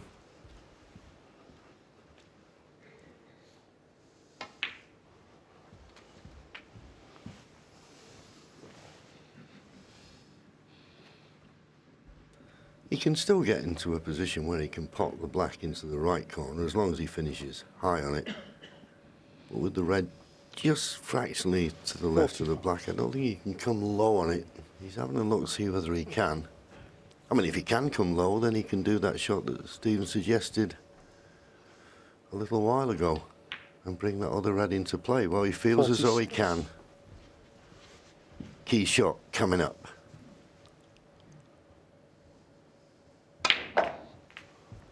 He did move it. What's he on? Nothing easy. 53.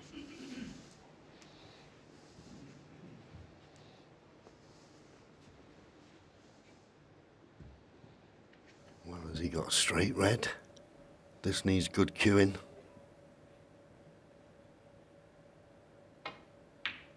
And got it. Wonderful shot. Yeah, very good. Obviously, made easier from the fact you're 4-2 ahead and not 4-2 behind.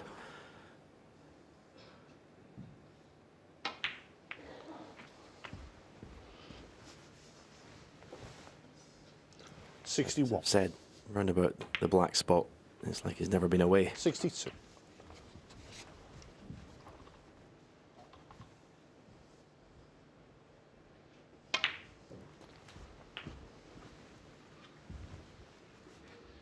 $69.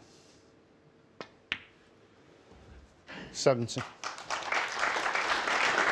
Big 2 frames coming up for Ali Carter. This match is already running away from him. And he's had more than enough chances for the scoreline to be different. That'll be the most disappointing thing for him. 78.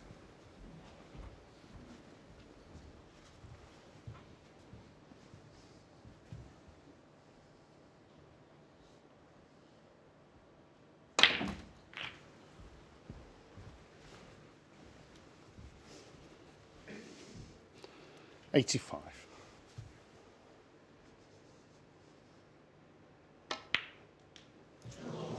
Well, it doesn't matter about the red. Damage was 85 done. on the front. Superb. Great there from Ronnie of 85. And he goes 3 in front now. 5-2. Yeah, it's looking good now from Ronnie's perspective, looking comfortable now, but still being afforded the chances by Ali Carter. You know, when you look back on his season, guys, really 3 semi-finals to show for his efforts, but all before Christmas. Xi'an was the one in a world rank event. In fact, you beat him in that semi-final, didn't you, Kyron? Was there any sign of the problems that he was experiencing since then at that point? Did you notice anything? No. I know that Ronnie's been doing, you know, at that point, he was doing a lot of work out in China. Yeah. You know, that's been well documented. So perhaps it was just getting to a point where, I don't know, maybe he'd burnt himself out by the time it had got to events. I don't know, only he can answer that. But I think the fascinating thing now is he's trying to do it on his own again, if that makes sense. Yeah. He's not going down the coaching route, and this game is so difficult. If you've got too much going on in your head, it can be the worst place in the world to be. So, you know, the way I see it is you only really want 2 or 3 things in your boxes, in your mind. So He wants to try and keep the game as simple as possible, if that's possible at all. But he's so natural, it's just great to see him in full flow. Well, he did experiment at sort of emergency sessions with Lee Walker, Mark Williams' coach, for a little while. I know that helped him. But as you say, he's ploughing a lone furrow again, and so far the comeback is looking positive as we go into the penultimate frame of this opening session.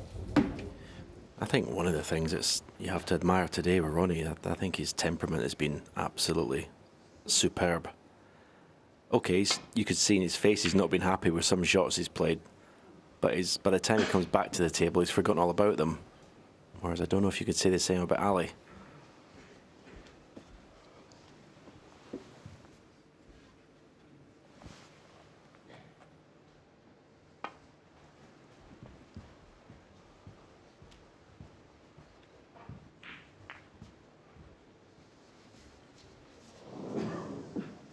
Yeah, and to be a great champion, you need not only the great ability, but you need a very good temperament.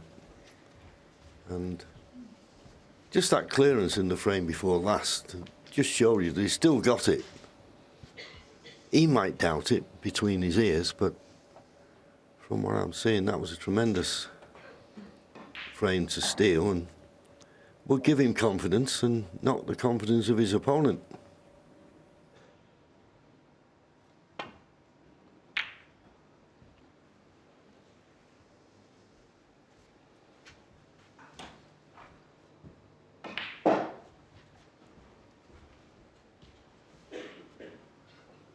Well, eyeing up a long pot here. Another tester.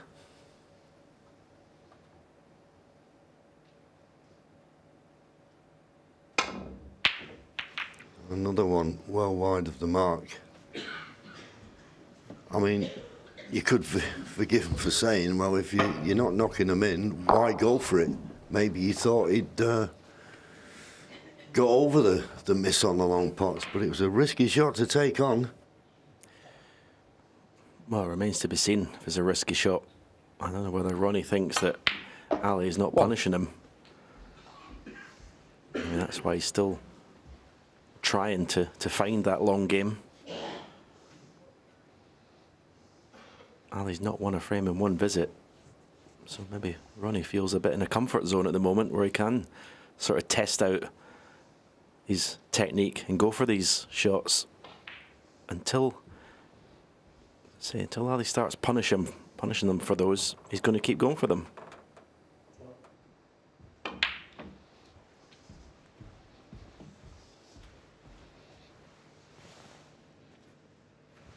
Six.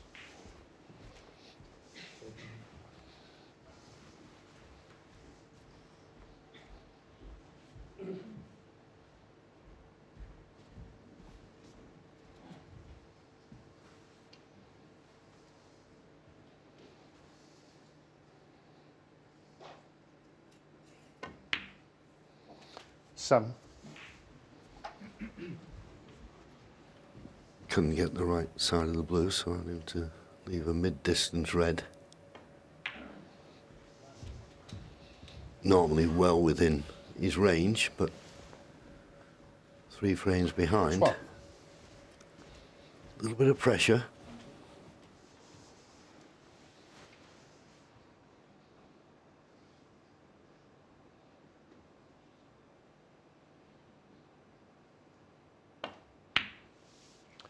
Thirty.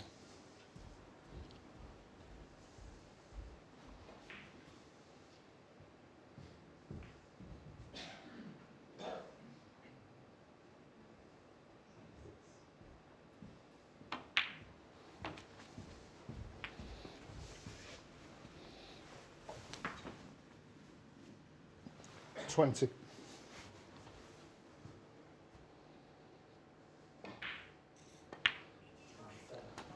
21.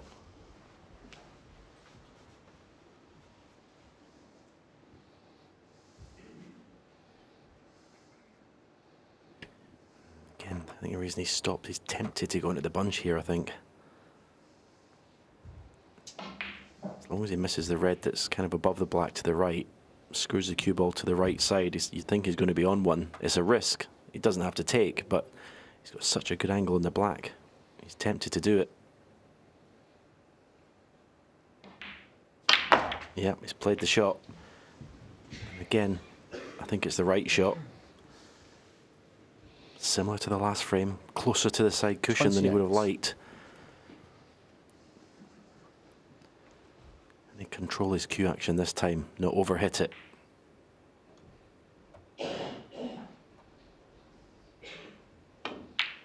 Yeah, that was better. That was controlled.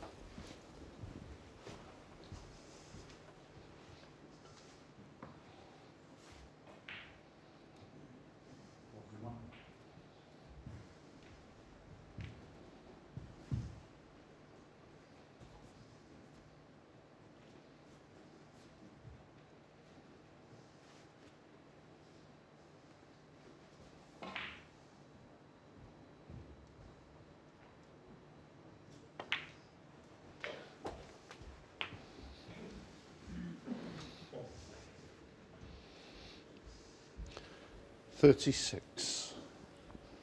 It's okay, it's a little bit awkward. Shouldn't cause a problem. But once you have to get this spider out, this makes it a little bit tricky.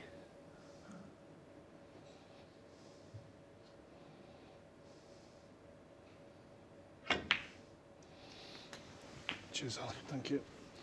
37. Played it well.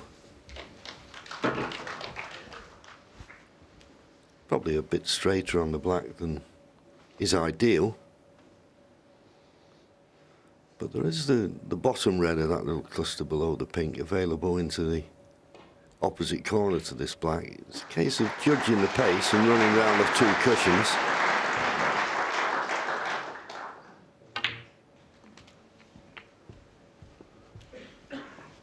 And played it well.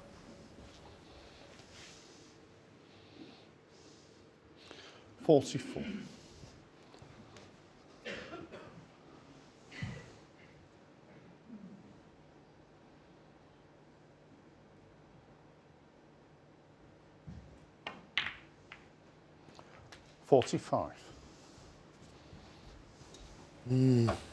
He's found the side cushion again. It doesn't make this black any easier. No, and it's a shot that 5-2 down becomes so much more difficult.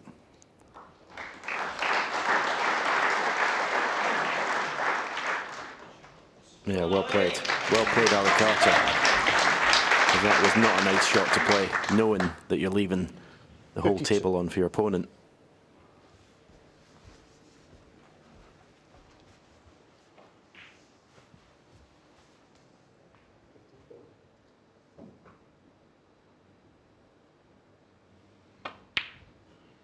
$53.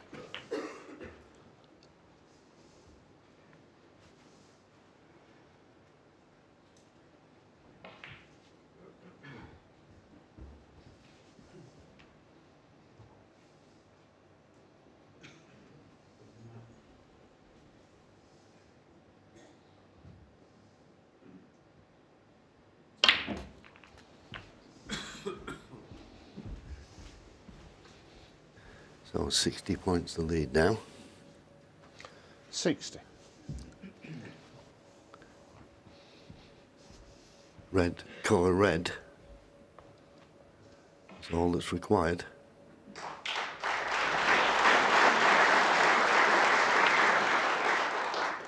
$61.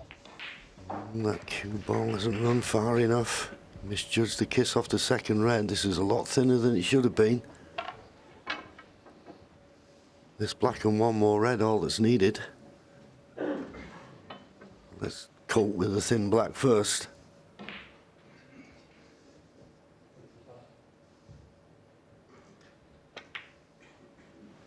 Safely in.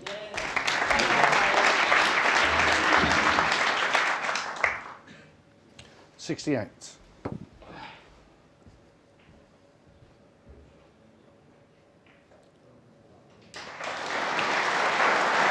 And in goes the red, so he's played this break very well. And Ronnie Ronnie, and in the back of mind, Ali will be now thinking about that last frame of this session, and what a big one it is.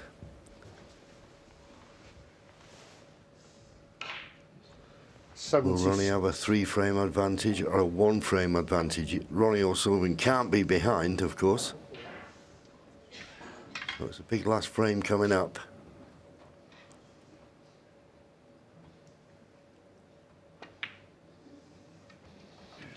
There's been mistakes, Stephen, but it's been intriguing, hasn't it? Yeah, you can't take your eyes off it, can you? It's not been the greatest standard in the world, but it's been fascinating to watch. But this is a really important visit from Ali Carter because, I'm not saying Ronnie took a liberty with the red he went for, but 84. I just think he took it on thinking he wasn't going to be punished because Ali's not won a frame in one visit. 85. So for that respect, I think it's really important that Ali's done this.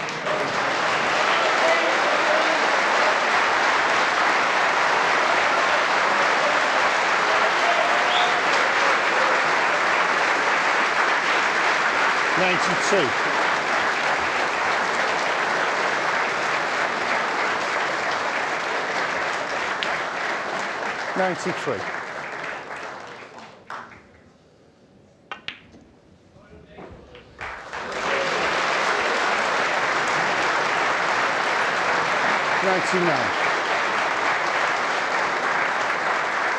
Wants this red for career century 437.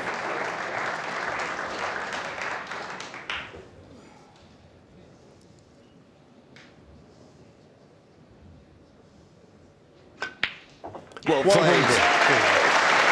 Well played, Ali Carter. I agree with you, Stephen. This will make him feel an awful lot better. He's been struggling with the cue ball. It's been an excellent contribution. And to bear in mind as well, when Ronnie did take that pot on, 107. Ali would have felt, well, that's a bit of a liberty, if you like, to take that red on. Anyway, he's given the ultimate punishment, and he wins the frame in one visit for the first time today. Big frame coming up. 5-3, Ronnie O'Sullivan.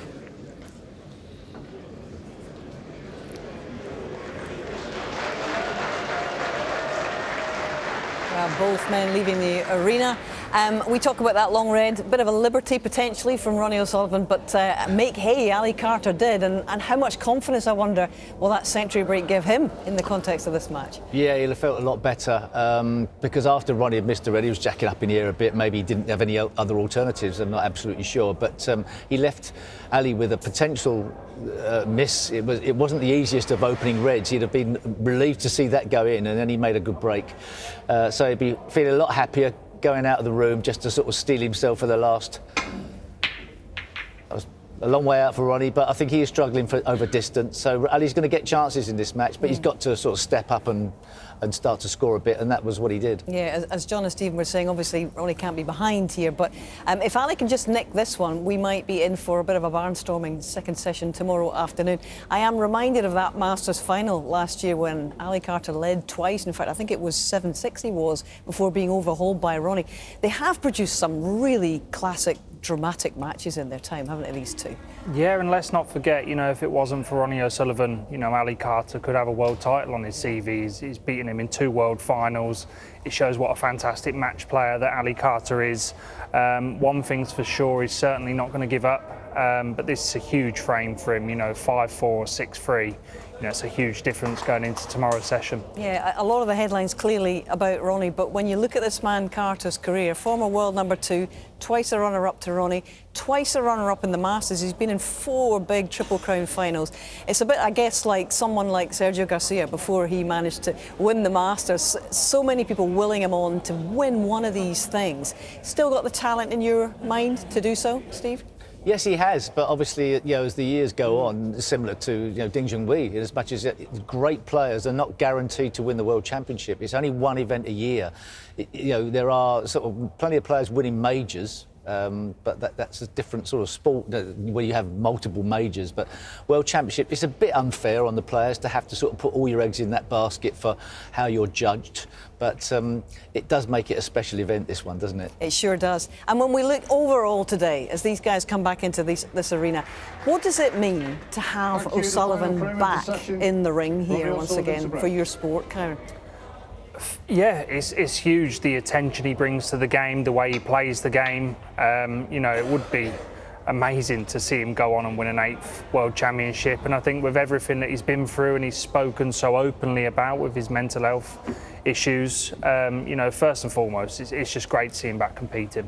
Sure is. First things first, though, last frame of this opening session. Back we go.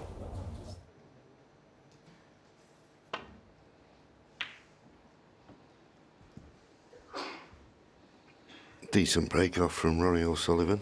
Good reply from A.Carter.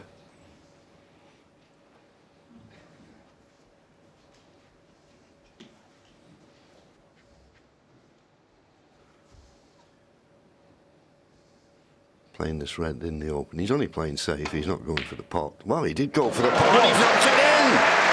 Well, would you believe it? He kidded me there. Stroked it in, sweet as a nut.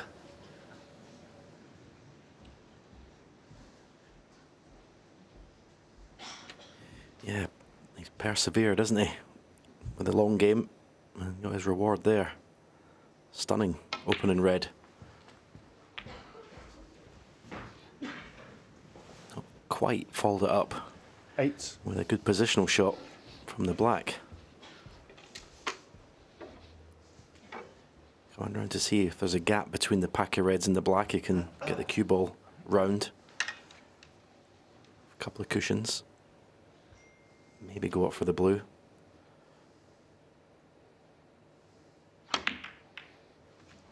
Cheers. Thank you. Well, I'm not sure how much you knew about that shot. Yeah, but you settle for it, wouldn't you? It's worked out a treat.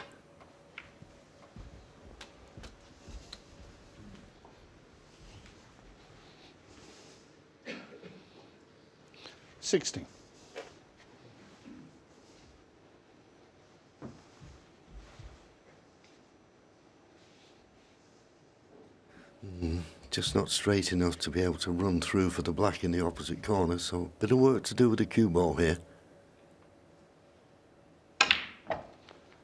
70. Nicely played. Now, choice. Cannon into the pink or play for the one loose red.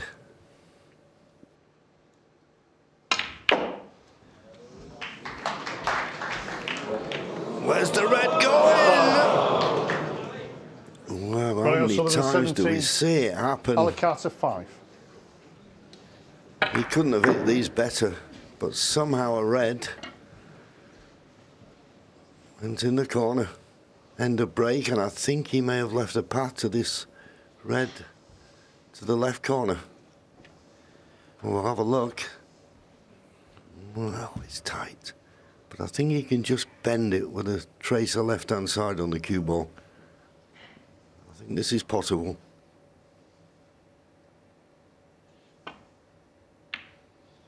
No, he didn't turn it enough. Yeah, didn't turn it enough. I think Ali kind of. That's enough now. When it came to table, he was sort of smiling that obviously Ronnie got away with it, but it wasn't a difficult shot, and it kind of, because he was so much thinking about how unlucky he'd been, it put him off playing what looked a straightforward shot.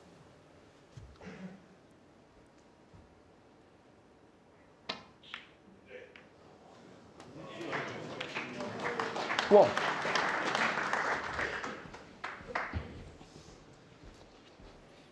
Finished on the blue. Not great on the blue.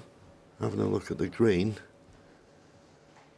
Not sure whether that's any better. The problem is with the blue, because it's a thin cut, you feel as though he's going to run into the reds, and that could mean loss of position, whereas the green, you can guide the cue ball on a clear path.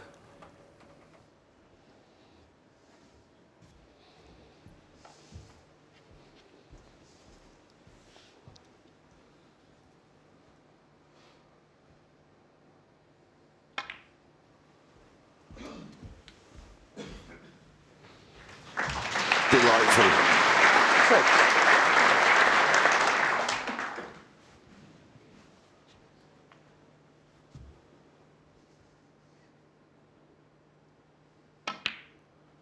Seven.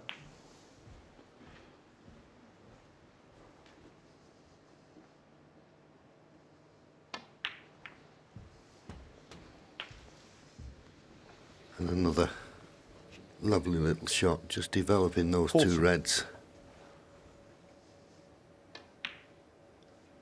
And I think the one thing that struck me in this match, and he started, I thought Ronnie looked a little bit all at sea at the beginning, but I just feel the competitive juices are starting to flow.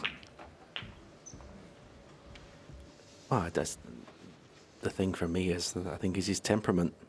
22. He's played a lot of bad shots, but it's not stopped him coming back to the table the next time and playing a good shot. Whereas I think his opponent has not let go of things that have happened today. We're saying that Ronnie's played another one. Is he on the pink? It's in the middle? And even if he is, where's the next red coming from?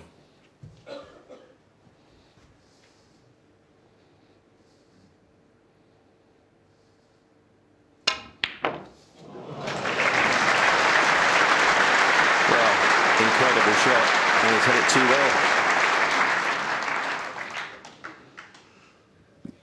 He had to be so accurate with that. 29. As you say, Stephen, he's played it too well. He's got a 41-point lead. We're looking for this red to the far left corner.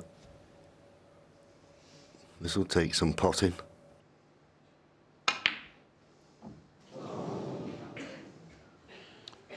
R.O'Sullivan, 29. Played it in such a way that the only red he could leave was the one he was playing. It's a nice enough lead, but plenty of snooker left in this frame. And what a big frame it is, as I said.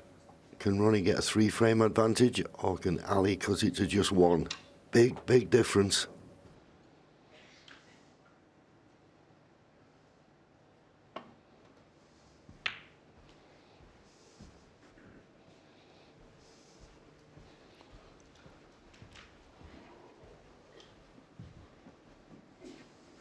Well, he can get through to this red.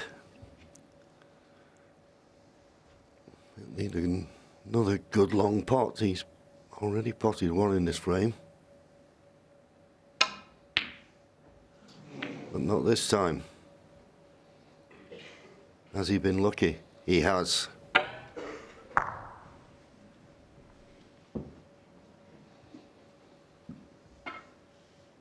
Looks as though he was going to leave an easier red to the far left corner. He's left one to this left corner at this end of the table, but it's not easy.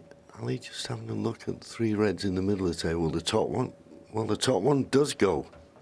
In fact, the left-hand one goes. Big shot.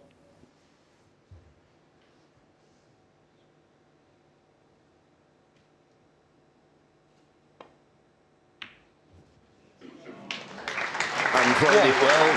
Is he on the pink? Is he on the pink? Has he bounced far enough up? The referee will be keeping a close eye on this.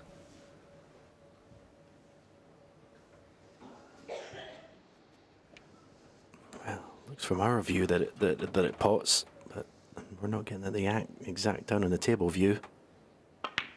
Yeah, no problem. Tough ask to win the frame at this visit, but you can get right back into the frame.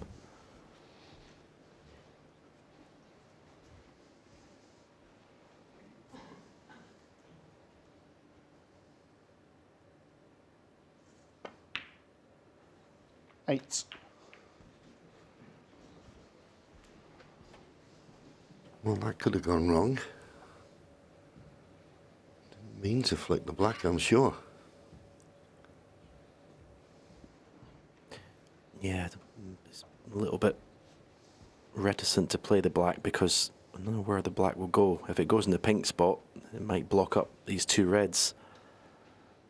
So he may be forced to play in the blue. It's a natural angle in the blue into the yellow pocket, just to stun down.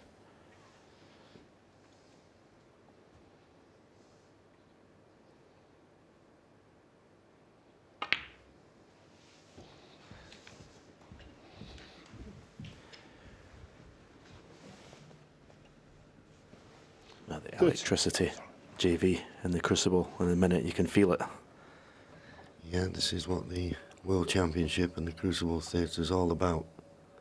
Moments like this. 14. As we said, massive frame in the context of this match.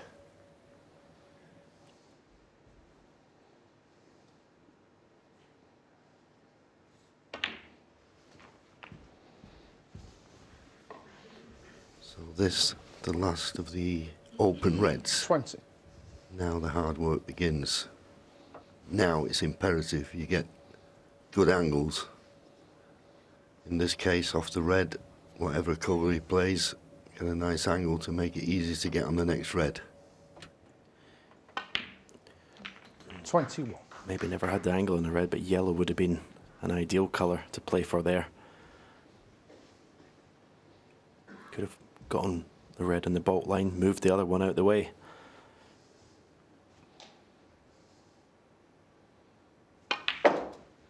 Left-hand side. Is he going to snooker himself? He is. I'm sure he'll take this red 28. on into the left corner.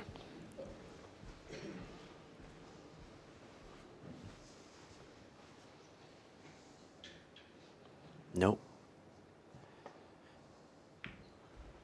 A.Carter. 28. Shot. Good shot. Attack on the table from R.O'Sullivan. It's been played in good spirits. You have to say there is electricity, say, between these two players, but it's been played in good spirits this afternoon.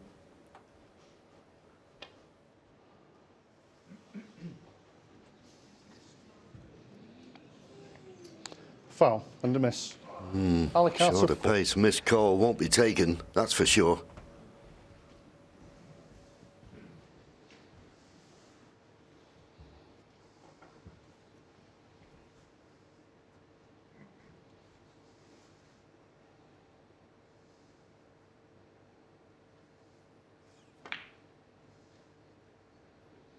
Well.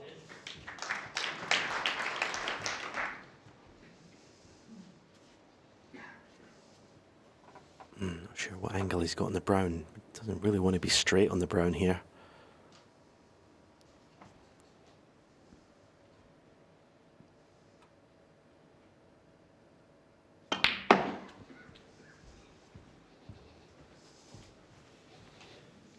That's not bad.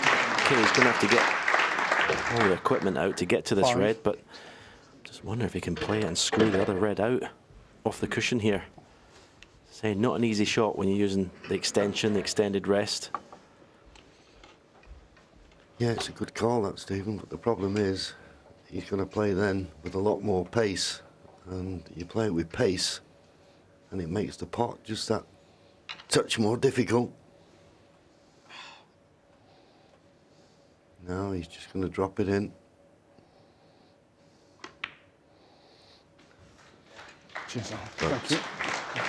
Well, unless he pulls out a perler, if you like, off the yellow, he's going to have to ram this yellow into the middle pocket and screw on and off the baulk cushion. I don't see how he can get on this red. I think if the roles were reversed, I think Ronnie would have played the screw shot, try and move that other red out, got on the colour.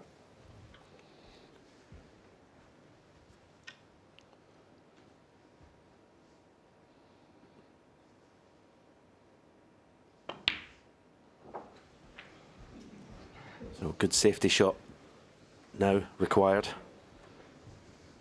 Yeah, and the safety shot would have been a lot easier had he not been hampered by the brown. It's a little bit careless.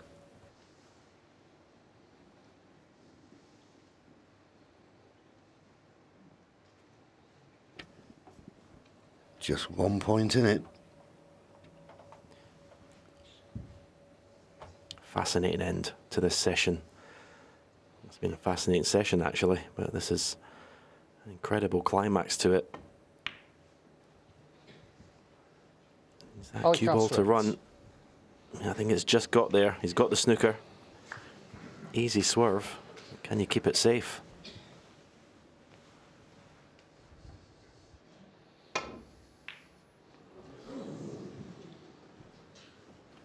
Now, where's this cue ball going to go? Has he covered the path to the red? No. It pots.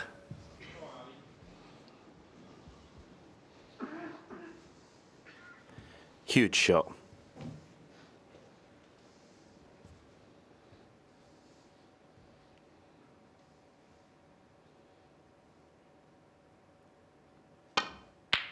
That's brilliant. Well played, A.Carter.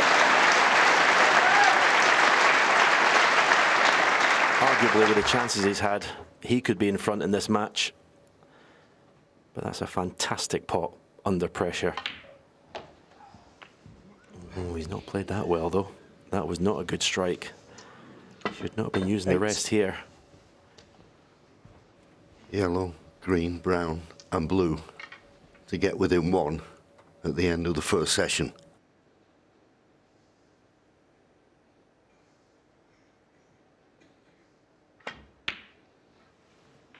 Cheers. Thank you. So. Just about got past the baulk line.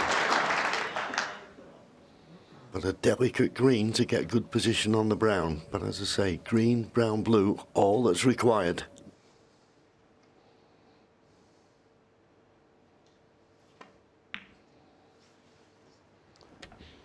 Well, it's just showing what a battler A.Carter can be. As I say, he's not been anywhere near his best. Neither has Ronnie, you have to say.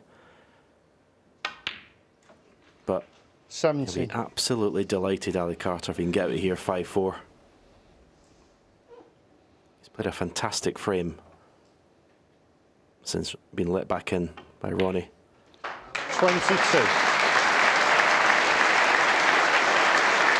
Yeah, I think at the early part of the match, I think both players were a little bit tense. There was a lot of 28 nerves out there, but both players have settled down, and I think we've got a cracking session to come tomorrow afternoon. R.O'Sullivan takes a 1-frame advantage, but every credit to A.Carter. What a tremendous clearance that was. Within 1, 5-4. Oh, there was just a little bit of stealing going on at the end there, just as Ronnie had actually established earlier in frame 6. Overall, what did we learn about both men this afternoon? Let's start with you, Steve. Really hard fought. I think, considering the fact that it was the first session of their campaigns, even though it wasn't absolutely the best snooker we've seen this week, it was still important stuff. I think they can both be pretty proud of their performance. Yeah. Great last red from A.Carter. He'd be delighted with that. Karen, you said let's get A.Carter on his toes a bit more, a little bit more aggressive. Did you see that towards the end there with that century and the steal in the last frame? Absolutely, yeah, absolutely. He seemed to have a little bit more of the bit between his teeth, as we like to say, and you know, that'll feel massive going in at 5-4 rather than 6-3. And yeah, I think both players, as Steve said, okay, it's not been flawless snooker from either player, but I think there's definitely positives from both guys that they can take into tomorrow's session. So much that we did learn about Ronnie's cue. We were trying to figure all of that out, the new ferrule potentially with the titanium and how it's affecting his game. From what you've seen, what do we know about the new Ronnie O'Sullivan with this new cue? Okay, well, I think probably he'll be philosophical enough to know that he doesn't want to beat himself up too much if he is missing from distance. In the past, when his long game's been off, he's really beaten himself up. But I think perhaps he knows this is sort of like uncharted territory, getting used to it. So going with that attitude, he's not going to punish himself mentally for making mistakes. And that's a better position to be in for him. A.Carter perhaps had the bit of pressure to start with, so maybe he sort of like felt it a bit but has overcome it. I think it's set up very nicely for a very competitive second session. Yeah, it was a slow burn to start, wasn't it, Karen? But suddenly it really does feel like we've got the makings of something pretty special tomorrow. Yeah, and I think obviously there was so much built-up expectation, you know, not just from, you know, Ali coming in as a qualifier, but obviously Ronnie coming in as a complete unknown this year, which is so strange. But yeah, new Q, like Steve said, you know, I'm sure Ronnie will go away. He's got a few things that he'd like to look at and work on, but, you know, I'm pretty sure he'd be happy with a one frayed lead. Absolutely. Can you guesstimate the amount of relief that Ronnie might feel just to get that out of the way and to get back on the horse, as it were? I think every player is quite pleased to get the first session at the World Championship out of the way, but I think especially for Ronnie, yes, it's been a while since he's been on the competitive stage, so not saying he'd be breathing a big sigh of relief, but it was just, okay, we're in the tournament now, and let's look forward to the second session. Okay, and they'll be back 2:30 tomorrow afternoon. But we've got a big finish potentially in store on the other side of the arena this afternoon, because when we left it in the match between Ding Junhui and the world number 72, Zach Surety, well, Zach has come from 4-0 behind to 6-7 behind. That was where we left it, and he'd made 4 centuries